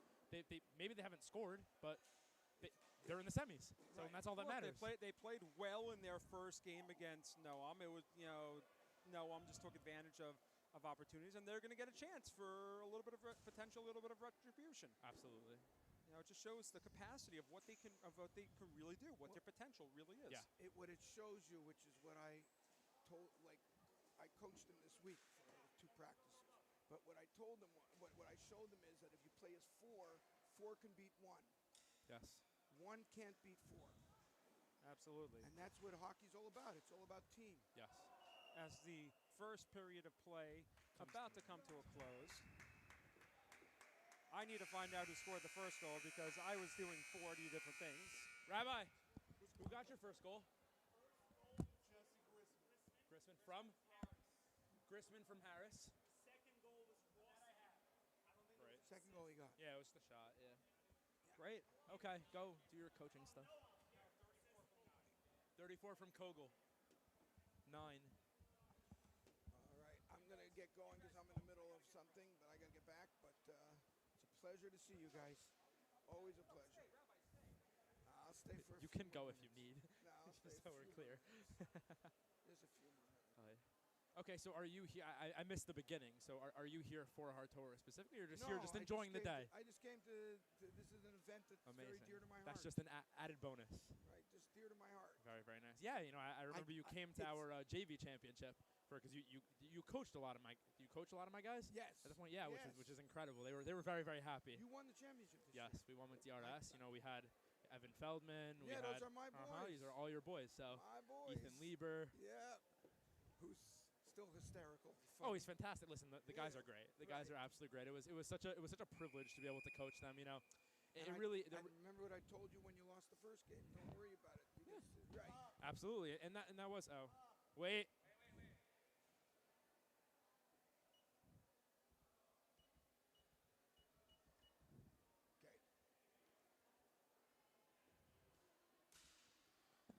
Yeah, absolutely. We lost our we lost our actual our second game. We beat half our first game. We lost our second game to SAR, and as a new coach, it was my first year coaching high school. There was definitely a bit of like what are we as a team? And as the year developed, we knew exactly what we were as a team. We were a hard-working team who may not be the most talented team in the world, but you're getting 110% of us every single shift. Exactly. Elliot always said this, and it's true. Hard work beats talent. Absolutely. Talent doesn't work. Absolutely. Yeah. Absolutely. And that 100% was a reality because, we played an SAR team in the playoffs who beat us, played TABC in the championship, and they have some very, very talented kids. These guys, they really know how to play hockey. And when and as a coach, when you watch your team go through, we lost 8-1 to Frisch a couple weeks before the playoffs. And, when you watch a team go through that and then see how they took that with such fire and to be able to for the rest of the season into the playoffs, really just take that as fuel and put everything they have into it. It was so incredible, really. It really was. Yeah, Hank just gave a good opportunity to score over there. Yes. And here comes JEC trying to get back into this game. As here is Harris trying to get the ball in deep. Yeah, that's the coach's son. Just Yes. remember that. There's Rossman here trying to get a shot off but couldn't. And the ball is eventually cleared out by JEC for 76. I believe that's Rosen to take a shot, and it goes out of play. Yeah. It went off of the of Hank. So. Yeah, so that should stay deep into Hink. Yeah. I'm actually going to get it at the offsides dot.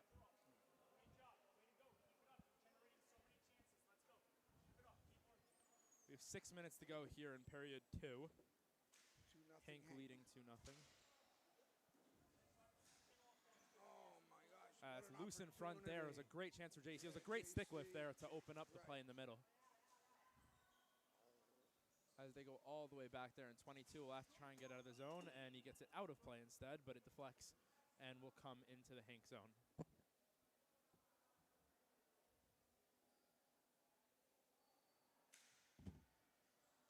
As Schwartz couldn't get it cleared for momentarily.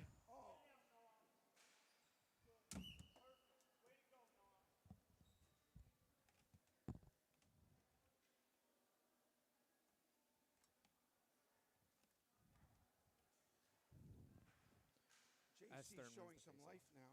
Yeah, they definitely did it again in their last game also. It took them a little bit of time to get into the game, but, they're a really good hockey team. They played in I believe, the white division in New Jersey, and they went 8-0, so this is a talented team. Yeah. As that should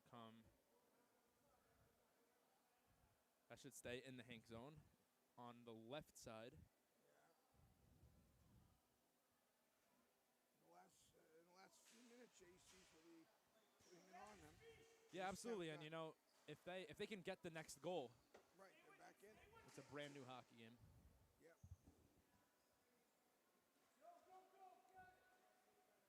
As 44 for JC gets it out of the zone. Zeitler couldn't find it. And now 22 for JC is going to rip one on, and a glove save there by the Hank goalie.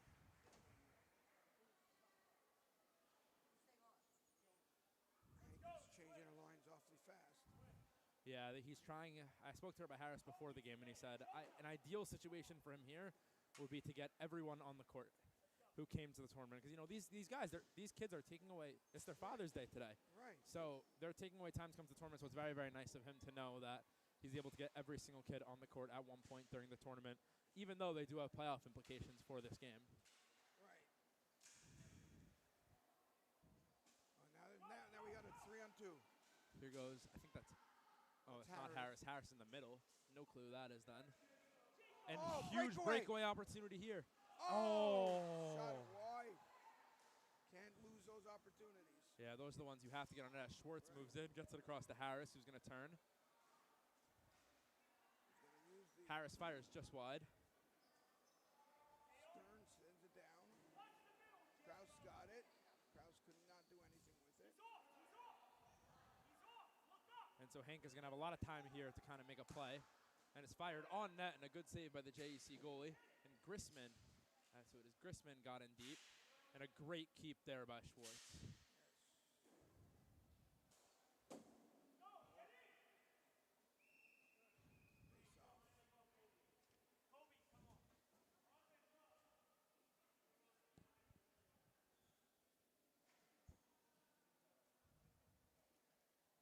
faceoff goes to the left of the JEC goalie.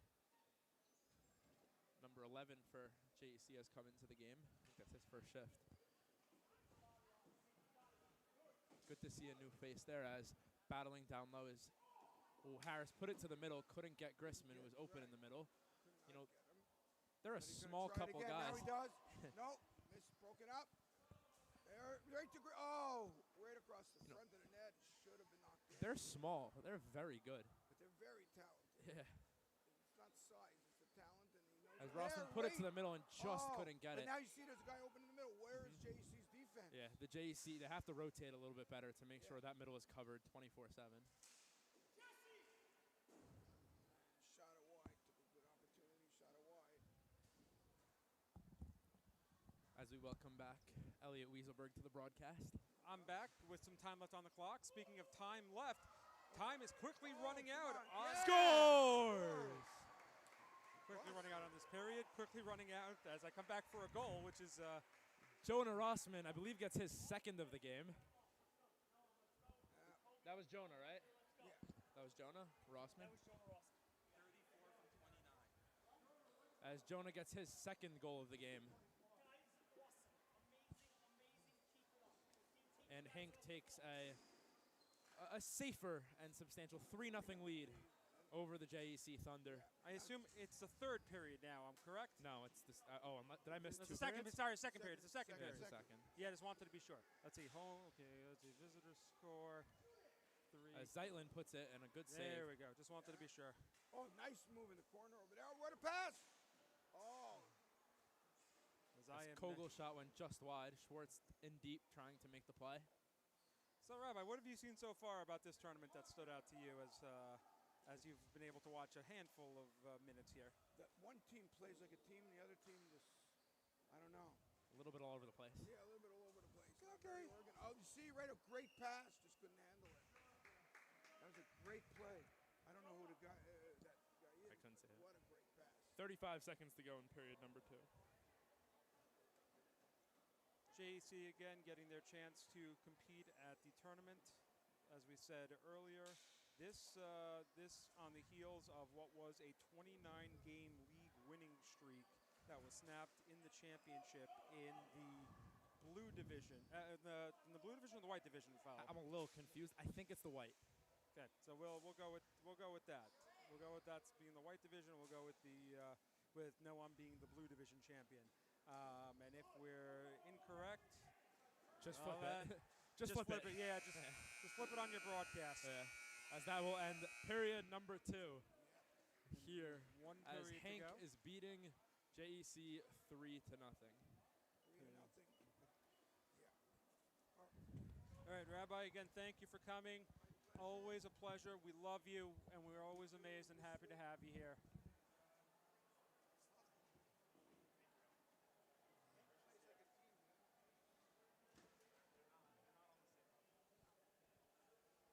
Sorry, I smell like I've been running around the entire day.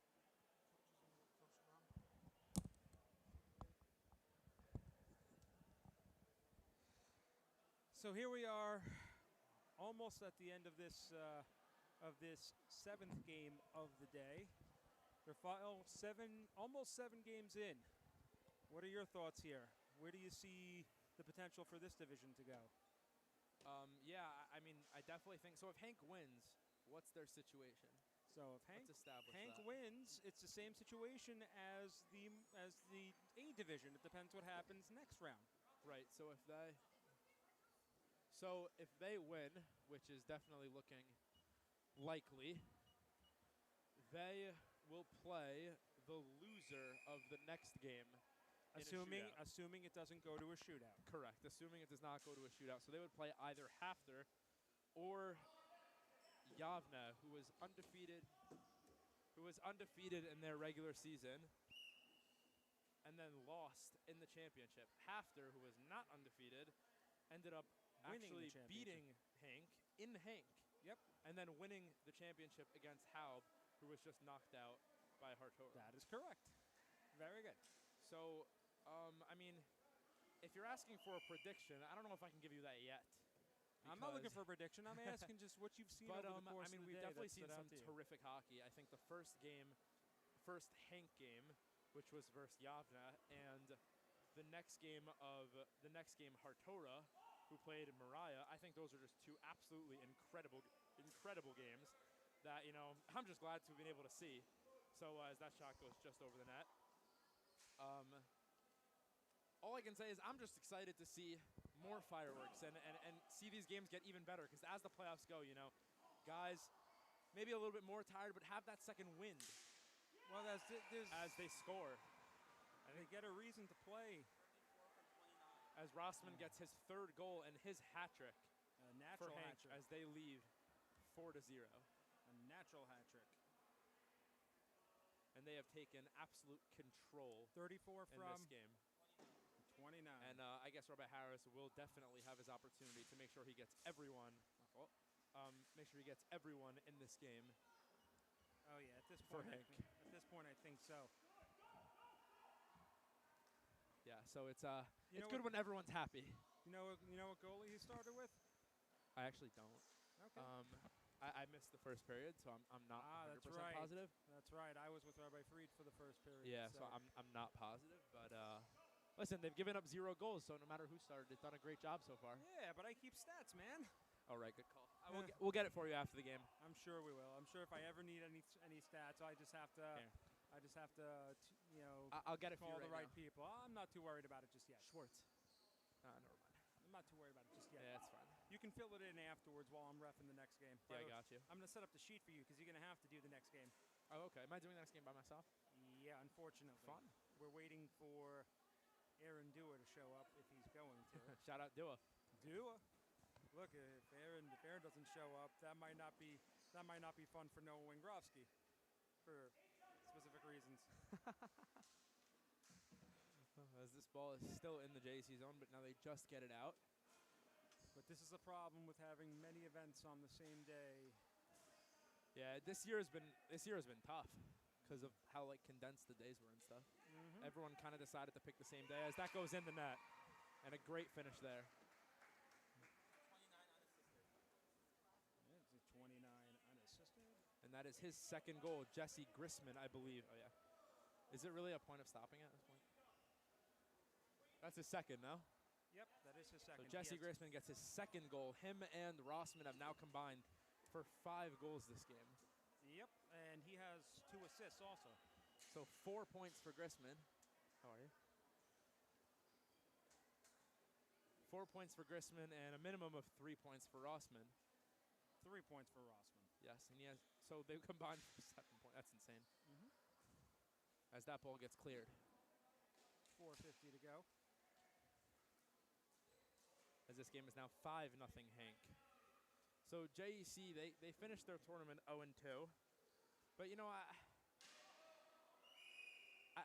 know they were 0-2, and you know, the games weren't necessarily super-duper competitive, but I happen to think they've done a pretty good job. Absolutely. Look, they're always a good team. They're always fun to have around.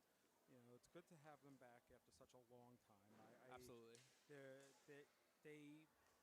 This to them is fun, and the truth is they had it in them to do something that Hartora did. And, Yeah, for sure. You know, it's just sometimes it just works out how it works out. Yeah, you know, and who'd they play in the first game? Remind me. We're talking about JC. JC, yeah. I forgot. After. Yeah, so they've played 2 really, really tough teams. Yeah, and they did really well against After. Like they really stepped together against After. I think that this is a case right now of where, you know, you're tired, you're looking at the scoreboard, and it's just this is just where you stand. They're still fighting, which is good. Yeah, for sure. But we'll see. As that ball goes over, Hink has an opportunity in the middle. Good defense there. It's great. Here's Kogel. He fires and it misses wide. As we have 3:23 to go in this third period of play. And that will be offside. offside. Clock 3:15 to go. Clock will not be stopped under a minute this game. Yeah, barring any Fun shenanigans. Well, we've had fun shenanigans before. We've had fun shenanigans today. Absolutely. We've also had many shutouts today. Yes, and we are not to commentate curse, but we are definitely on our way to one more. Who says I don't want to commentate curse on that one? As the ball goes deep into the JEC zone, Hank with the ball here. Goals are fun. Yes, that's true. 2.5 to go. As you can see on your screen, it is 5-0 to Hank.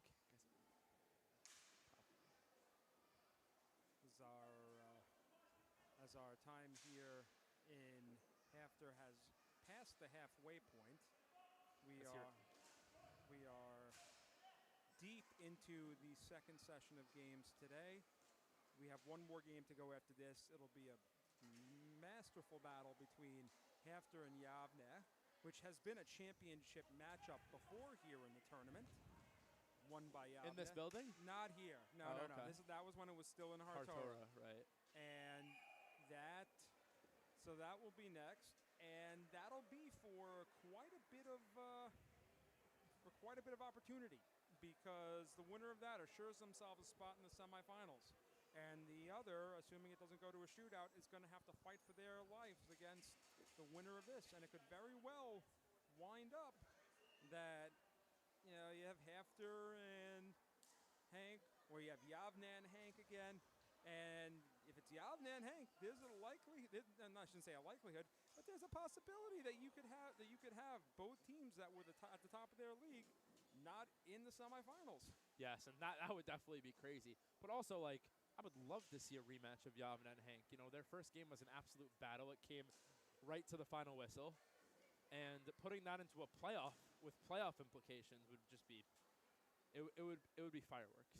I would like to see Hafter's size. I mean, we're going to see it next, but you're going to see Hafter's size, and you're going to see Yavne's speed come into play, and see which one really wins out.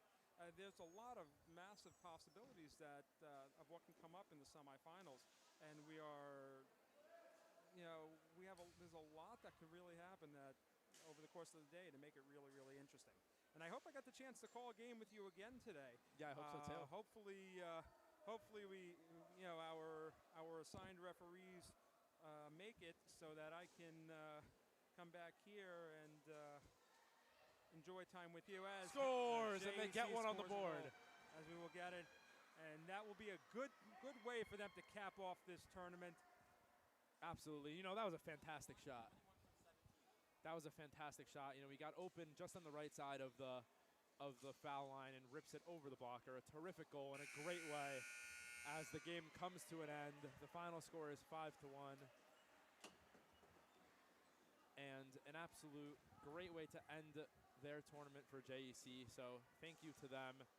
And as long as there is no shootout in the next game, Hank has booked their ticket to a playoff opportunity, a shootout to go to the playoffs. I'll be back a little later, hopefully. Sounds good.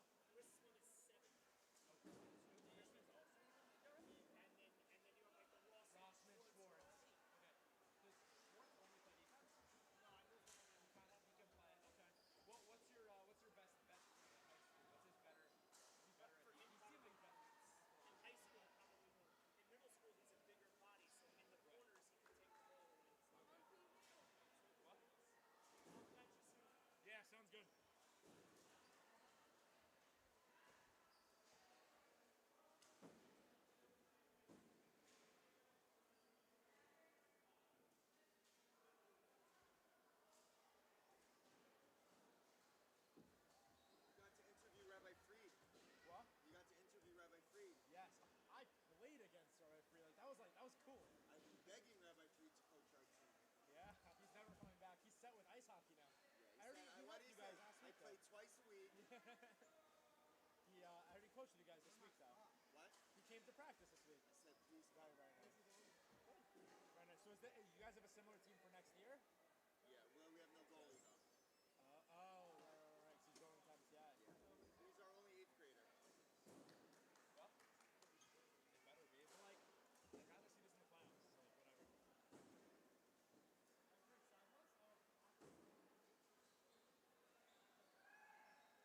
Scotty. I don't. Me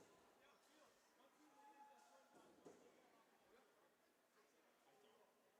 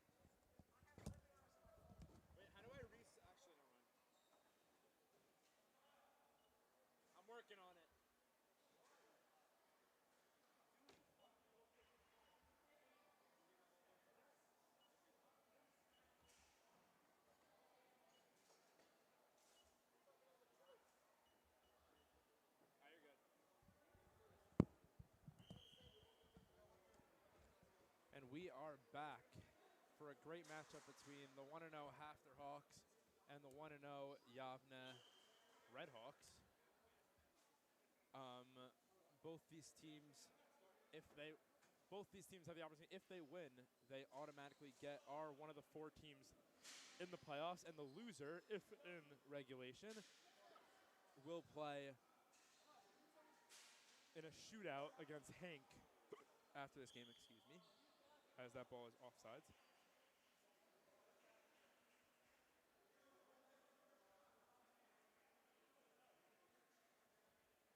Don't forget, there is still time to donate. Go to, or to buy raffle tickets for our 5 incredible prizes. Go to mwtournament.com to purchase your raffle tickets now. That's mwtournament.com.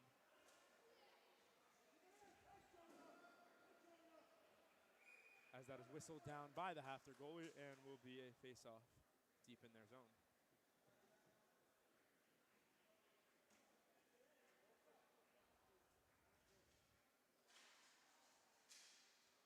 It was a nice play there by Cattler, but couldn't get a shot off, and it's kept there by Bar David. As here is Pomerantz taking it around. Pomerantz still looking for someone, fires it. And it's held there by the Hafter goalie.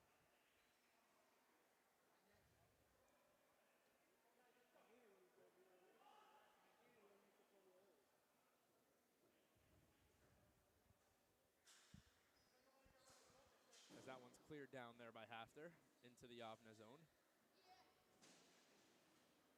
Kick there, and Bar David will try to get it clear. He doesn't. There's a shot there and a whistle, and the Yavne goalie will hold.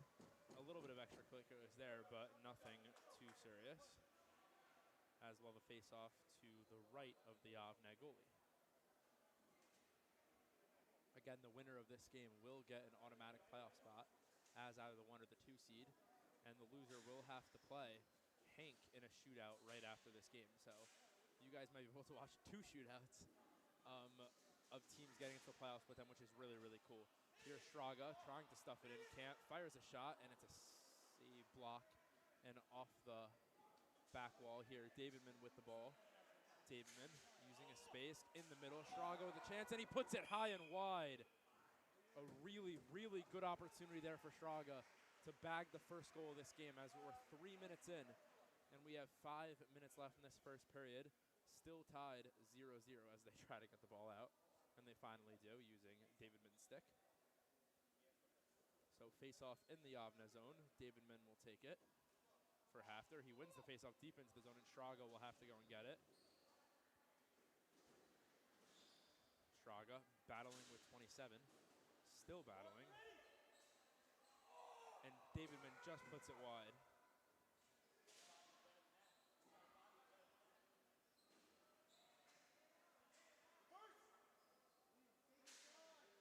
Nice job there from Spear at the point, trying to get himself open to give Davidman another option. But the ball is ultimately cleared down deep. As the ball goes deep into the zone there for Straga to pick up. Straga goes and gets it, will not get called for a penalty and fires it just wide. Yavne Warner was begging for a penalty there, saying that that was a hit from behind, but couldn't really get it. As they're still battling in front of the net. This is going to be a physical, really, really good hockey game.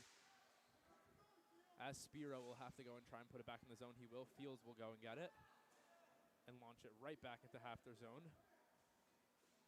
As Spiro, it popped out back in front of the net there. That was weird. Fire an opportunity there for number 99, but he couldn't get the clean shot off.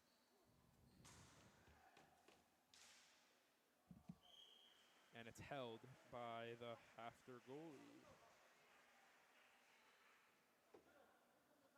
This is the last game of the round robin. After this, we'll have the shootout, if necessary. Then we'll have a little bit of a break, and then we will have the playoffs, which will be between, right now, the teams that have booked their playoff berth is the Noam Knights and the Hartora Hagen. That's a terrific save by the Hafter goalie, who goes and holds it there under his blocker.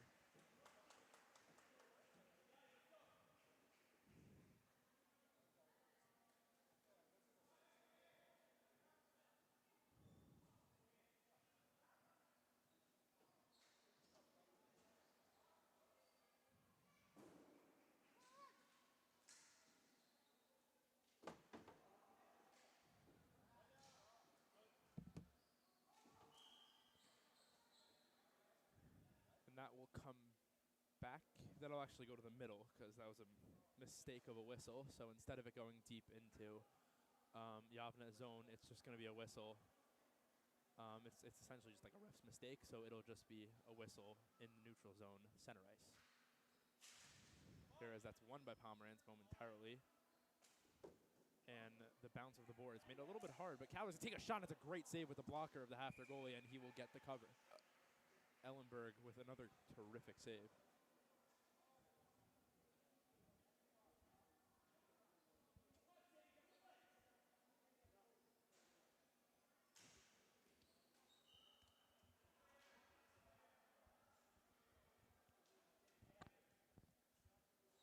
As Cattler wins the draw, but it's knocked out by Straga. Back into the zone here, and here's Pomerantz in the corner. He's got 2 on him. Plays it to the middle. It's still loose in front, and Cattler couldn't get it, and it'll get cleared outside the zone. And could not be covered by the goalie, and now it is.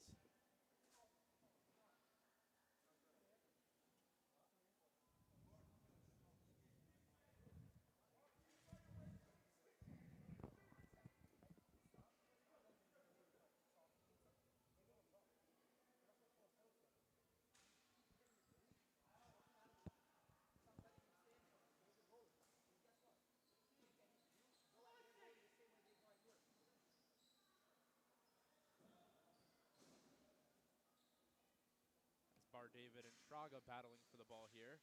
As Fuchs will get it, spin, and it's a good save there by the goalie.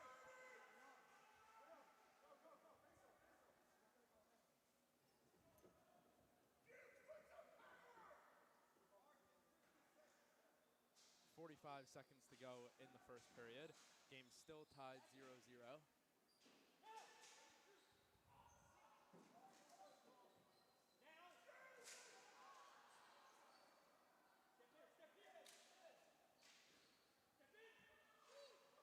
'Fires that one, goes wide with 30 seconds to go in the first period. As Spiro will try to get a clear here, take it around the net to clear. And it's on the ground, but kept in the zone momentarily here. Here's number 99, he fires wide.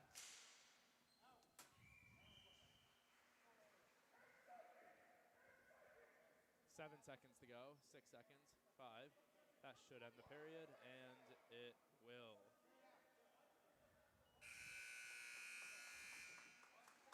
So while you're in between periods, you can go to mwtournament.com and purchase your raffle tickets for our prizes. The raffle will be, I believe, before the playoffs, so you don't have so much time. You only have 2 more periods of hockey left to be able to do that. So go do that. You're donating to an incredible cause. Hatsala literally could not be a better cause. So go do that, get your tickets, enter the raffle, and you never know. Maybe you'll win a prize.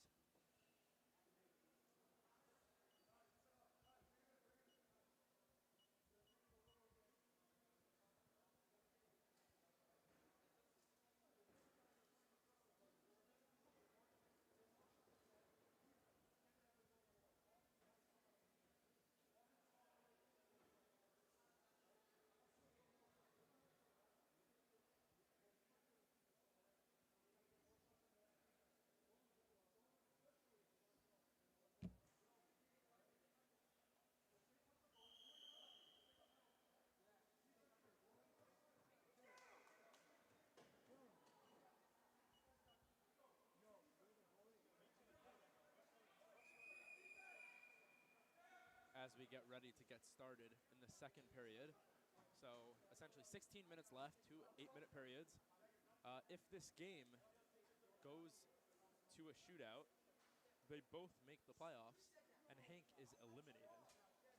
So Hank is kind of watching a little bit on eggshells, hoping and praying that one of these teams gets a goal and can win the game, to give them at least an opportunity to make the playoffs. They wouldn't necessarily make the playoffs, but they'd have to win the shootout. But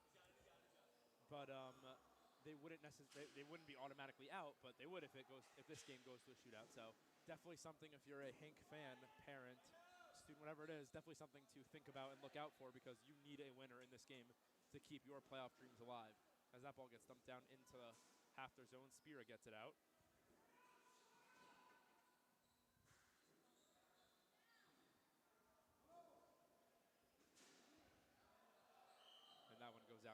stay in the Hafter zone.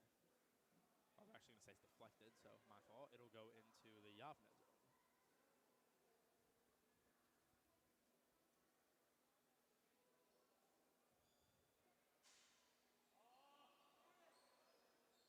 I think Coach Avi Newmark is probably going to want a little bit more from his guys here from Hafter. I don't think they've really tested this goalie enough. As I say that, they have an opportunity here. But they definitely need to test the goalie a little bit more to get that goal because, you know, you don't want to have to deal with a shootout for no reason. So I definitely want to see both teams, but especially Hafter, put more pressure in front of the net on the goalie because I also believe it is a new goalie. So you want to kind of put on a little bit of pressure on these guys, on the goalies early on in the game so he doesn't get comfortable.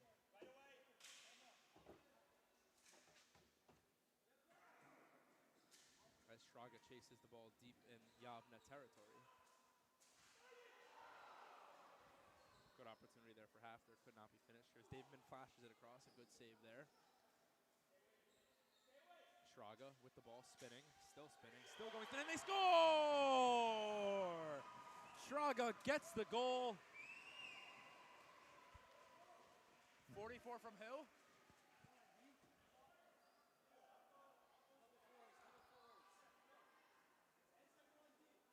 And it's a Hafter goal.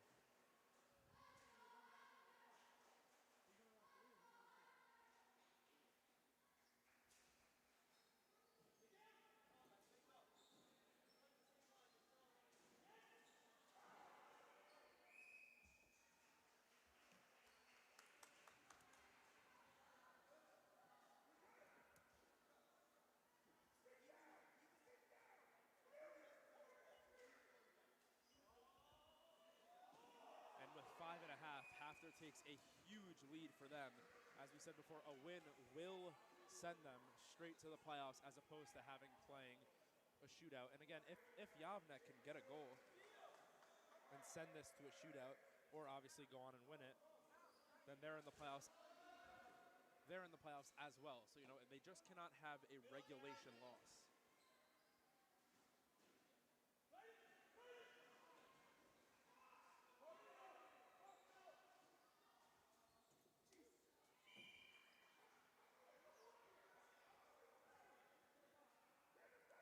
4:50 to go here in period number 2. Hafter leads 1-0.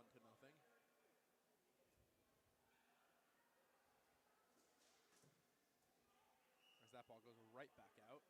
So it'll stay exactly where it is as the faceoff drop. David mid. And that ball gets deep into the Hafter zone.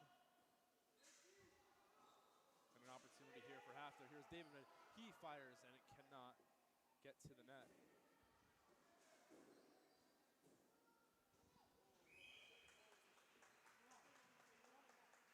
We have 4:15 to go here in period number 2. The clock is running, so it is winding down. Hafter leads by a score of 1-0.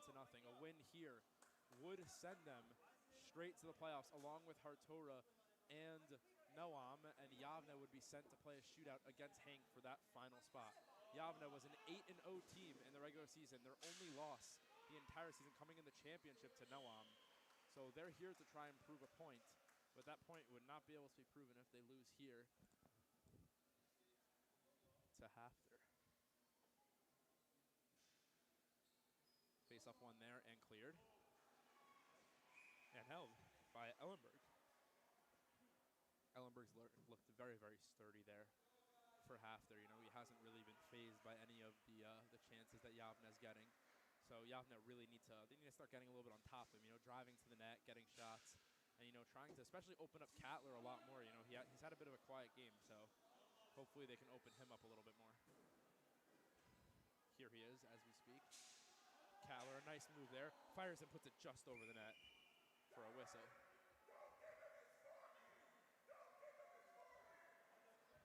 As Coach Stern for Hafter reminding Darren Stern to not give Cattler his forehand because you don't want him shooting from that position. As that ball gets to the point, fires and it's blocked. Another opportunity shot just wide, and Ellenberg couldn't get the cover, but Hafter's able to momentarily get it out of the middle, and they get it out of the zone. 2 minutes and 35 seconds here in the second period. It's going to be a face-off deep in Yamna's zone as Davidman, a little bit of showmanship there, trying to draw a penalty out of pretty much nothing, honestly. But he's able to get the offensive zone faceoff for them, though, as that faceoff is lost, and it's back in the zone for Davidman to go and pick up. Davidman gets knocked in the corner a little bit, can't get it out as of now. And gets the clear.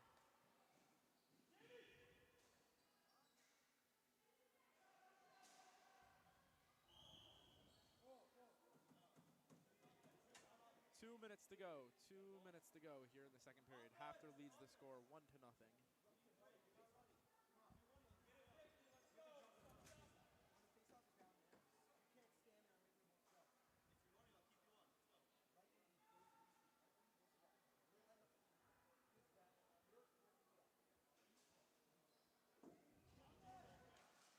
Opportunity there for Bar David to make a pass. He does.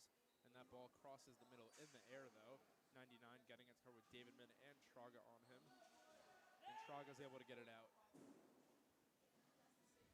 It's loose in front there, but Bar David's able to get it clear. Only as far as Spira, though, who makes a great play, a great move to fire it, but he puts it just wide. Chased by number 29 on Hafter, but it's cleared by Yavne. Yavne with an opportunity to shot, and it's a great save there by Ellenberg, who's just been Hafter's rock today. With 1 minute to go in the second period, he's been terrific for them.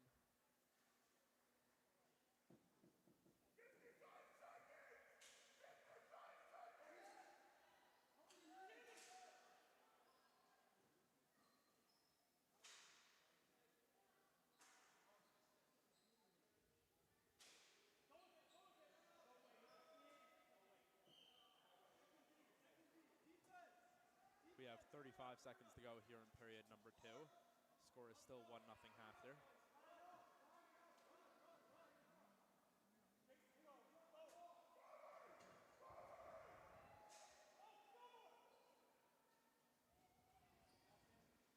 As that ball's deep in Yavne's zone, they're going to try and get it clear. They do. Maybe one last ditch attempt opportunity for either team, and that is offside. That should end the period. But we'll see if they can get one more whistle. Probably not.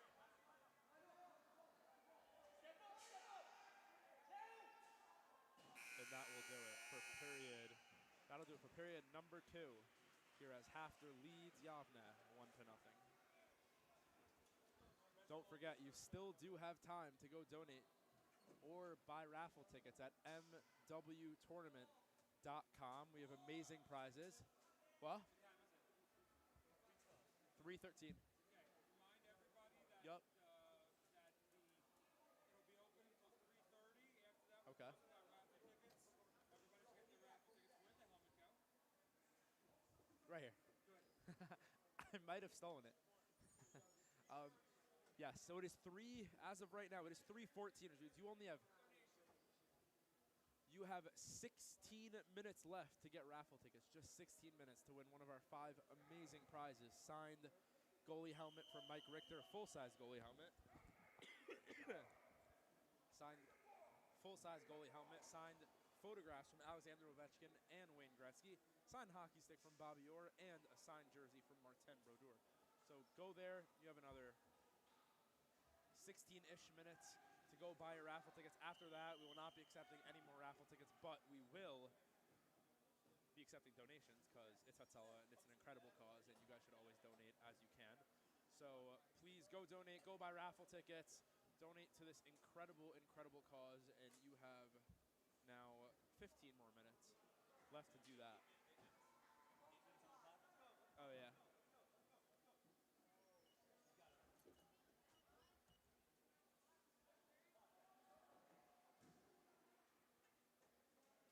As we get set to start period number 3 here.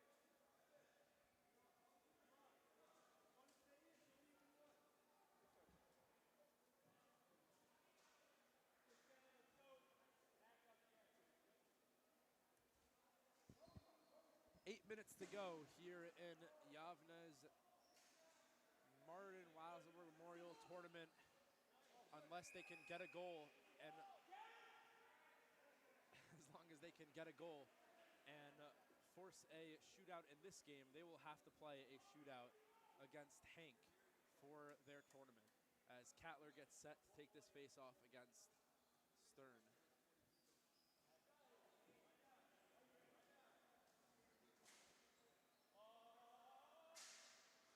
As Pomerantz gets it in, Cattler with an opportunity, couldn't get to it there, and Straga's going to have a huge opportunity to shoot, and it's saved, and it's underneath the goalie.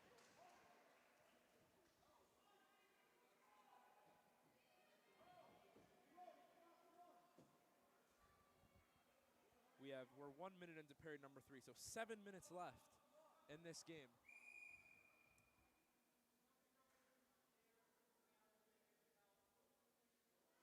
As we stop the clock here for a bit of a wet spot.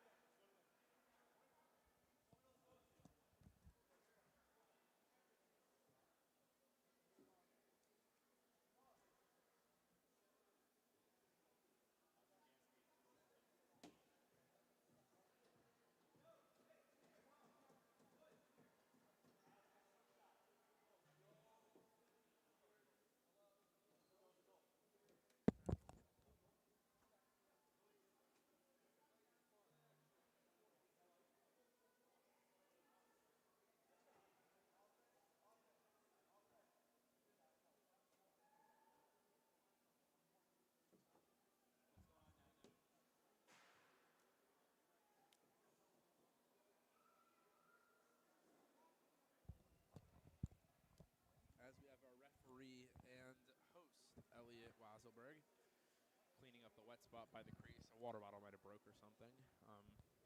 So as we wait for that to get cleaned up, we should be finishing up right about now.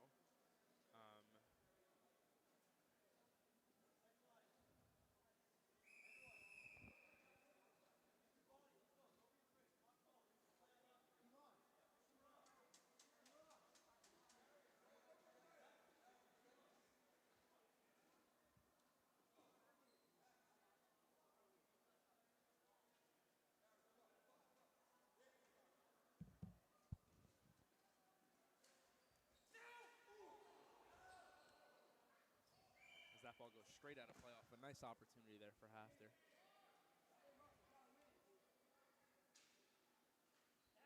Davidman wins the draw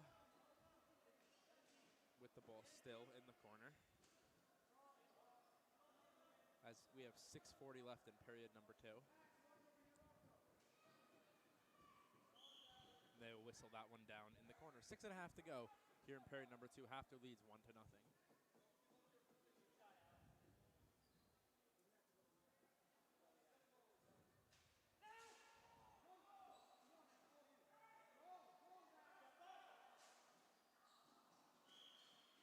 That's a good save there by Ellenberg.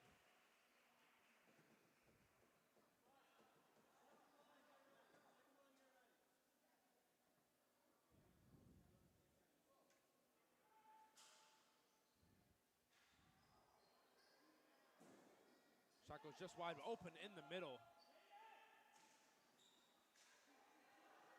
Cattler with the ball, moves it over to Pomerantz, but he can't get the finish. Pomerantz in deep, still with the ball, taking it around, trying to crash to the net.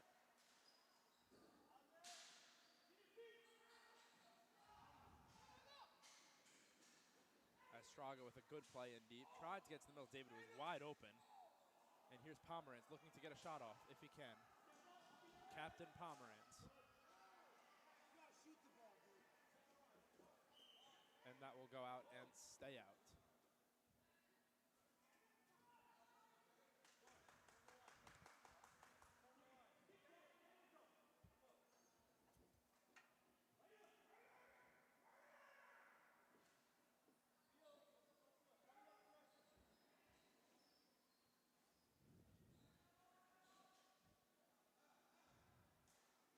Daveman gets it, goes just wide, and it's going to have to be cleared here by Yavne. There's Opperman, fires a shot, puts it wide. Boym tries to get another shot off, but Daveman with a great defensive play. Tried to clear it through the middle, which is like a big, big no-no, but it's going to work out here. Fuchs had a terrific save there by the Yavne goalie.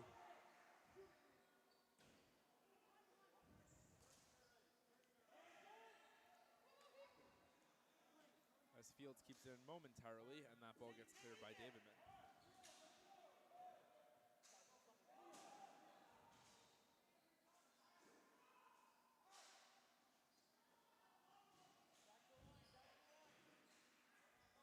Akira struggling to clear it, but finally gets it out, and it's going to have to be chased down by Halevi.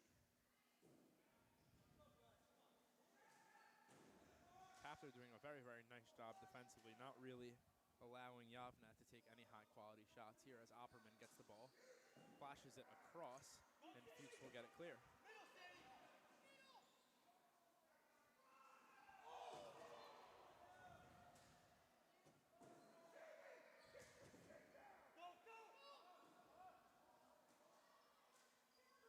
Davidman looking to shoot, fires in, goes just wide, so it's not going to be an offsides because it didn't touch anyone. Boehm chasing that one down, beats Davidman to the ball momentarily. Davidman gets it, brings it up the side, and clears it. Shraga battling with Halevi to get to that ball first. Still battling, Shraga gets to it, trying to take it around the net. He does, keeps going. Here's Shraga, takes it back around the net, fires a shot. It's a terrific save there by the Yavne goalie. A great opportunity for Shraga, great movement to go back and forth behind the net and ultimately get on his forehand and take a shot. As we have 3 minutes to go here in period number 2. You still have 8 minutes to go get your tickets at mwtournament.com. Get your raffle tickets now so you can be a part of an absolutely incredible raffle with incredible prizes, and all to support a terrific cause being Hatsala. As Hafter almost had opportunity. Here's Shraga, 2-on-1 if they try, but he can't do it there. As Bar David comes back to make a defensive play. Davidman, great defensive play there, but it's still going to go in deep. Davidman has the ball in the corner, takes a hit there. Cattler's going to go and join the defense to try and make a play, and it's going to be whistled down. Timeout, Yavne.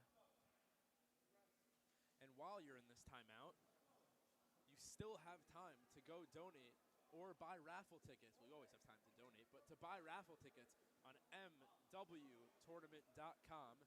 Purchase raffle tickets for our $20 prize, our $10 prize. There's packages you can buy, all for the opportunity of getting one of our 5 amazing prizes, which are a signed full-sized Mike Richter helmet, or a signed Marty Brodeur jersey, or either a picture frame signed by Wayne Gretzky or Alexander Ovechkin, and a signed Bobby Orr hockey sticks, legends of our sport.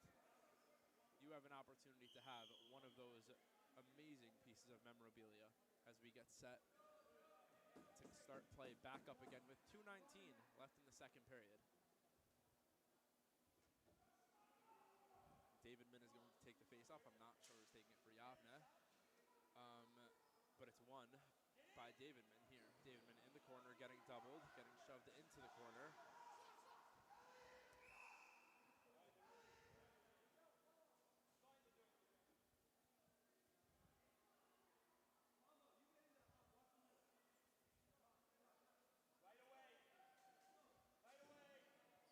As that face-off is won, Shraga takes it around the net.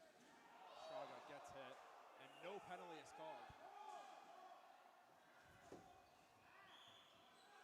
There's a break and then playoffs. So we're going to have a face-off on the right side of the court. No penalty was called. Why am I stopping the clock? Yeah, but there was a break, that's why. Because when the ball goes out away from the refs, it's a stop.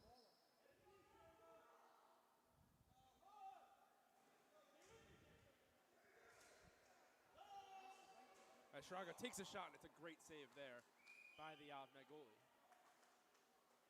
1:20 to go here in period number 2.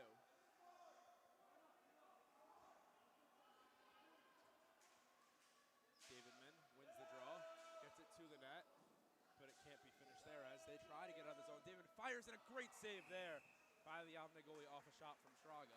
1 minute to go here in period number 2. Just 1 minute. No, it's the second period, only in the third.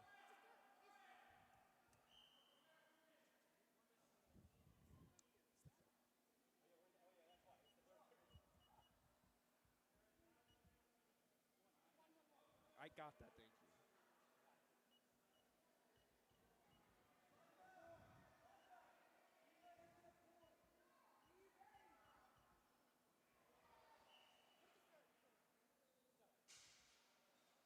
Under a minute to go here in period number 3. Catler fires. It's saved by Ellenberg.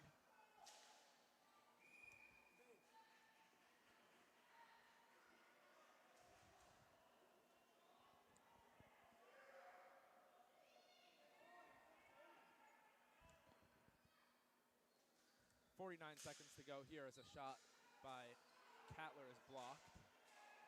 Yavne battling here. That ball goes just wide. 40 seconds to go. As that's loose, and the whistle blows with 35 seconds to go.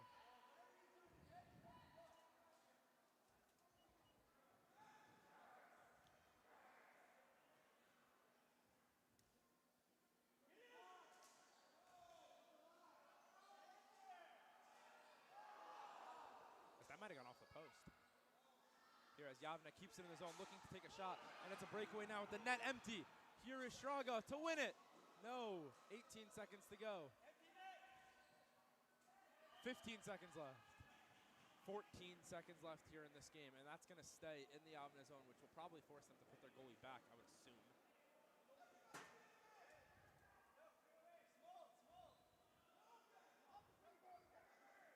So they are going to put their goalie back here with 14 seconds to go here in this game. Hafter, if they can pull out this game with 14 seconds left, 10 seconds left now, they will send Yavne to a shootout against Hank.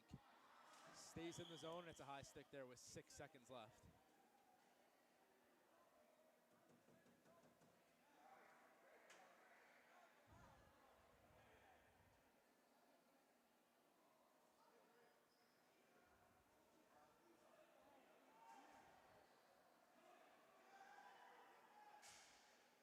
Seconds. 5, 4, 3, 2, 1, and that will do it.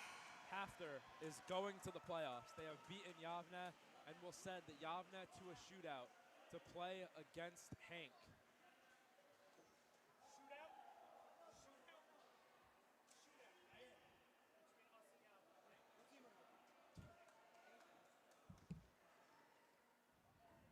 As we're going to have a shootout, it's going to be Yavne versus Hank in a win or go home shootout. The winner gets the last spot in the playoffs, and the loser is out.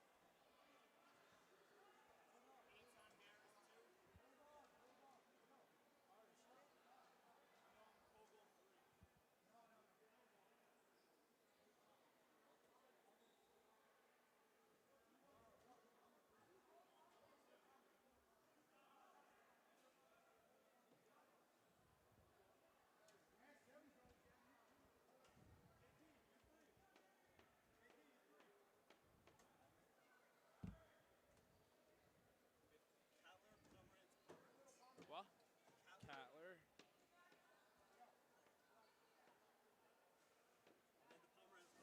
Got it, okay.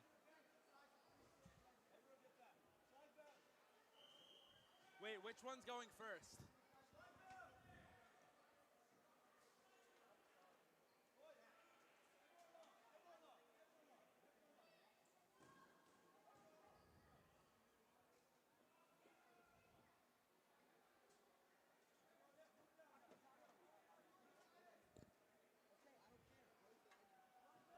Which Pomerantz is going first?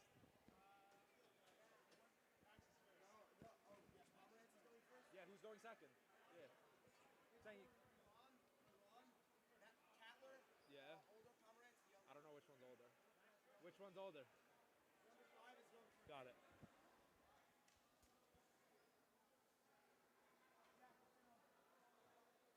And then number 7. Yeah, I got it. Thanks.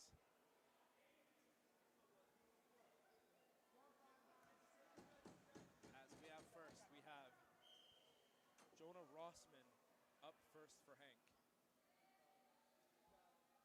And he scores! Jonah Rossman gets the goal to put Hank up 1-0 in the shootout. A Great play there as Cattler will now try to get it back.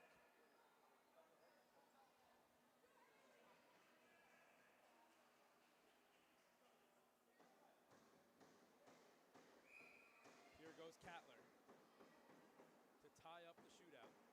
Cattler. Save!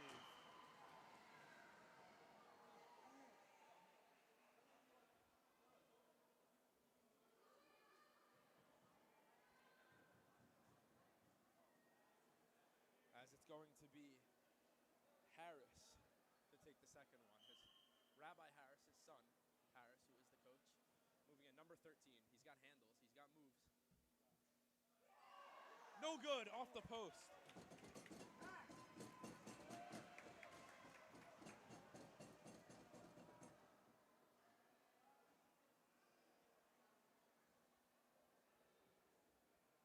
Here is Max Pomerantz looking to try and tie the game up, tie this shootout up to keep his team alive.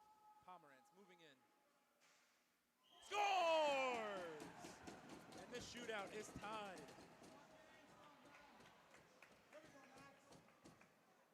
As now we have Kogel to try and give Hank back the lead.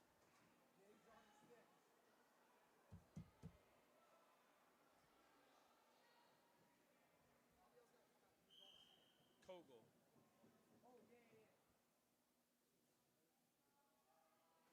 Save! Made there.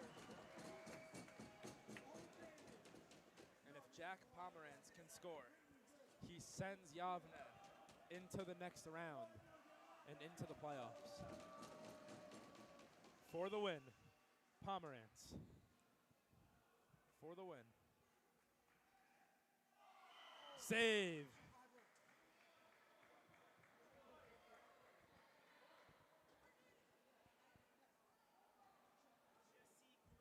Thank you.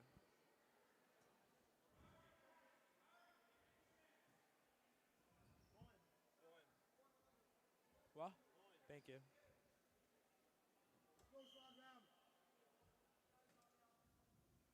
Here's Jesse Grissman to give Hank back the lead. And he gets poke checked. And now we're going to have Boehm for Yavne, number 2, with an opportunity to win the game for the Yavne Redhawks.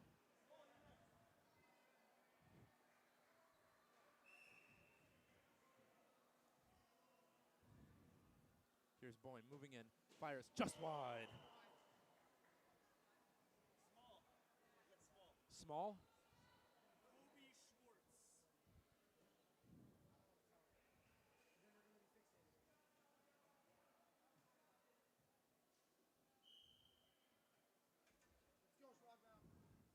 Here's Schwartz moving in. Save.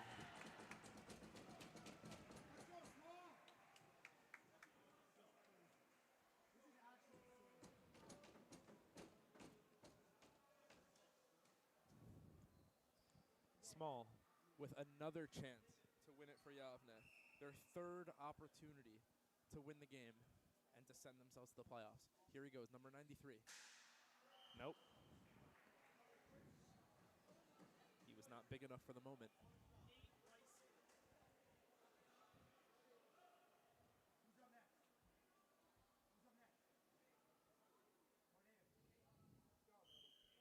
Who's up next? Here's Weissman. No good.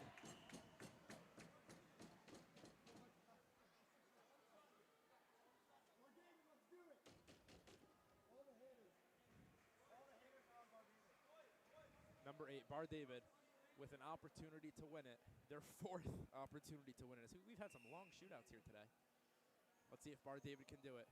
For the win, he loses control of it a little bit. Out wide, and it's a good save there.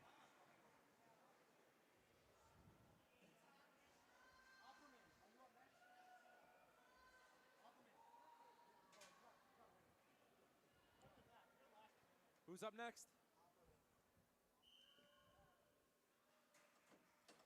As here goes Misher.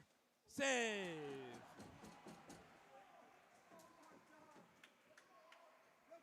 Now it's Opperman with an opportunity to win it. Number 99.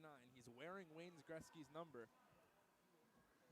Will he score the goal to send them to the playoffs and then win the signed picture by Wayne Gretzky?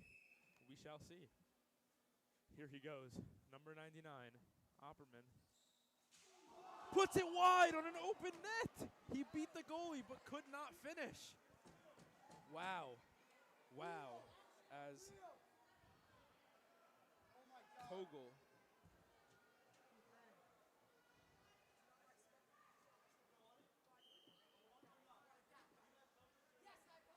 Here goes Kogel. Kogel with an opportunity here. Save! Yo, who's up for you guys?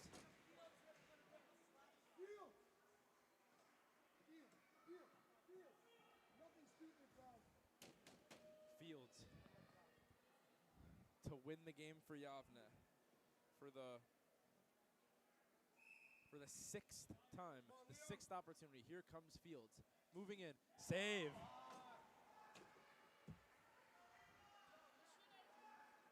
Rabbi, who's up? Who is this kid?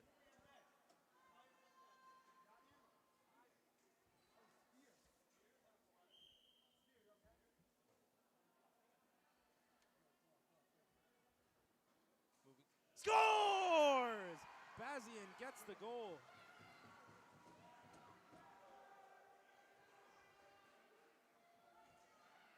And now Spear will have to tie it. As you hear the crowd get so loud here. A save here for the Hank goalie will win them the shootout and send them to the playoffs. Here he goes, number 13 Spear to tie the game. Scores! And they're right back in it.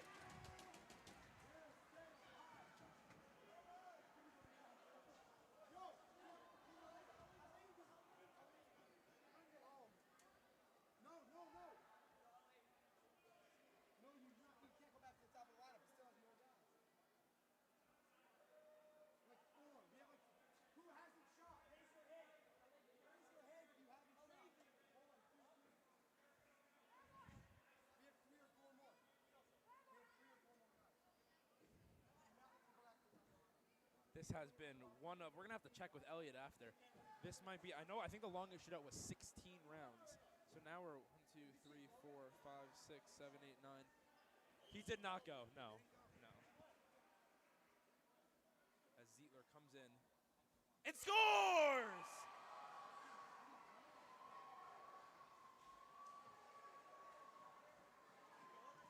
He did not go. He did not, I'm positive.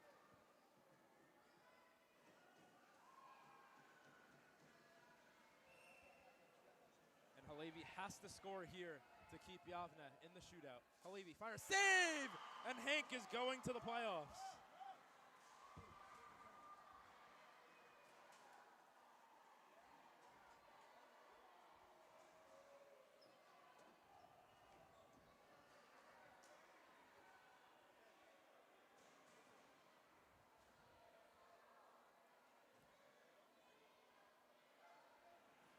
So our 4 playoff teams are going to be the Hank Hurricanes, not in any order, the Hank Hurricanes, the Noam Knights, the Hartora Haganah, and the Hafter Hawks.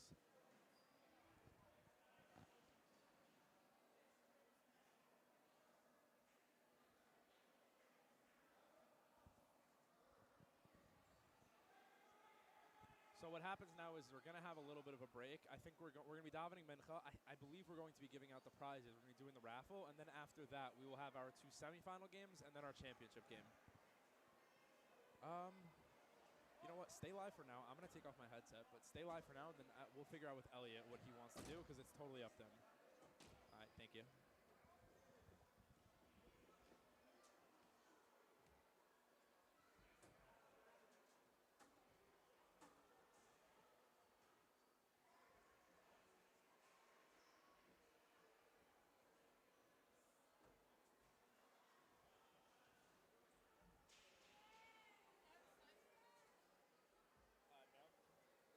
It's not mine. Ask Elliot. I don't know where he went, but the head of this one.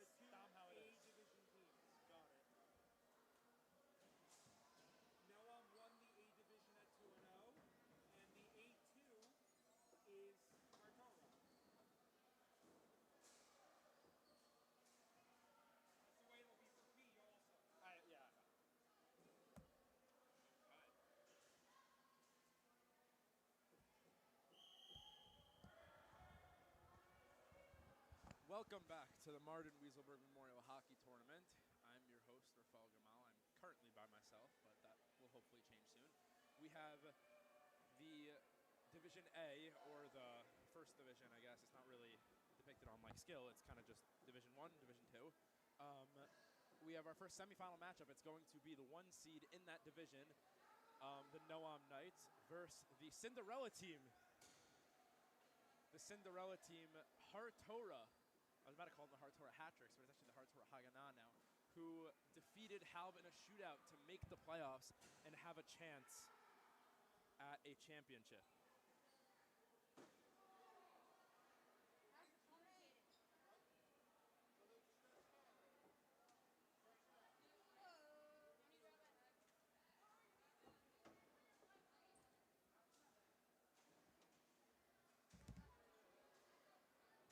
As we get set to start. I mean, that's not my thing. I would assume Elliot is. The problem is Elliot's reffing now, so he can't really.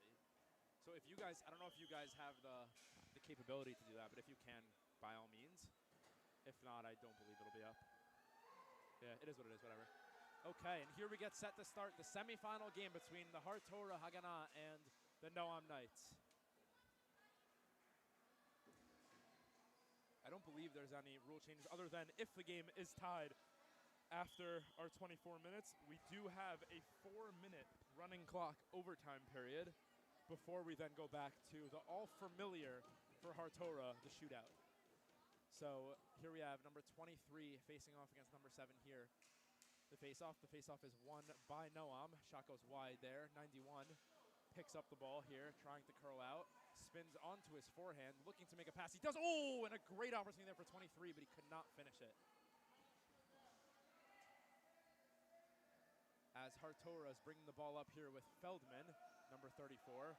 He couldn't really get the ball in, Noam Feldman, but it's a 2-on-1 here developing for Noam. Fired to the middle, and number 23 could not finish it. They've started this game really, really strong, showing why they are the New Jersey champs and the number 1 seed in their division here today. Here's Wasserman, who's going to try and get it deep. He cannot, but he is going to dribble up the ball. Interesting little thing right now. I don't believe Naor has started. I don't know why. Idel is here. I don't even see him on the bench right now.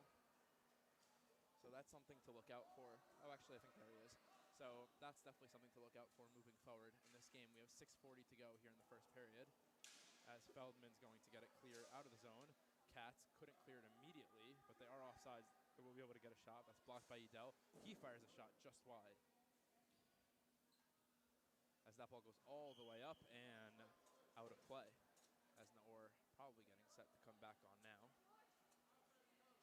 Those are some really cool gloves. He's got some Nike gloves on. I've never seen Nike hockey gloves or lacrosse gloves before. I guess they're probably lacrosse. But yeah, that's a cool little thing as Idel, Berlin, Markowitz, and Ruttenberg's on, so no Naor yet. And for Hartora, is it the same 4? I think it is the same 4.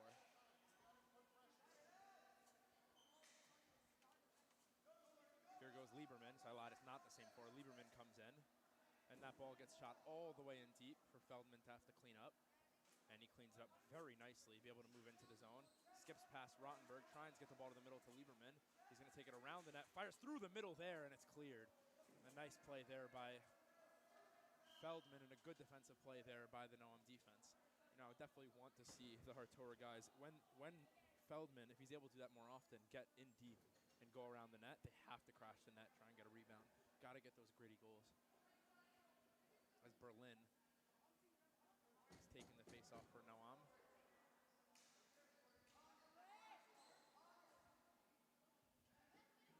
Markowitz gets to it first. He gets hit by Feldman, no call. And it will be a call. It's going to be a penalty on Feldman for a check to the back there.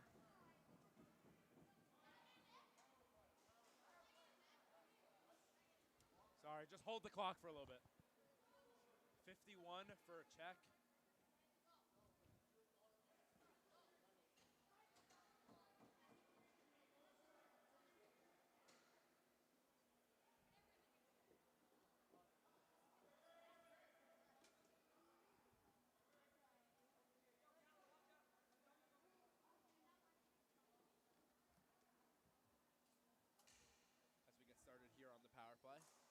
fires a shot and a great save there, but it's loose in front.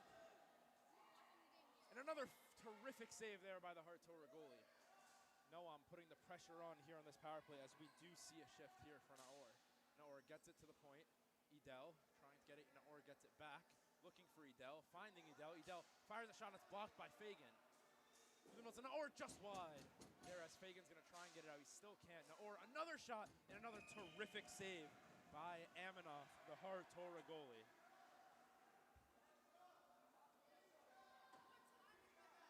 I don't know, ask the ref.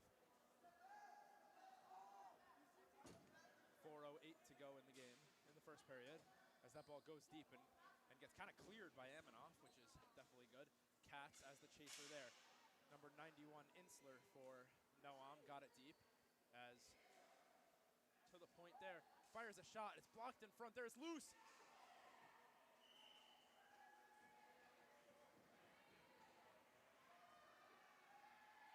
And they're gonna call it a goal.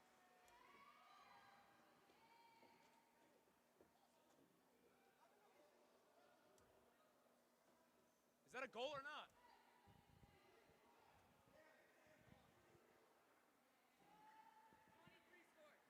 From? Who got the assist?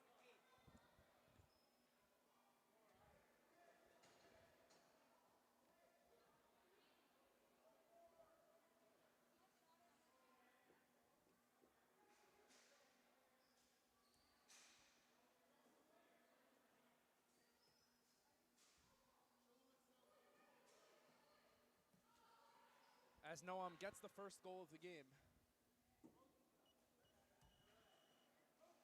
through number 24 on their team. I'm not exactly sure who that is yet. I'll have to get it later. But that's an important goal for them. To get the first goal, you know, the one problem with Hartora has been in this tournament, and this terrific tournament for them, is they have not scored a goal in either game they played. They've won 2 shootouts, and they've scored in those shootouts, but they haven't scored actually in games. So, you know, it's clearly been a bit of a struggle for them, but they're going to have to find offense from somewhere if they have a chance of getting back into this game. As faceoff is won forward by Naor and straight to the goalie.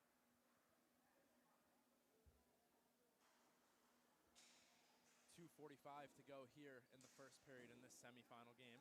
Noam really putting the pressure on now. It's a shot and a good save by Aminoff, and he'll hold.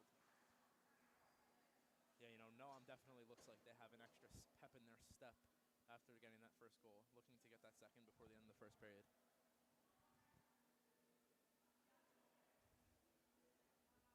Naor to take the draw against Feldman. Feldman wins the draw. Can they get it out here? They can't. Naor fires a shot and a great save there. And another save there by Aminoff. As the ball goes behind the net. Naor battling with 2 defensemen, both Feldmans. Those brothers battling hard with Naor. As the ball comes out of the zone and put back in. Feldman looking to take a shot on net. Puts it wide. They're now onside. You guys move. Naor fires a shot. It's a save by Aminoff. He's not sure where the rebound is, but good thing is no Noam player was anywhere near it.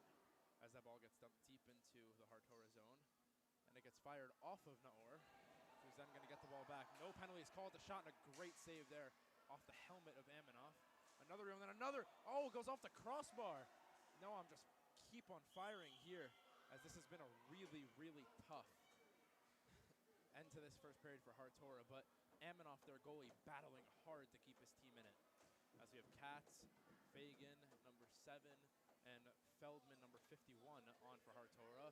We have number 39, Rottenberg, and 2 other guys for Noam, as Rottenberg's back in his own zone, trying to get it clear. It's deep in the corner there, Fagan chasing, and that ball goes right out of the zone for Feldman to have to keep up with the 2 Noam players behind. As that ball skips past, a 2-on-1 developing for Fagan. If he can get a pass in, he cannot.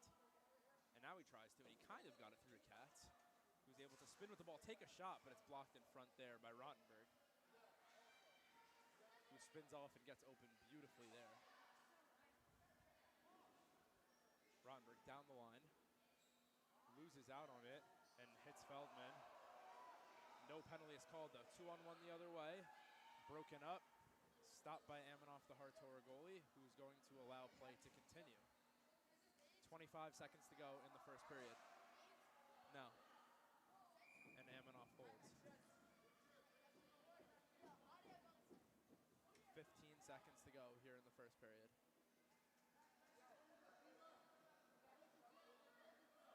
8 seconds to go in the first period here. 5 seconds to go as that ball gets dumped out of the Hartora zone, and that should be the end of period number 1.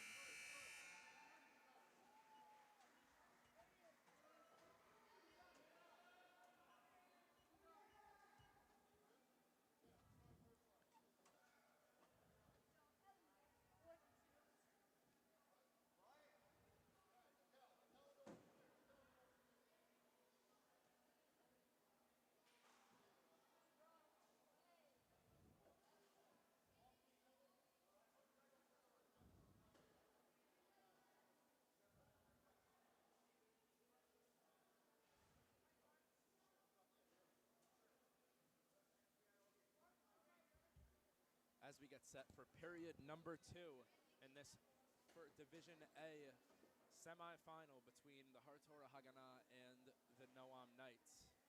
1-0 Noam here off a power play goal.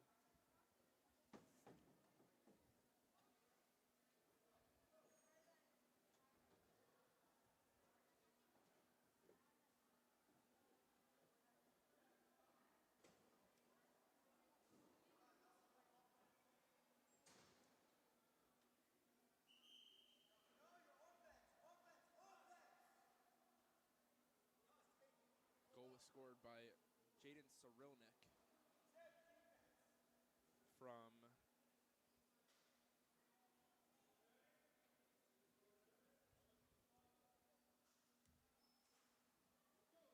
as we get set for second period action here.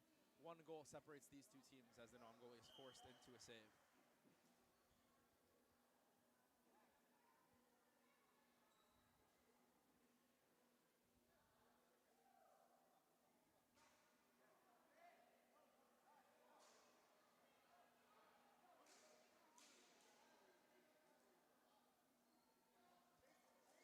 As Noor takes it in the zone, tries to take a shot, can't get it, but it gets out there. Idel, who had the assist on the only goal of the game so far, gets it deep to Noor. Noor, with his back to the goal, gets down a 2-on-1 opportunity here for Hartora if they can, which they cannot. Feldman just couldn't get there. Shot on net, a kick save there by the Noam goalie. Feldman fires, and it trickles towards the net, but Idel will clean up that without an issue. Number 23, the goal scorer.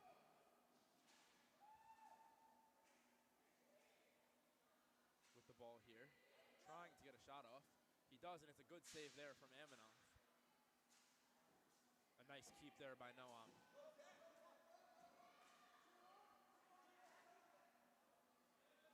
Insler chasing. Ooh, almost a mistake there by number 7 on Hartora. And it is kind of, but they're able to get it out of the zone. Noam, they score, but it's not going to count. He's going to be offside. Yeah, that's a terrific call. They were completely offside by a good 3-4 feet.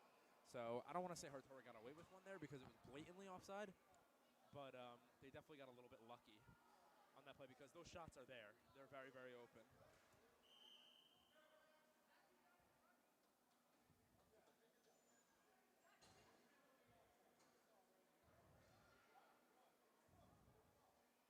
As we'll have a face-off back in the Noam zone.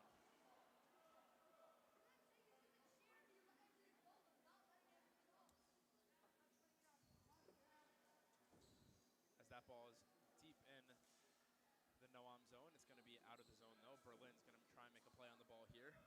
They are onside. Feldman will go back to get it. On his backhand, then gets the clear. Nice work there from him. Feldman with the ball here, trying to get it out of the zone, and he does. And it's going to be chased down by Katz. Through the middle there, and space for Noam down the line. With a nice chip play off the boards here. Here is Markovic. Markovic just lost control of it behind the net. I think it might have hit off the back of the actual goal, which kind of made it difficult for him. And Katz with a nice play there for Alicia Fagan. Here goes Fagan. Fagan in the corner trying to make a pass, but Katz just could not get in front of his defenseman. You know, Hartora, they're getting little opportunities, but nothing really like too clean on net to really trouble the goalie. As as that ball gets tossed into the other side of the net as Fagan trying to cover. Makes a nice play on the goal. On the plane, it's loose in front, but the Noam goalie got it. A nice play there from Alicia Fagan. A little bit of a push-up, but you know what? He's such a small guy that shouldn't make a difference. A bit of a flop. So he was able to get it, curl out, take a nice shot, and almost beat the goalie. That's a lot more of what you want to see from Hartora.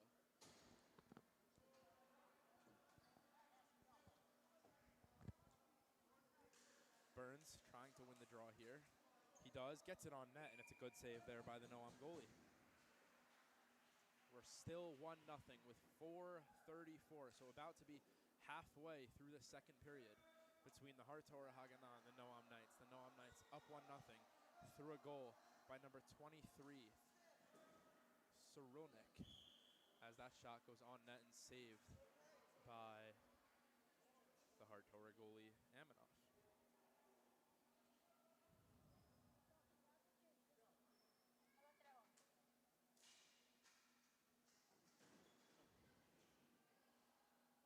Naor with the ball, picking up, looking to curl out and shoot. He does, he fires and it goes just over the net, and Soronik could not get the rebound.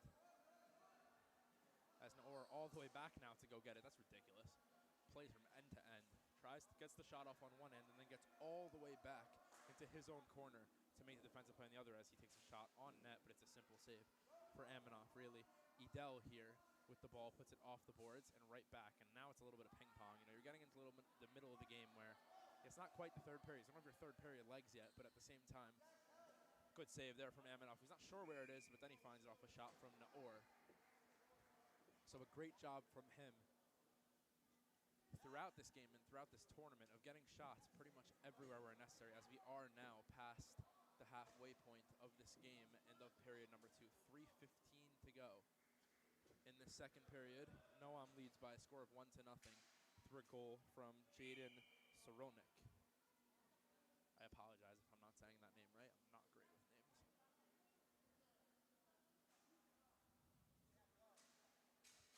Face-off won there by Noam. Trying to get it through the middle there. Edel keeps it in momentarily. Now fully. Fires a shot, goes straight to the net. And a great save. And the rebound, he scores! The Noam Knights take the 2-0 lead.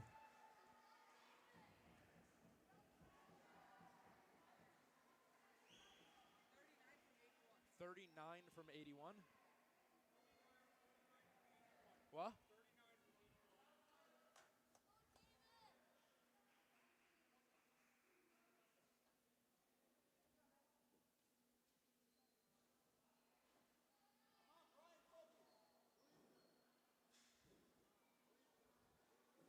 That goal scored from David Shilowitz with his first goal.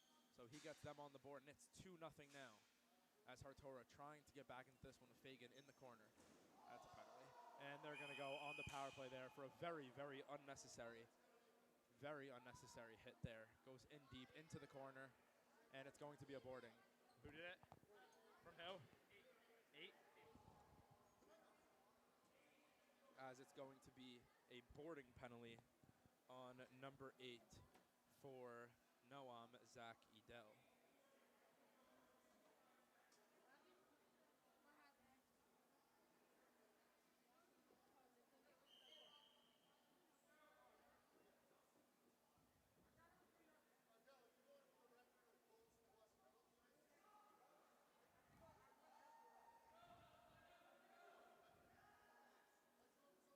As with 1:55 to go, Hartora is going to get their first power play, I believe, of the tournament. Actually, maybe not. No, they've had one already. As that ball goes straight out. And with 1:51 to go in the period, the ball is down and they're ready to go quickly because, again, it is running clock. Nora tries to get out. It's a shot on net and a great save there by the Noam goalie.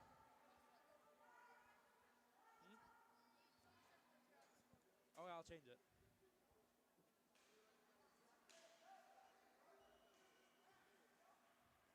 Shot and a good save there from the corner, and they get it clear behind the net. There as Sronik's going to chase. Going to try and keep that ball in deep there with two players on him. Nussenfeldman digs the ball out, and he's going to try and move up with it. Dumps it in deep. Can't really get too much off of that as Naor is there, and he's going to take it right to the corner and kill it for the time being. Still killing him in the corner. Still killing him in the corner. Hartora finally able to dig it out, finds Feldman, who could not drive it, and there you have it. It's a 2-on-1 opportunity for Noam if he hurries. Cyrilnik, shot, save made there by Aminoff. He's not exactly sure where it is, but he finds it now. As we are back to full strength by a score of 2-0 for Noam. That power play has been killed with 40 seconds to go in period number 2.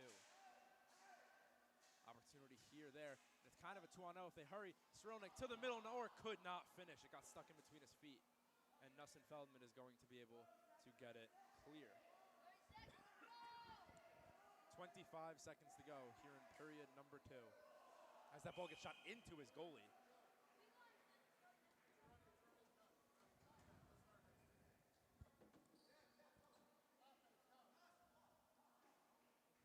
10 seconds to go here. Clock obviously still running. Noam taking their time getting off the court. We have 5 seconds now. 4, 3, 2, 1, and that will end period number 2. Noam has the lead by a score of 2-0 through goals from Jaden Cyrilnik, who got the first goal, and that was assisted by Zach Edel. And then the second goal was scored by David Shilowitz, which was assisted by Judah Seltzer.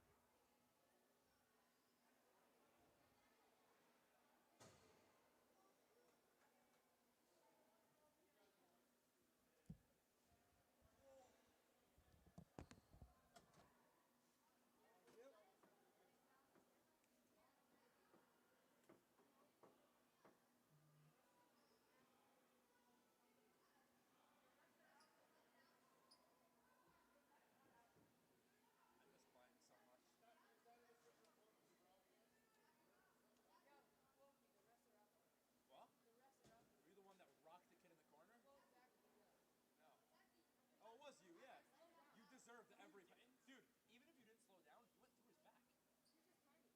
No, you went through his back. You went through his back. Even if you touched him, you went through his back. You're completely wrong. Once you go through his back, it's a penalty. Dude, I'm waiting for you. All I do is start the clock. Not for you.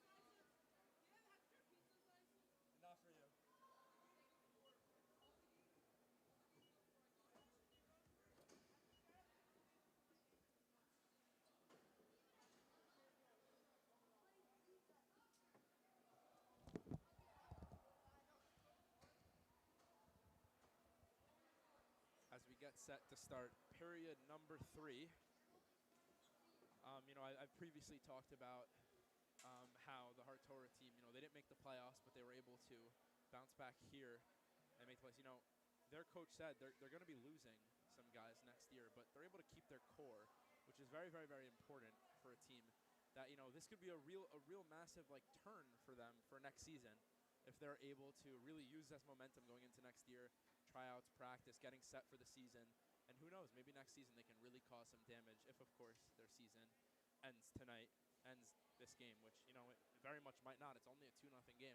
Next goal is huge. And I'd like to, again, shout out our fathers here on Father's Day. I hope my father's watching. He's watching his, nephew, cousin type, whatever.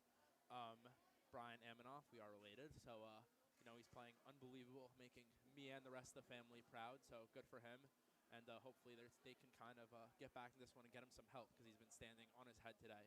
So, shout out to all fathers, David Aminoff, my father, as we get set. We're a little bit of a delay for some reason. Not really sure what the delay is. What's the delay? All right. We're not sure what the delay is, but we are getting ready to get started right now. As here we go. Guys, just move over. You're on top of me.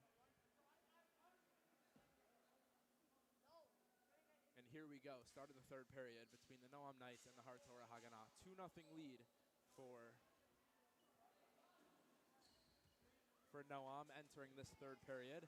Again, if the game stays 2-0 or becomes 2-1 or 2-2, we will have stoppages at the 1-minute mark in this period. So if this game stays close, Let's see what happens. As that ball's cleared by Naor back into the Hartora zone. Played through the middle there. Naor gets to it first. Can't get a shot off, though. And it dribbles harmlessly to the corner for now. Naor with the ball here, getting hit by Nelson Feldman. Feldman with the ball. Naor gets it back. Feldman gets it clear. Great job there. And as Fagan trying to get to the ball first, he does. Trying to get, had the guy open in the middle. Feldman at the point, just over the net. Looking for a deflection was somebody in front. As Naor fires, rips one just wide. And Feldman is going to be able to get the ball in the corner, try and get out of the zone, but can only get it as far as Naor, who has Fagan on him, the much smaller Fagan, as Naor spins, fires wide. Bergs gets it in the corner, gets it back. Plays it to the middle to number 16, Markovic. Naor in the middle, fires and scores! And that should pretty much wrap up this one, as Naor is able to get the finish. 44 from who? Okay. As Noam get their third goal. I'm number 27, by the way. I forgot my jersey, so I'm wearing this one. Okay.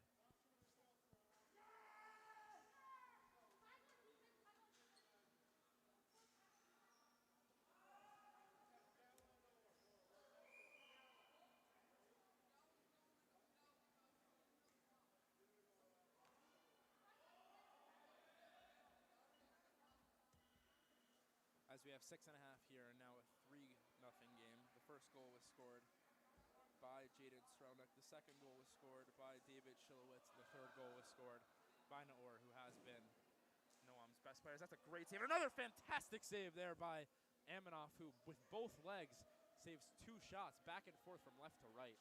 Incredible goaltending here in a 3-0 game to still have that type of heart, I should say. It's incredible. As Edel puts a shot wide. Elnick just wide. Strelnick will pick up the pieces.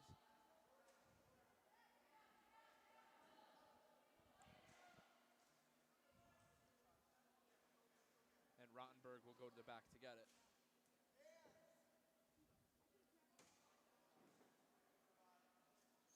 Katz makes a nice move there, but could not make a clean play on the ball.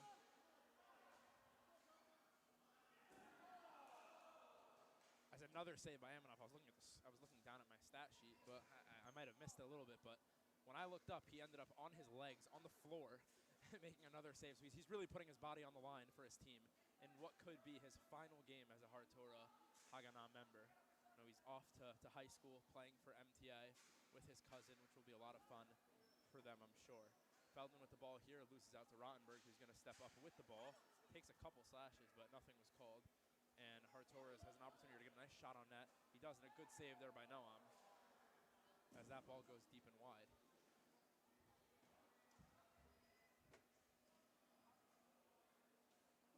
Ball flashes across the middle there. Rottenberg gets a shot on net. It's wide. Oh, a nice deflection in front by the Noam player, but could not get it on line. But he gets a little bit open now, and we're going to have a penalty on Hartora.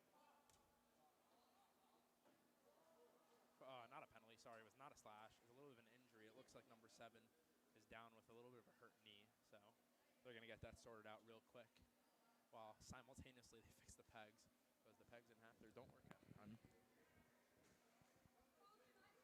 Up next, we have a very familial matchup. We have the Hank Hurricanes facing the Hafter Hawks in what is a playoff rematch where Hafter went to Hank and beat Hank in that game. So can Hank give them payback at home in Hafter? We will definitely see.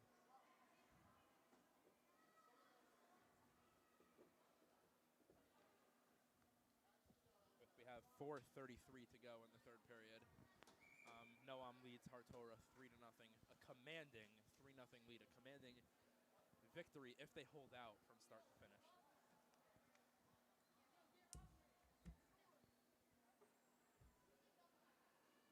As we get set to start play back up, Hartora guy is all good, which we love to see.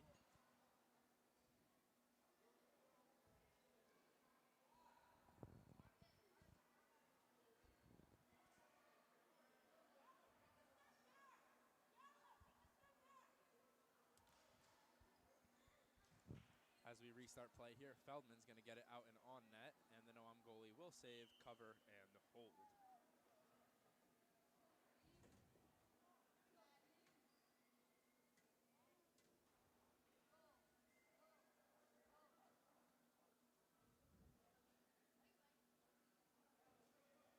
Lieberman wins the faceoff back to Feldman, who loses out momentarily, puts it up high, and that's going to stay in play. Naor will have to try and pick up the pieces.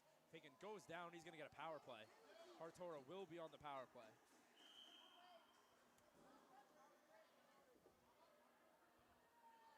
So Naor will go to the box. 2 minutes. I believe they're going to get a trip, but we'll see.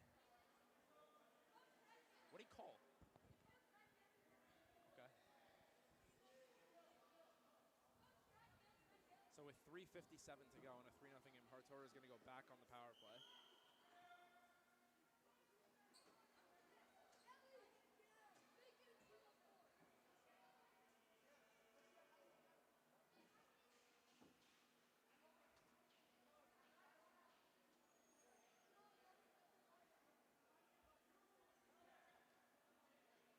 It is a 1-minute power play, remember, because the game is shorter. So that'll be over at 2:57. The clock does not stop as of now at all because it is a 3-0 game. But if Hartora scores here, not only do we have a brand new game, but they will also stop the clock under a minute, which will give them a lot more time to maybe get those extra couple goals to tie the game up. As Fagan in deep dumps it in deep into the far right corner. And Noam's able to ping-pong it right back out. Feldman. Our next game is the Hafter Hawks versus the Hank Hurricanes, which will be on right after this game. And then the winner of that game will play in the championship versus the winner of this game directly after that. So they play back-to-back games. No problem. As Hartora puts it in the offensive zone, looking to shoot there. Can't do it, though. Got blocked in front. 3:10 to go in this game. That's in. We're going to have another power play. So it's going to be a 4-on-2. We're going to get a cross-check on someone on Noam.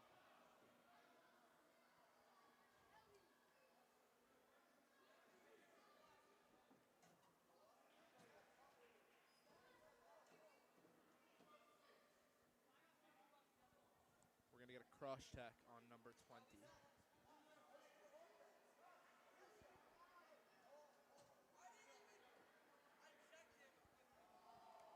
As the lights momentarily go out in Hafter, a little, I don't remember what year it was. I remember it was 49ers Ravens, where the lights went out in the Super Bowl, and they're going out again for some reason.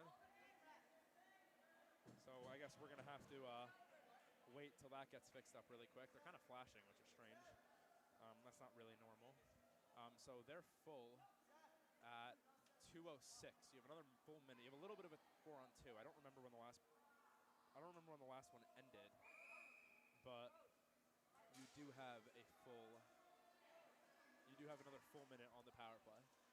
As ball in deep for Fagan, but he couldn't get a shot off. As that one goes out all the way out to Feldman. Feldman fires and just misses. As now they're full here. And Naor's back on there for the 4-on-3. As he comes fresh out of the box to play chaser. Here as he hits Feldman hard. Feldman didn't like that. And this is getting a little bit too physical. And here we go. As Naor, as they're going to take both of them out of here. And they're going to make this one a 3-on-2, I believe.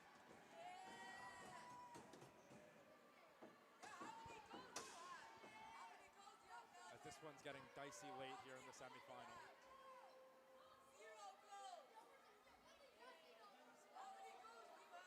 So we're going to get both Feldmans. So this is going to go to what, 2-on-2? Guys, watch your language. You will get a bench penalty.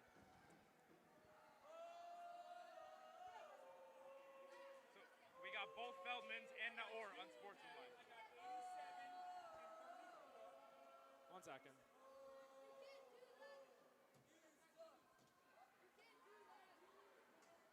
Elliot, who?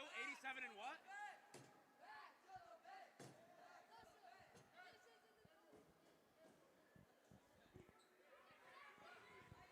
87. Okay.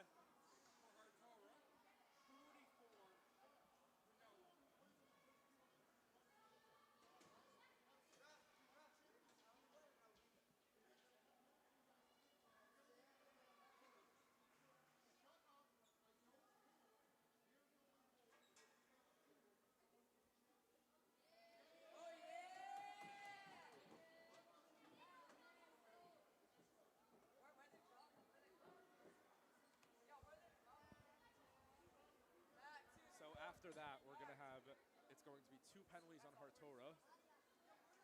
It's on 87 and 34 for roughing, and then we're also going to get another roughing penalty for a Noam player. It's going to be 44 Naor. So we're going to have something that, personally, I've never seen in Yeshiva League. I mean, I've never seen it ever because it's not a thing in real hockey, but we are going to have, for about 25 seconds, I think, we're going to have 2-on-2 hockey. Yeah, it's 2-on-2 for about 25 seconds, and then we're going to have, so 22 seconds actually, and then we're going to have, all of, so then Noam's going to go on the power play for a little bit, I believe, and then everyone will be full at 1:37. So you guys get the privilege of watching 2-on-2 hockey, which is something that we never get to see. So here's Feldman. Here's one of the opponents with the ball. He dumps it deep, and it's going to go to the goalie, and it's going to be a whistle and a hold. 2:30 to go here. 3-0 game. 2-on-2 hockey. Fires a shot and a great save there by the Noam goalie, and he'll hold.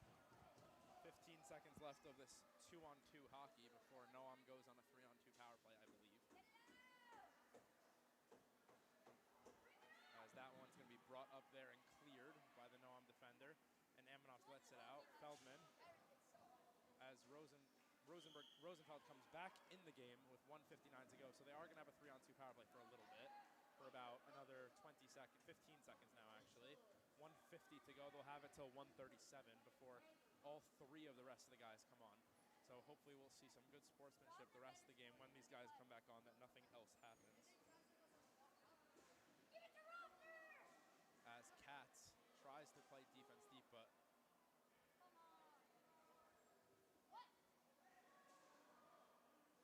yeah, and it's over. It's over. That's not true. It's because they're 4-on-4. That's not true. As we have 1:15 to go.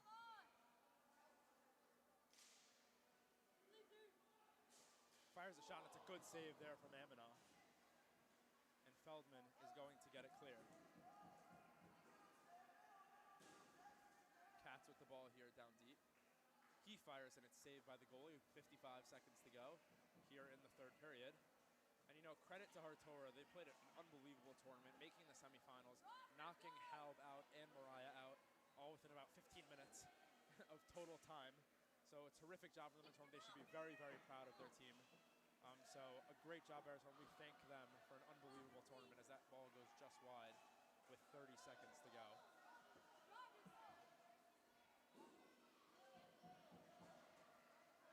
A nice move there from Katz, and it's a save there with 20 seconds to go. Clock will still run because it's a 3-0 game. It's 3-0. It runs anyway.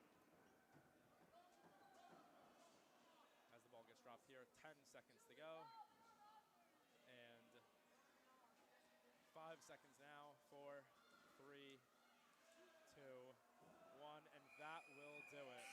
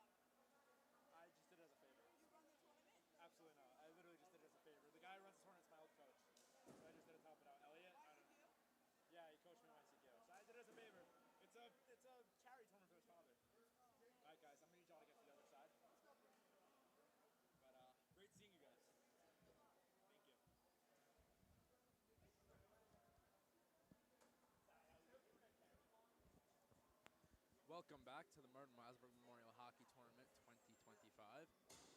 We have our second semifinal matchup here today. It is going to be a very familiar matchup. If only I had Avian and Elliot on here to talk about that, because they know way more than me. But two very familiar teams. They played each other two or three times last year, but ultimately Hafter did.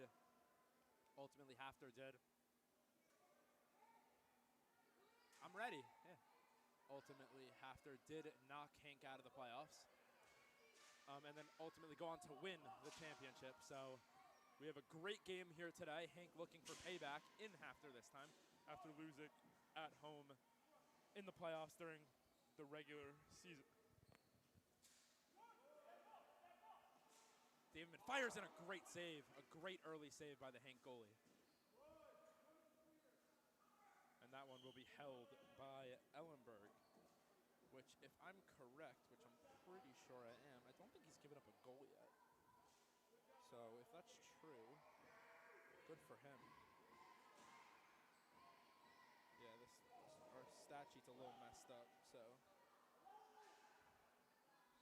I'm not 100% positive. I'm pretty sure he has not given up a goal yet, so he's hoping to continue that as Davidman makes a little bit of a show of running into the defender and the goalie of Hank after the whistle. I think we're gonna definitely have a physical game as both these teams settle in. But you're gonna see the winner of this game is gonna come down to whose legs are less tired, because both these teams are very talented. They have great hockey players with great shots. That's a great glove save off of Straga's foot into the glove, which was weird, but you know that's the bounce of the Hafter gyms. You know, obviously Hafter does have home court advantage in this game, but Hank has been here enough that I should mitigate the home court advantage as much as pretty much anyone can. So here is Straga in the corner. He hits the defender, but they come out with the ball. Davidman with the shot, gets blocked. Kogel back to try and get it out, and he will. Spira back to get it. Yeah, and you can tell like that a little bit more is where like the tired comes into play. You saved my life. Thank you. A nice block there by it was a nice block there by Coach Straga, saving the ball from going completely out of my way. But offensive zone face-off here for Hank. Grissman loses the draw, and it's knocked out by Davidman. Grissman trying to get it in deep, but couldn't. Now the ball goes in deep. They're onside, so Weissman's going to go and try and keep that in the zone. He can. Weissman in the corner, and the ball gets dumped out by Hafter. Straga chasing after it with Zietman.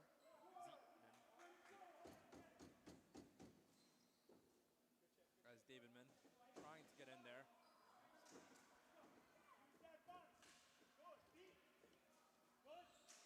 And that ball stays in the zone.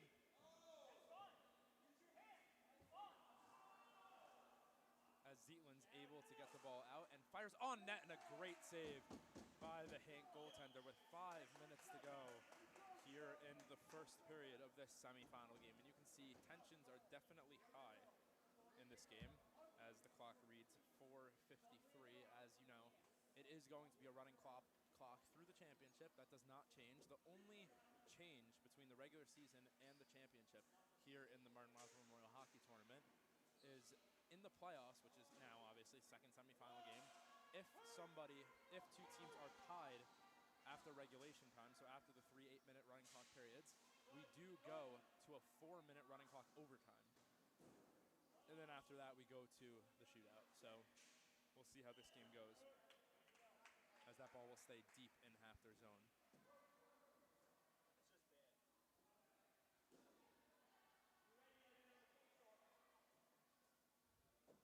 As Kogel against Spira for the draw, as Elliott backs up the two players next to the dot, Rossman and Davidman, the two number 34s battling it out as that ball goes out of the Hank zone. Davidman makes the play, cannot be covered. The rebound, Davidman can't get a shot off. Still in the middle, Davidman, now he gets a shot off, and it's going to be covered and held by the goaltender for Hank, Charlie Goldstein.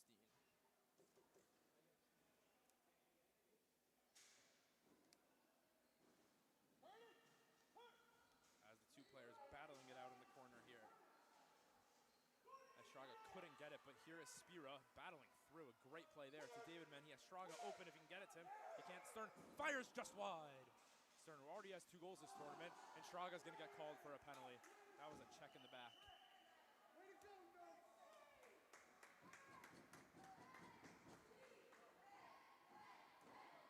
As you see, that got the Hank crowd riled up a little bit. 44, what'd he do? Okay.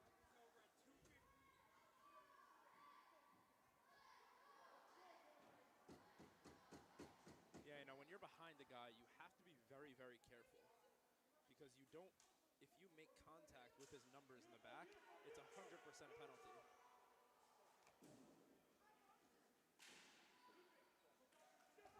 As Harris with the ball, finds the open man, takes a shot, save.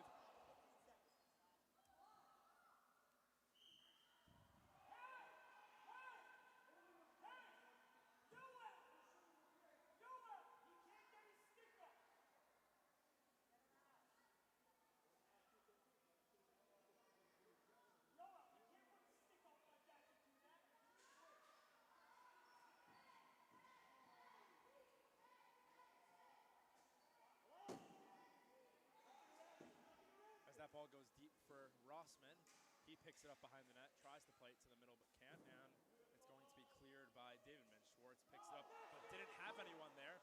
He didn't look up, and Spear is going to be able to kill it momentarily in the corner. As that ball gets sent around, Harris is going to pick it up.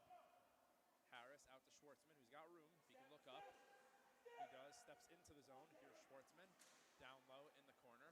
About 5 seconds to go on the power play. Shot for Rossman there, fires just wide.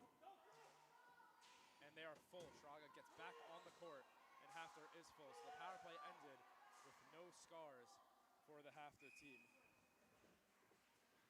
As with 2 minutes to go in this first period, we are still tied 0-0.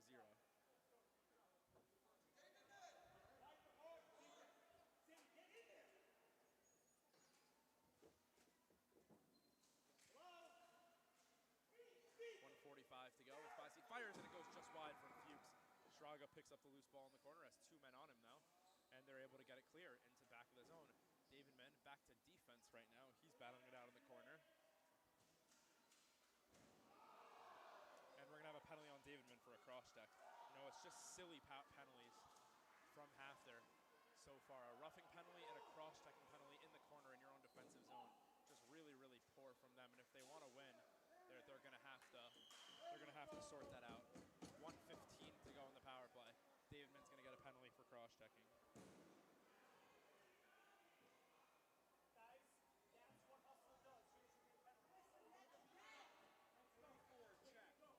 Well, 34.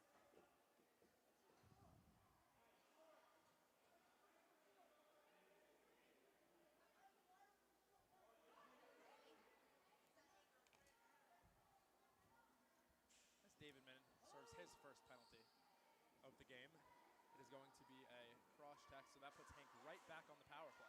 Let's see what they can do with it. Harris in deep now, as opposed to being at the point like he was for the first power play.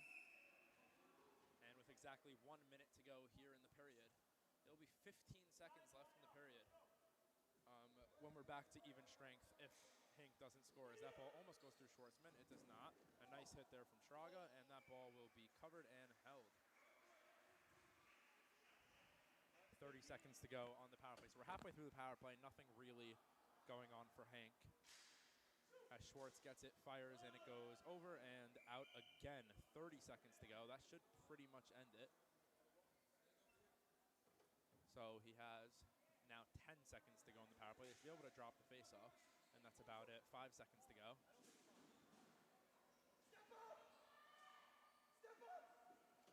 As that ball goes deep. Now they're full.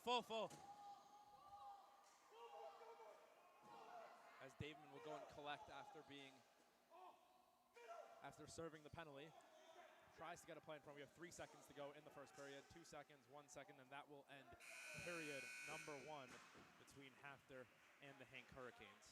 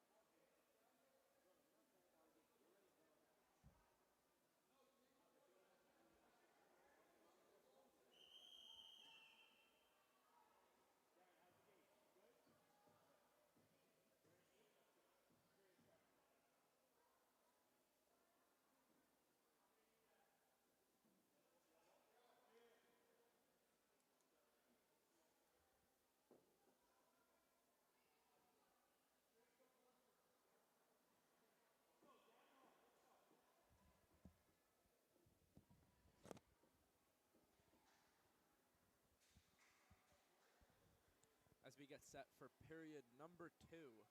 Hafter 0, Hank 0.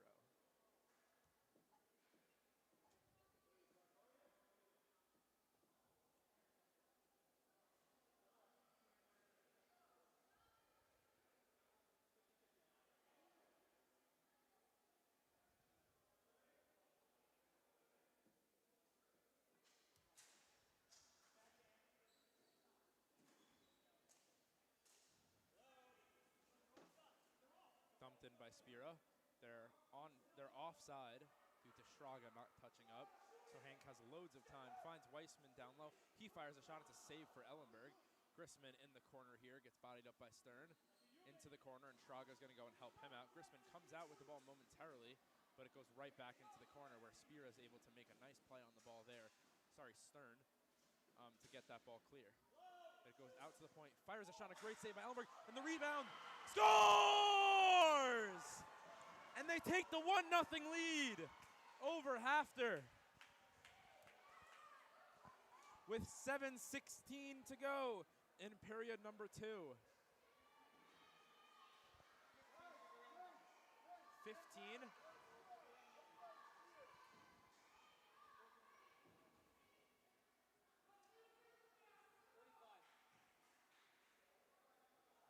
Who?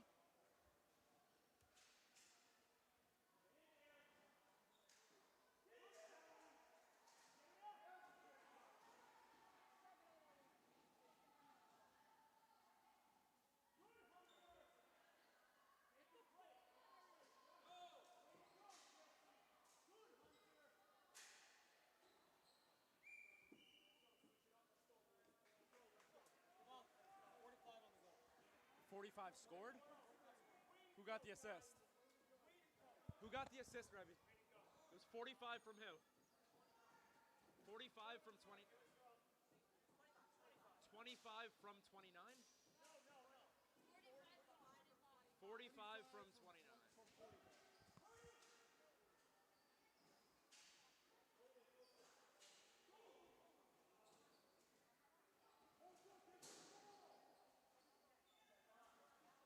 So we have our goal for Hank, who kicks off the scoring here. It's the assist from Jesse Grissman and the goal from Nate Weissman. As Schraga with a little push in the back of the Hank player, but no penalty is called, as we have a 1-0 lead for Hank here with 5:50 to go in period number 2.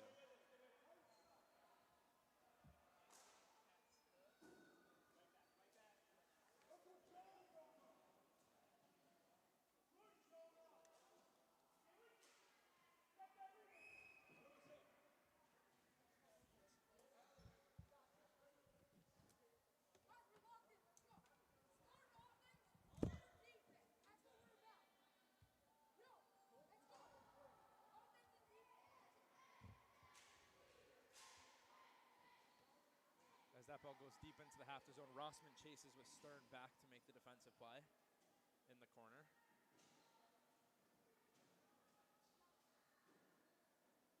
Rossman comes out with it, looking to curl, fires a shot, and it goes just wide. That's a terrific shot off a tough angle there as that ball goes out.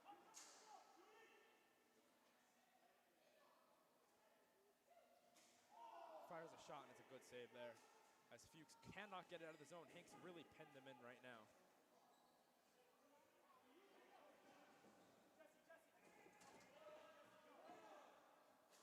As that shot fires, he scores! It's gonna count too, it's Davidman.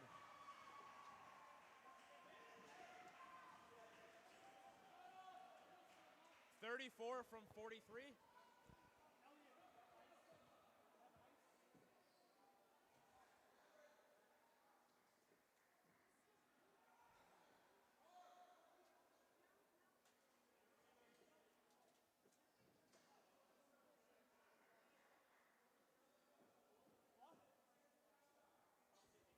And the all familiar. Sorry, what? What? Yeah, I got it. Yeah. So as we all too familiar goal from Mark Davidman with the assist from Darren Stern, who has 3 points already with 2 goals and assists throughout this tournament. He's having an absolutely terrific tournament. As we are now tied 1-1 with 4:15 to go here in period number 2.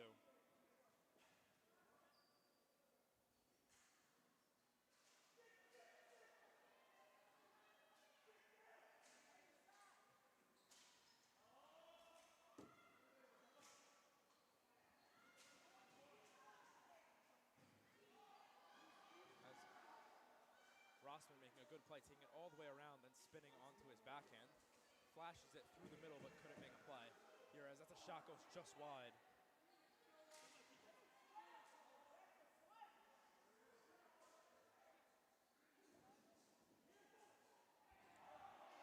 And we're going to have a penalty there, and it's going to go against...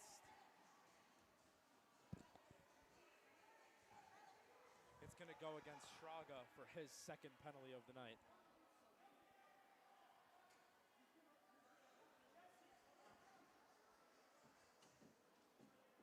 We're going to get an interference penalty on Shraga, which is going to send Hank back to the power play.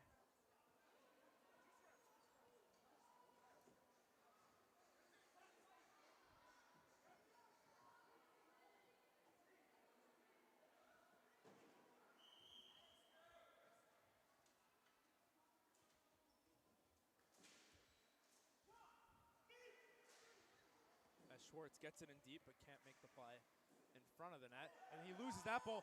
Spira with an opportunity here if he can find it, which he cannot, and Rossman makes the stick check on him, but Spira is able to kill it in the corner here.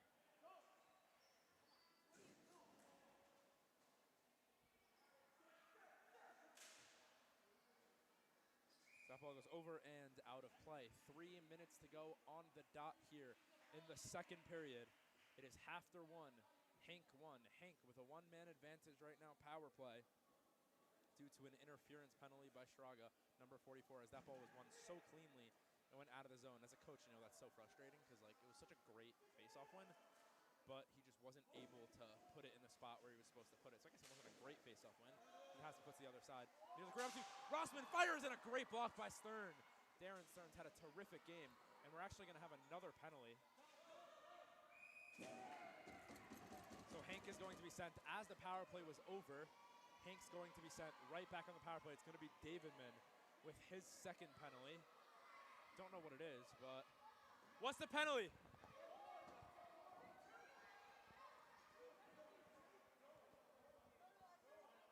What's the penalty?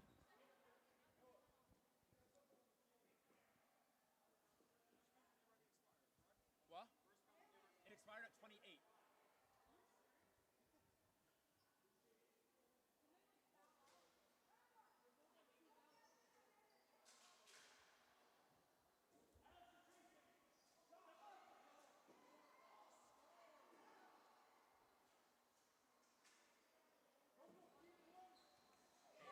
They score! It's Schwartz who buries the power play goal, punishing Hafter for their 4th penalty in 2 periods. An absolutely amazing goal there from Schwartz. Rabbi, goal and assist. Schwartz. Uh-huh.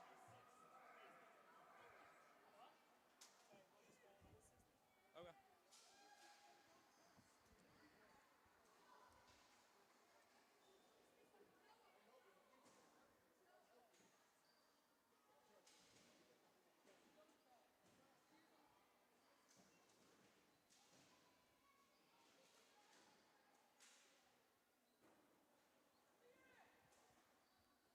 As that ball goes deep into the Hank zone with 1:50 to go. As they've regained their 1-goal lead here.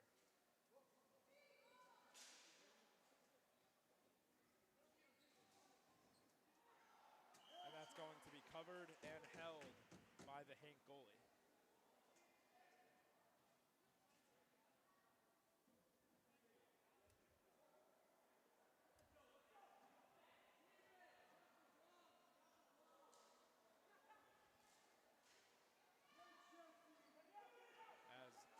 Weissman's not able to get out of the zone, but eventually it's taken out by Zetlin.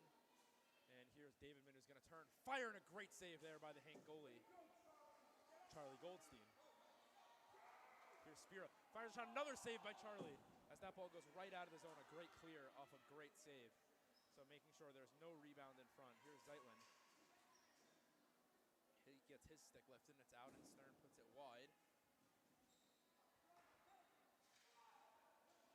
In the corner there, here's Schraga. Schraga with the ball.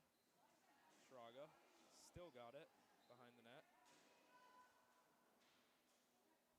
And a great clearance there, but it's a great keep by Spira, who puts it right back in the zone for Schraga to go to work.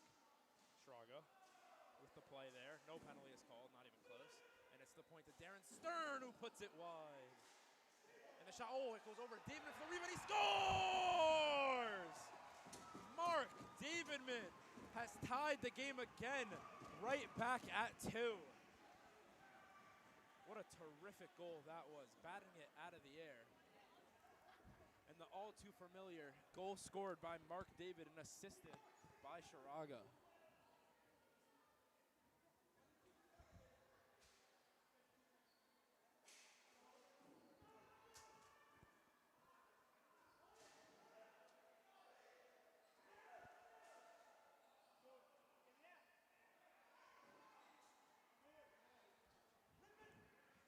Here's Spira with the ball.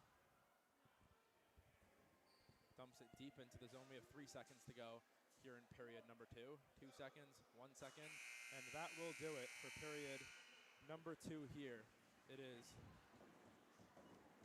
Hafter 2. Hank 2.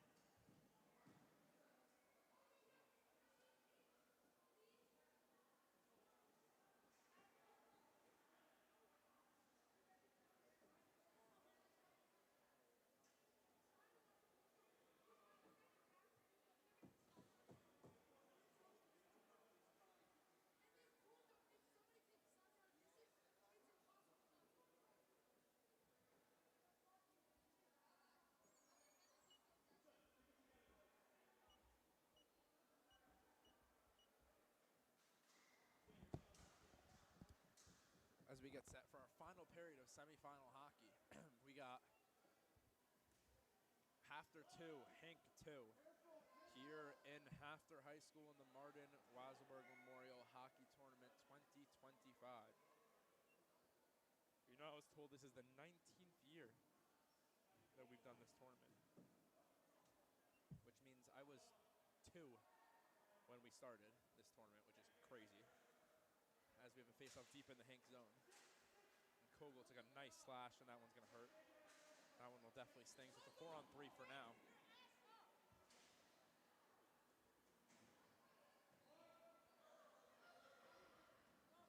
As both point men for Hafter are open at the top. If they can get that ball to them as Grisman steps in there for Kogel, who took a fat slash.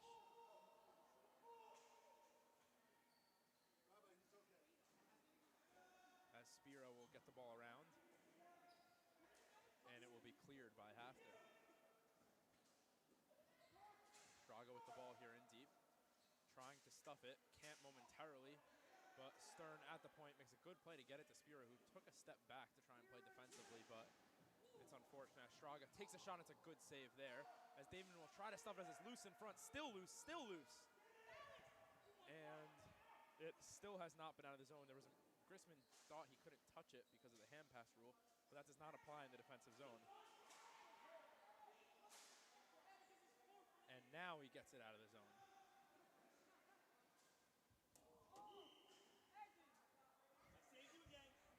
2 for 2. Yeah, you know what's funny? It's sixth grade. You can pick on a sixth grader, but when you were in sixth grade, you were also slow. Pick on a sixth grader, boy.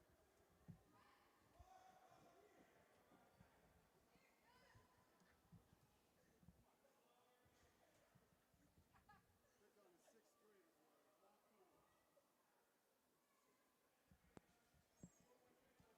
Am I holding it for a couple seconds? Yellow, am I holding it for a couple seconds? 6:15 to go here in period number 3. Face off to the left of Ellenberg, the Hafler goalie.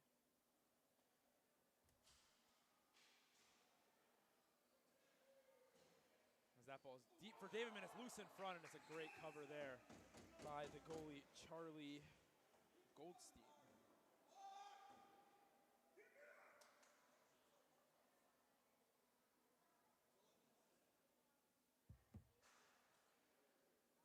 .550 to go here when this face-off starts. And it's won by Davidman, who tries to get in there, but a good defensive play there from Grissman, who then gets out of the zone and uses his speed to get down and put pressure on the Hafter defenseman. Oh, I would have caught that, though. And a nice play there by one of the Hafter coaches, who makes a leaping grab. I would have caught that one. And Grissman will take the face-off there against Stern. Stern wins the draw, and they get it out of the zone. Schwartzman takes a knock from Schwartz, gets to the middle, Straga, and it ends up getting dumped clear into the Hafter zone. Spira puts it up and long. And Hank a little bit confused where that ball went in between the two defenders. Straga to the middle, and Davidman could not get there for his hat-trick goal. He is on hat-trick watch for this game. As Noam has gotten a nice breather before their championship game, because this game is taking a little bit longer than the average MW tournament game, as they're onside. Spira dumps it in deep. Nice defensive play there from Rossman. Rossman who makes a nice move there on Straga. It's a 2-on-1 if you can get the pass off, but a nice defensive stick check there. Wide open. Fires in a great save from Ellenberg. And then Harris gets a nice hit from Davidman after for effect, I guess, as we have 4:23 to go here in period number 3 in our second semifinal game at the Martin Weiselberg Memorial Hockey Tournament 2025. Weissman with the stick lift, but Straga gets it through. And now Weissman's able to make the play, looks to shoot, fires, puts it just wide, and the rebound's going to be taken from Kogel, who's going to look to spin, but he loses control of it. Davidman to Straga, and a save made by the Hank goalie, and he holds. 3:55 to go here in the third period. And it's going to be a timeout for Hafter with 3:52 actually on the clock, taking their one and only timeout in this game to try and get their guys, I guess, settled a little bit.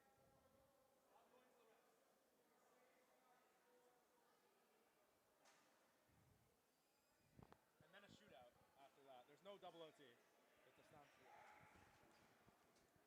As the coaches were just made aware of the overtime shootout rules, if necessary, obviously, and also, again, if they don't know it already, which I'm pretty sure they do. So it's nothing to be too concerned of, but we will have 4-on-4, not 3-on-3, 4-on-4 overtime. So it's essentially just a continuation of the regular game for 4 minutes.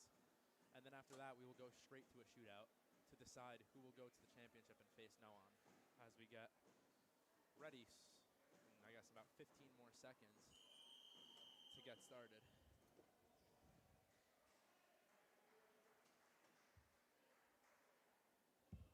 As we want to again shout out everyone who has donated already to Hatsala for this tournament. We thank you.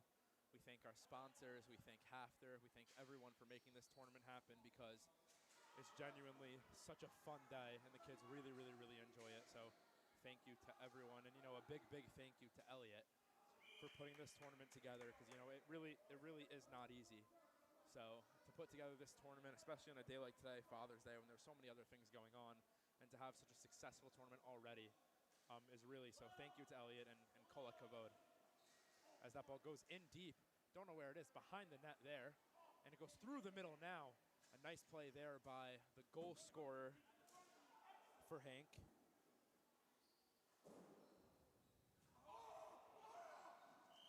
As the goalie covers and holds for Hank.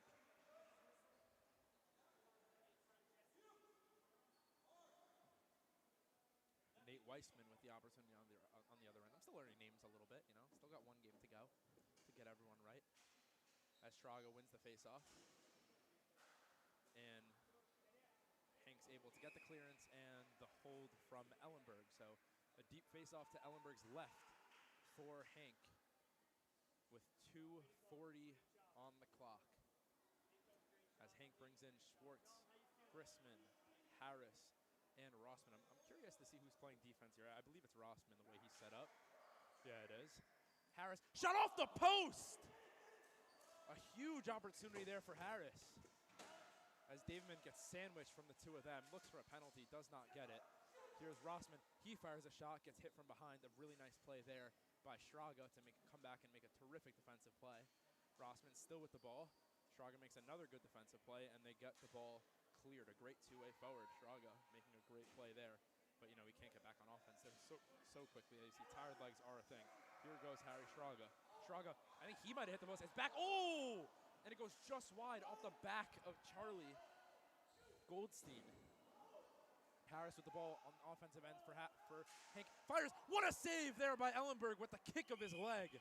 An absolutely terrific save from Ellenberg for Hafter off a terrific grade A chance for Hank. As we have 1:35 on the clock. Schwartz fires just over. And Spear is able to get it back to the point. Back in the zone for Schwartz. Hafter trying to get it clear. Schwartz with a good play defensively there. He scores! Mark Davidman with 1:15 to go. The ball deflected off the back of a defenseman, goes to the other side, and unassisted? Was it unassisted? Unassisted. Oh, okay.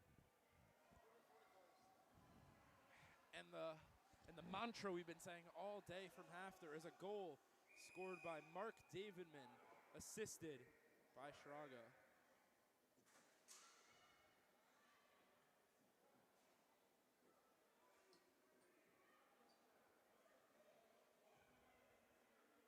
We have 1:15 on the clock. A timeout taken from Hank. They're going to have to take some chances here. There is literally no harm. They're going to go for it. I don't know if we'll necessarily see them pull the goalie, although we did see them do it in the last game, but I think it's very, very situational based for Rabbi Harris, who is definitely not afraid to make the bold move, but, you know, it might be a little too bold.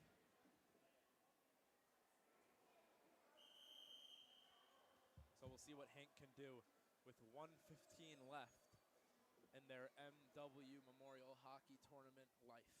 If they cannot get a goal, they are going home and sending the New York champions to play against the New Jersey champions in what is actually would be a really, really cool game that everyone loves to see. You love to see champions versus champions cross state. So we'll see if they can finish the job here with 1:15 to go. As that ball goes deep for Schwartz, a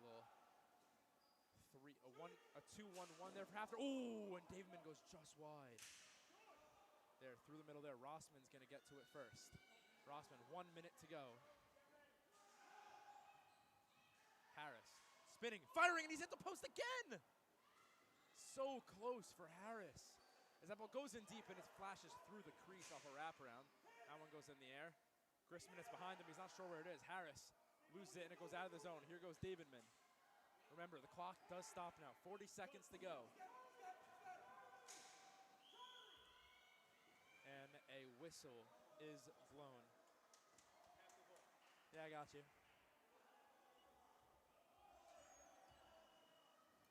34.8 to go here.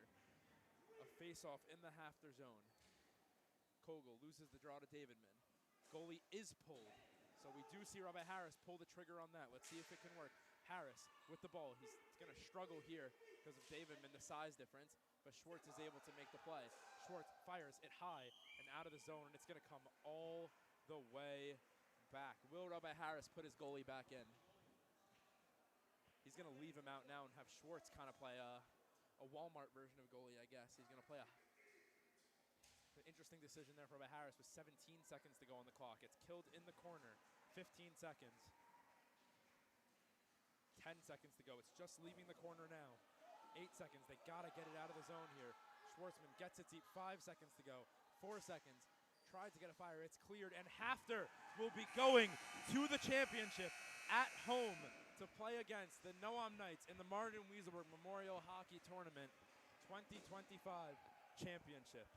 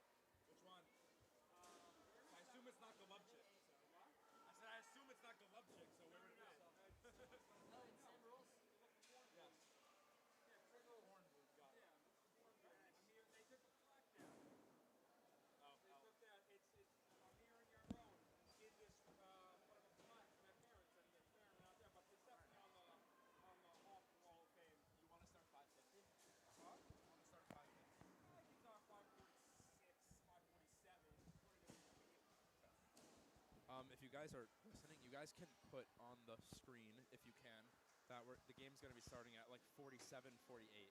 5:47, 5:48. Just put that the game's starting at like 5:47, 5:48. All right, thanks.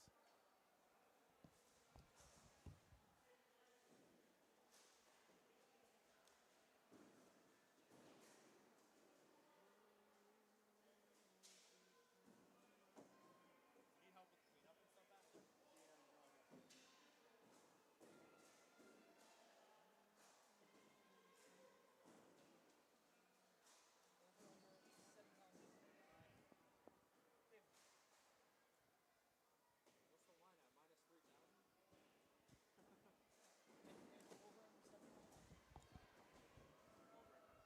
Looks perfect, guys. Thanks. I can hope that everybody helps out. Yeah, it's our budget. I probably have to head out after this. You, it's fine. No. I don't care.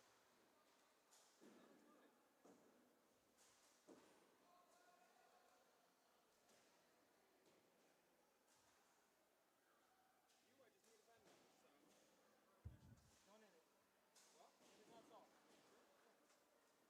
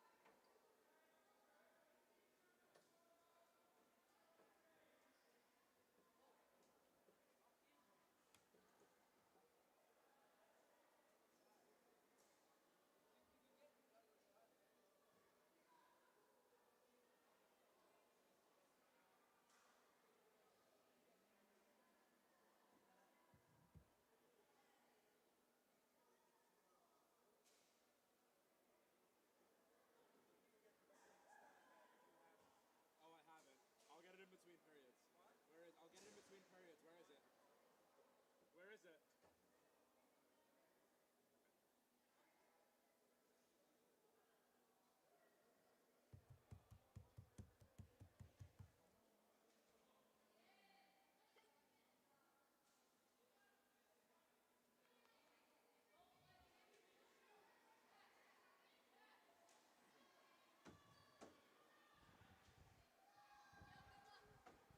Good luck to you.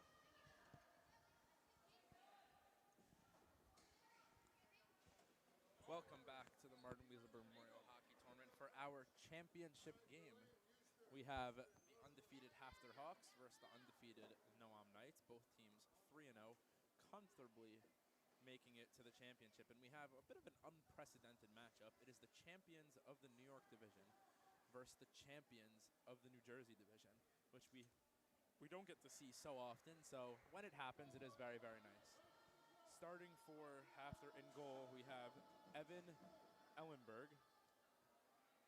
And starting for Noam, we have Eitan Markowitz. So both goalies are ready. We are ready. The referees are ready. The teams are ready. And here we go. This championship game as Edler gets in there. Oh, he puts it just high. There, a nice opportunity there for Zach Edel. As Naor swings and misses. We're going to say that was on purpose, but he loses out to Davidman here, fires, and it goes just wide of Markovich's net. And that will go out of play and should stay in the Noam zone. Yeah, you see a little bit after whistles, after goalies make saves, they kind of stay on their knees in between periods just a little bit more, just a couple extra seconds because, you know, playing your fourth game of hockey in about 8 hours, if even, is so difficult. So, you know, and especially for the Hafter team who literally just played a game 15 minutes ago. You know, you're going to see the goalies get a little bit more tired, which means they might let in a loose one. They might let in a little bit of an easier one, but, you know, hopefully they won't. But it's definitely on par with what could happen.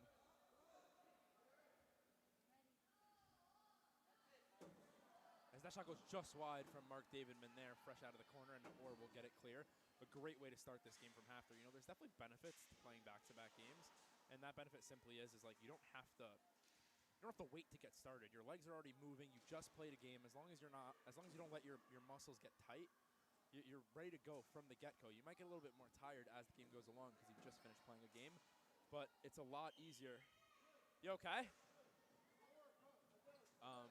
It's a lot easier to get to be ready if you don't have to get started. So that could be something to watch in the early periods, especially since the game is my fault. Especially since the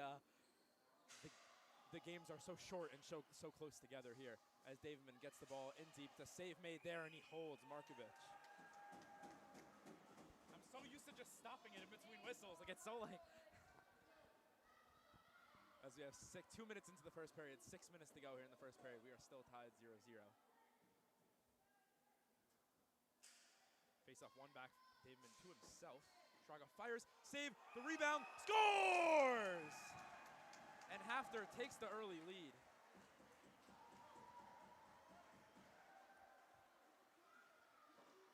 Goal scored by the Hafter Hawks, the first of the championship game.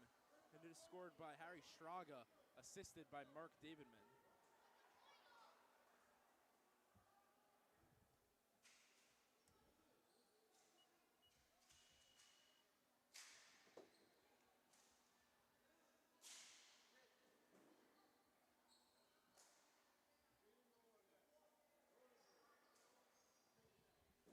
As that ball goes deep into Noam zone. Yes, you know, that really was the benefit. That goal comes from just, they're already ready, you know, their legs aren't tired, they're moving their feet really well, and they're just ready for a hockey game. So a great goal and a great job there from Hafter. Getting started early, which is exactly what the doctor ordered from him. Here's Davidman. He fires a shot, and it's a good save there from Markovich.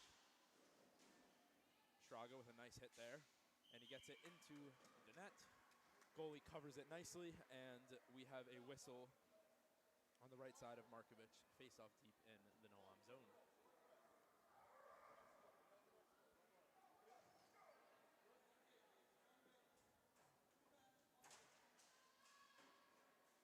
Dumped out there out of the zone for Noam, and that ball will go right on Ellenberg's net, and he makes his first save of the game.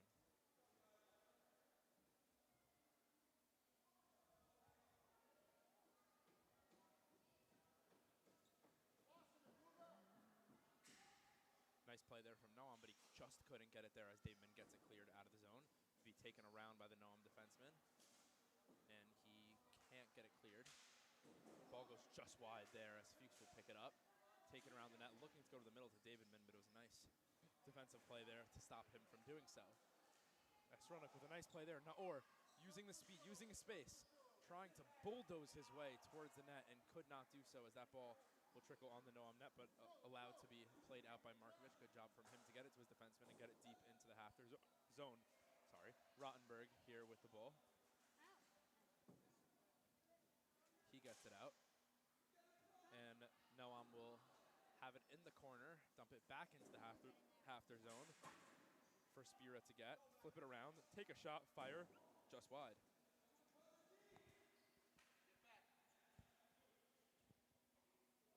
Nice glove save there by Markovic, the Noam goalie, and it will be held.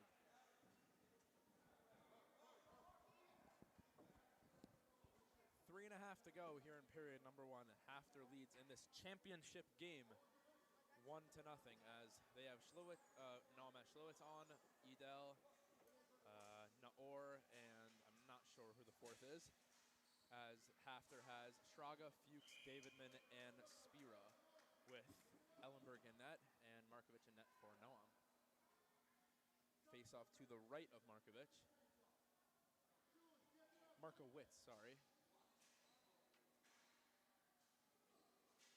As Schraga with the ball along the wall. Beautiful play there by Naor, but he couldn't get there. Schraga onside. Keeps it in, takes a shot, and it's blocked. Fuchs trying to, again, bulldoze his way in there, but couldn't. And Spira is going to be offsides. Fuchs just couldn't get back to touch up.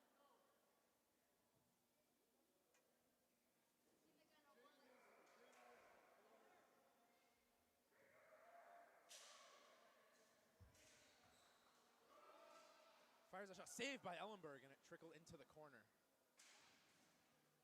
Davidman looking to clear.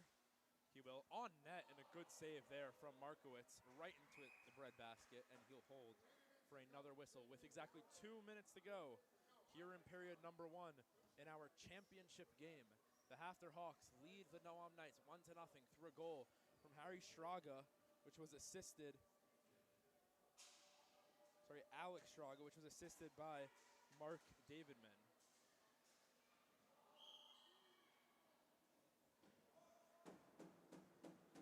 1:35 to go here in the period.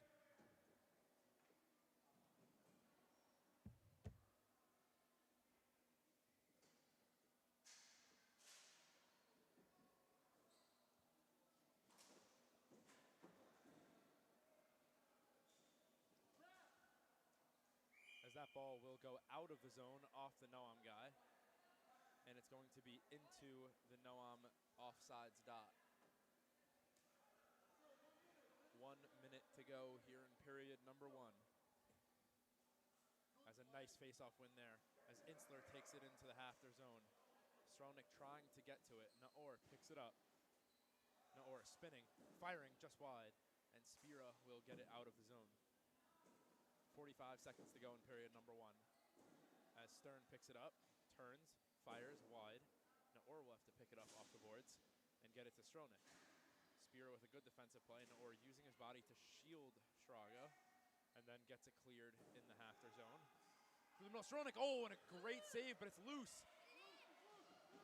Still loose, and Ellenberg's got it now. Terrific play there by Ellenberg to make the defensive play, to make the goaltending play off of a bit of a battle right in front of him when they couldn't get it cleared. 10 seconds to go here in the first period. As Hafter gets it cleared out of the zone. 5 seconds to go. Naor blocked, and they're offsides. 2 seconds, 1 second, and that will do it for period number one. The Hafter Hawks lead the Noam Knights by a score of 1-0 through a goal from Alex Schraga, which was assisted by Mark Davidman.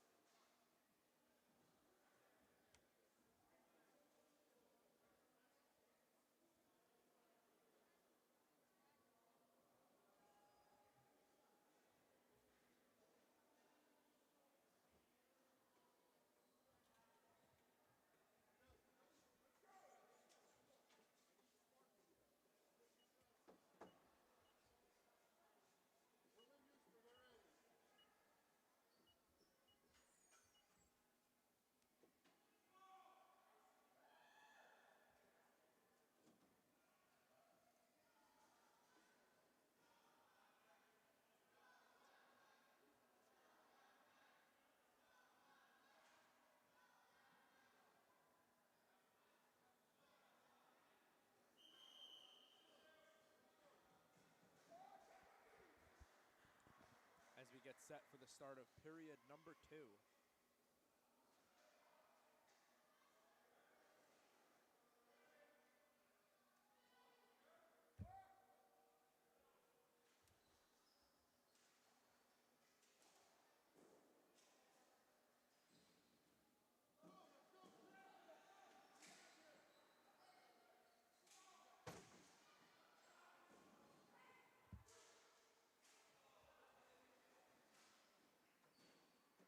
Ball deep into the Noam zone. That's going to be cleared.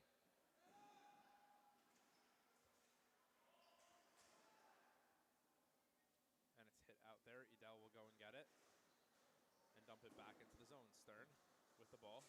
Fires, and it goes over the boards and into the stands as it gets thrown back in by someone.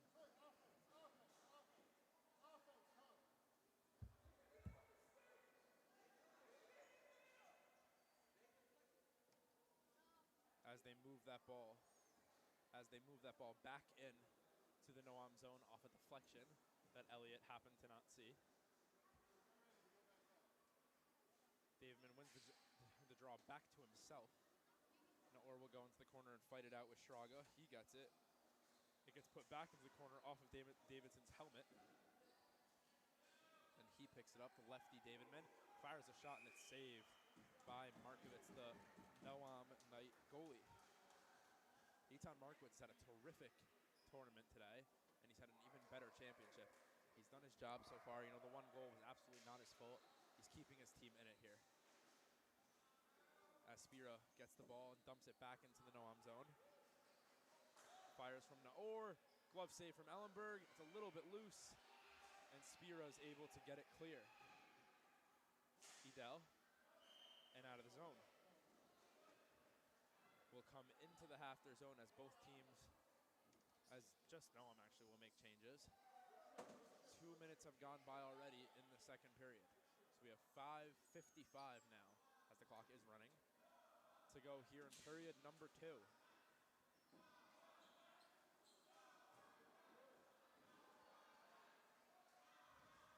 Davidman brings up the ball, fires a shot, it's blocked. Ooh, it got blocked up high.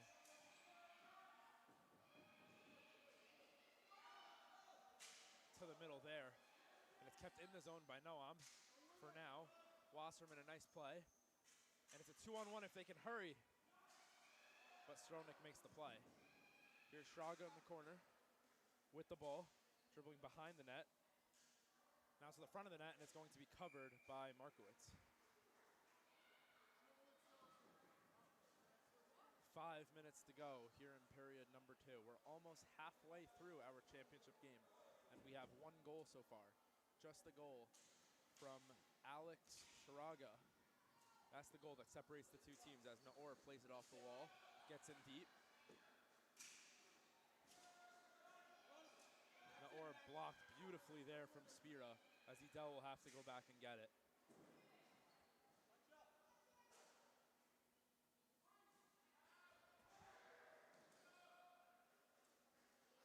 And Spira goes off the wall and out of the zone. Shraga.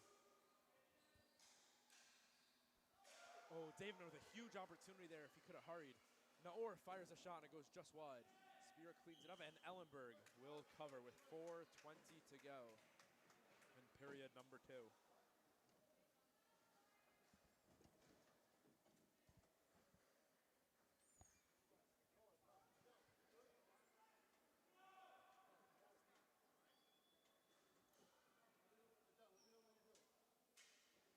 Halfway through period number 2 here, as Hafter's able to clear it out of the zone.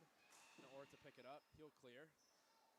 And it's cleared right back by Hafter, but they're offside.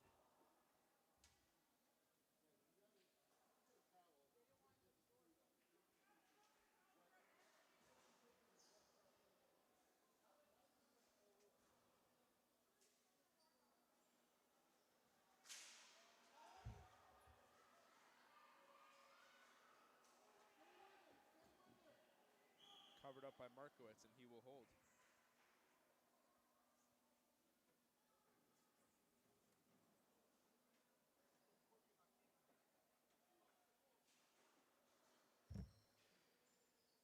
Here's Davidman Davidman tried to get it through the middle but couldn't. A shot and it's covered by Ellenberg with the glove.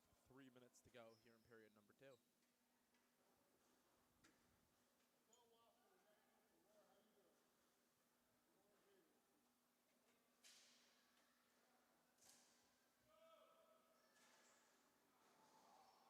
As Davidman takes it out of the zone, puts it back in, but he's onside. As he's going to have an opportunity here if he can get through. Tried to bulldoze through in between 2 defenders and couldn't. So that one will just get dumped down harmlessly into the Noam zone, where Naor takes a shot, puts it wide, and they're going to be offside. 2.5 to go.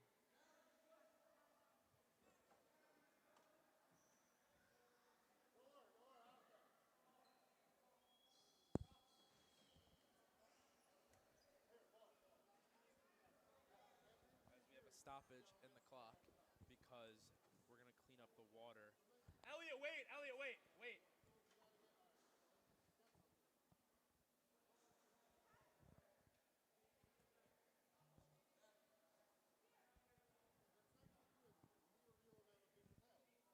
I don't have any.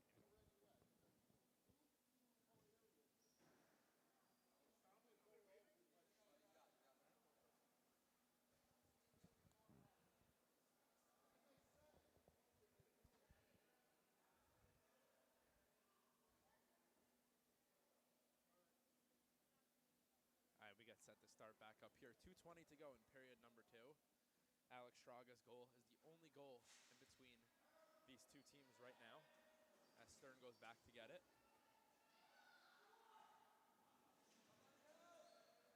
Naor battling with him, and they will blow the whistle.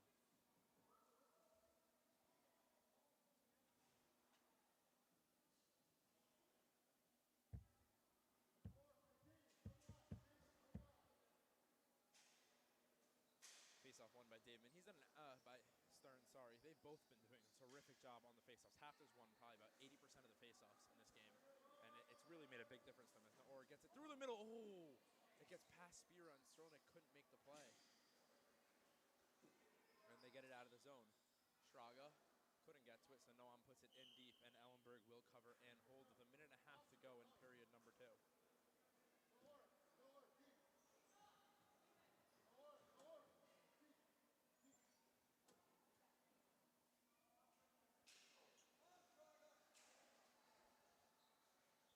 It's going to be caught by Markovitz and held with 1:15 to go.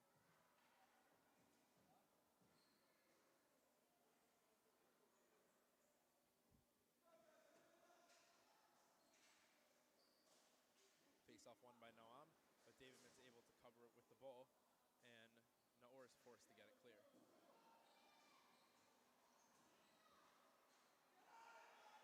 Inster with a good play there, but they could not keep it in the zone. Naor fires a shot, goes wide, but Spira is able to pick up the rebound after it went off Ellenberg's stick. 40 seconds to go here in period number 2. Here's Naor. Naor dribbling the ball up. Fires a shot and a good save there from Ellenberg, staying with it. With 25 seconds to go. Now 20 seconds to go. Yeah, the problem is they're taking a little bit too much time in between the whistles. They got to be ready. 10 seconds to go. Here's Straga. Oh, puts it wide off the good play, muscle play to get to the zone. 5 seconds to go in the period. 4 seconds, 3 seconds, 2 seconds. Davidman fires and a great save there from Markovitz right at the horn to keep his team in a 1-0 game going into period number 3.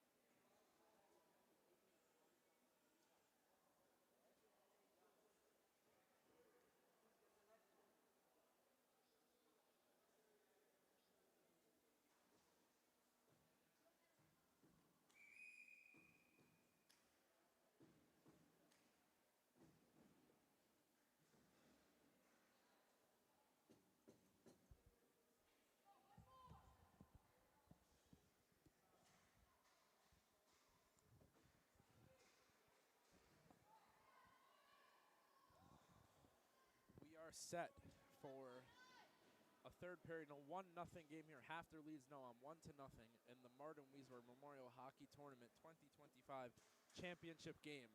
As we get set to get started, and we do, Noam wins the draw and dumps it harmlessly into the zone.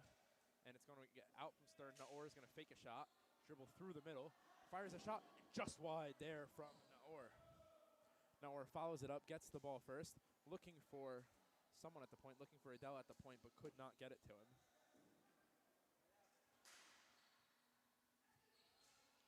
As Adele loses out there, and it's going to be Shraga to try and get it back. Hafter playing a little bit more defensive in this period.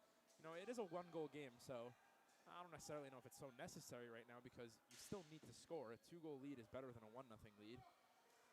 But they're pretty comfortable just staying in this 2-1-1 and not really giving much to Noam at all. With 7:10 to go in the final period, period number 3.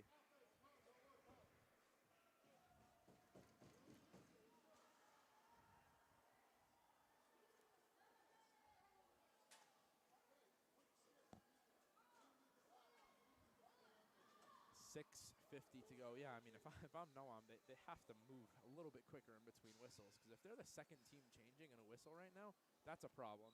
They need to be first to the faceoff dot every single time, because they need these whistles to be as quick as possible because of the running clock. That's a great save there from Markowitz. Ellenberg wasn't sure where it was, but he made the play nonetheless. Edel dumps it into the zone. Spira to dump it right back. He does. As Davidman's onside, here's Shraga through the middle. Ooh, looking for Davidman there. He's actually going to find him momentarily, but they couldn't make the play. As that one goes on net, and it will be offside. 6:10 to go here in period number 3. Guys, here you go. Now you see a little bit of urgency from Noam, which is definitely what you want to see in the third period of a championship game. Urgency. You know, I feel like that's at least like that's probably the least of what they need to show. They need to show a little bit more of everything right now, as it's a great save from Markowitz. Berlin with a play. Here's Edel. Edel fires in a great save there. A great play from Davidman, who came all the way back after losing a stick. And Noam's, they're not offside. And Markowitz will let that ball go out. And Davidman spins on his backhand, fires a shot, and a save made there from Markowitz. In the corner there, and it's almost cleared out of the zone. Now it is, and it goes deep in. It's Spira versus Markowitz here in the corner. Spira gets it out to Shraga, and Shraga's going to get there first in the corner. Let's see what he can do. Alex Shraga with the ball there, and it goes into the goalie. Shraga still with the ball, looking to try and find Davidman in the middle. Shraga on his forehand, around the net, and a beautiful defensive play there by Wasserman. Here's Spira. Fires a shot on net, and a great save there from Markowitz. Edel to clear. He does get it clear now. 4:50 to go. As Shraga gives it to Davidman, who gets it out of the Hafter zone, makes a beautiful play, and wanted a penalty, didn't get it, and the ball goes deep into the Hafter zone.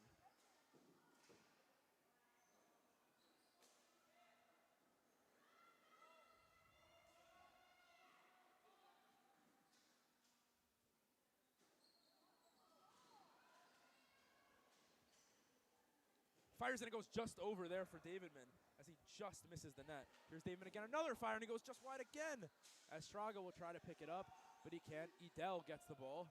He's going to try and flip it into the zone. He does. Edel still fires in a block there. Markowitz in the corner, number 16 for Noam. Trying to get it out. Davidman, can he get it out? He cannot. And a great job there from Darren Stern. 4 minutes to go.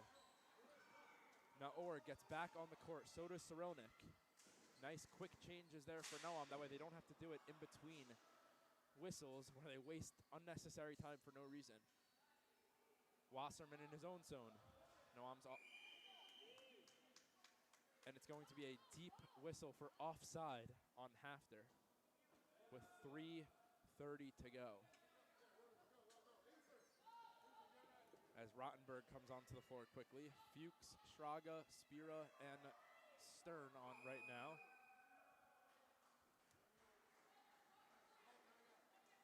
Timeout Hafter here with 3:23 to go. 3 3:23 to go left in Noam season. They've been here before. Timeout. It was in his own zone, though. Elliott coming over to say how great of a timeout that was to call for half there. Me personally, I definitely don't agree with that. I don't think it was the right time because you were in your own zone, and now you're letting Noam set up a play in their offensive zone. But you know what? 3:23 left. You get to keep your first line on now if you're half there. And, 3:23 of this gameplay versus 3:23 of real Yeshiva League when it stopped clock are two completely different worlds. So it might not be the worst timeout in the world. Me personally, I probably wouldn't have done it, but they called it, and they're trying to close out this one. So 3:23 to go left in Noam season if they can't get a goal.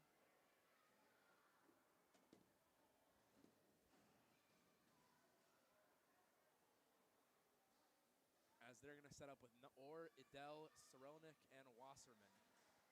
Hafter has Spira, Fuchs, Davidman, and Sharaga. Going straight towards the net. It went just wide, but a great face-off win there from Naor.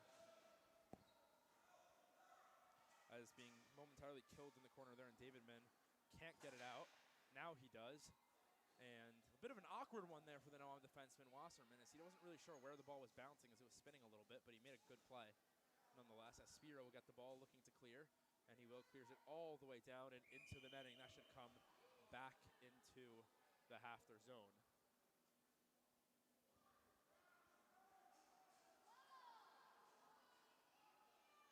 Oh, they are actually going to call a deflection. 2:44 to go. They're wasting precious seconds.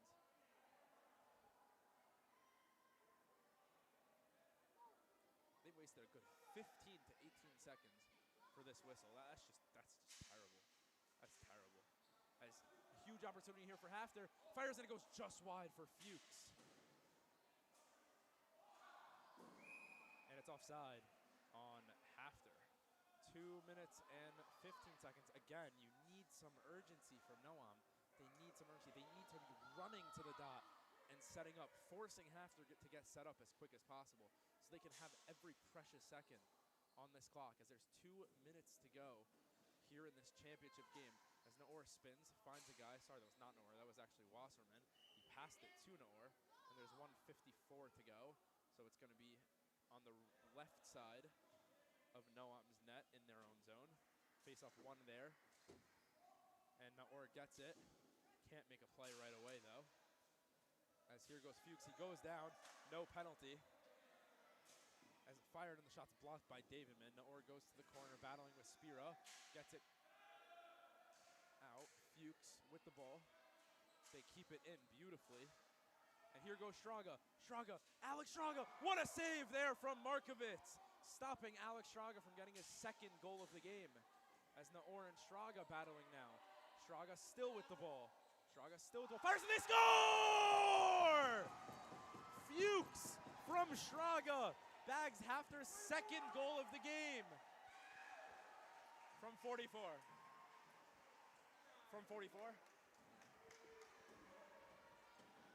And it's an absolutely terrific goal there from Sammy Fuchs, assisted by Alex Straga.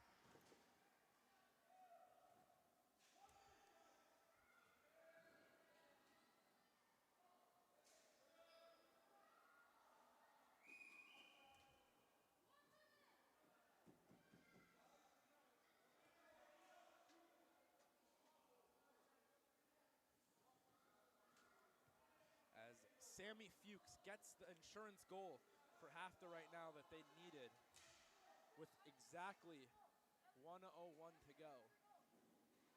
Here's Insler behind.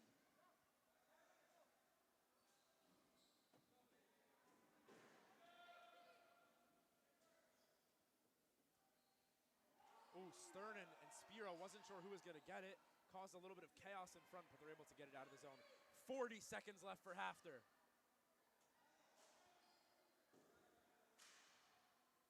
And they're able to get it out. Here's Davidman through. 30 seconds left.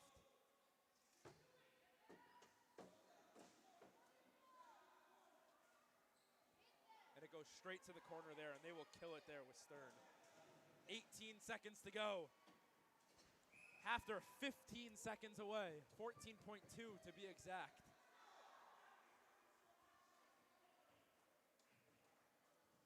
.2 seconds.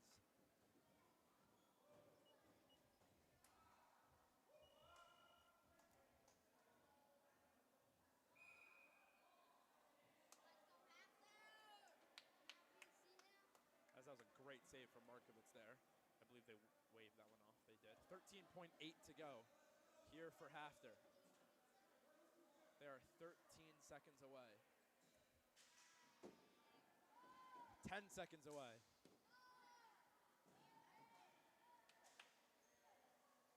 5 seconds now. And your 2025 Martin Weiselberg Memorial Hockey Tournament winners are your Hafter Hawks. The New York champions are champions again. I want to thank you for an unbelievable tournament. Congratulations to the Hafter Hawks on winning the Martin Weiselberg Memorial Hockey Tournament 2025. Finishing an absolutely phenomenal season, winning the New York Championship, and then following it up with the tournament championship here today over the Noam Knights.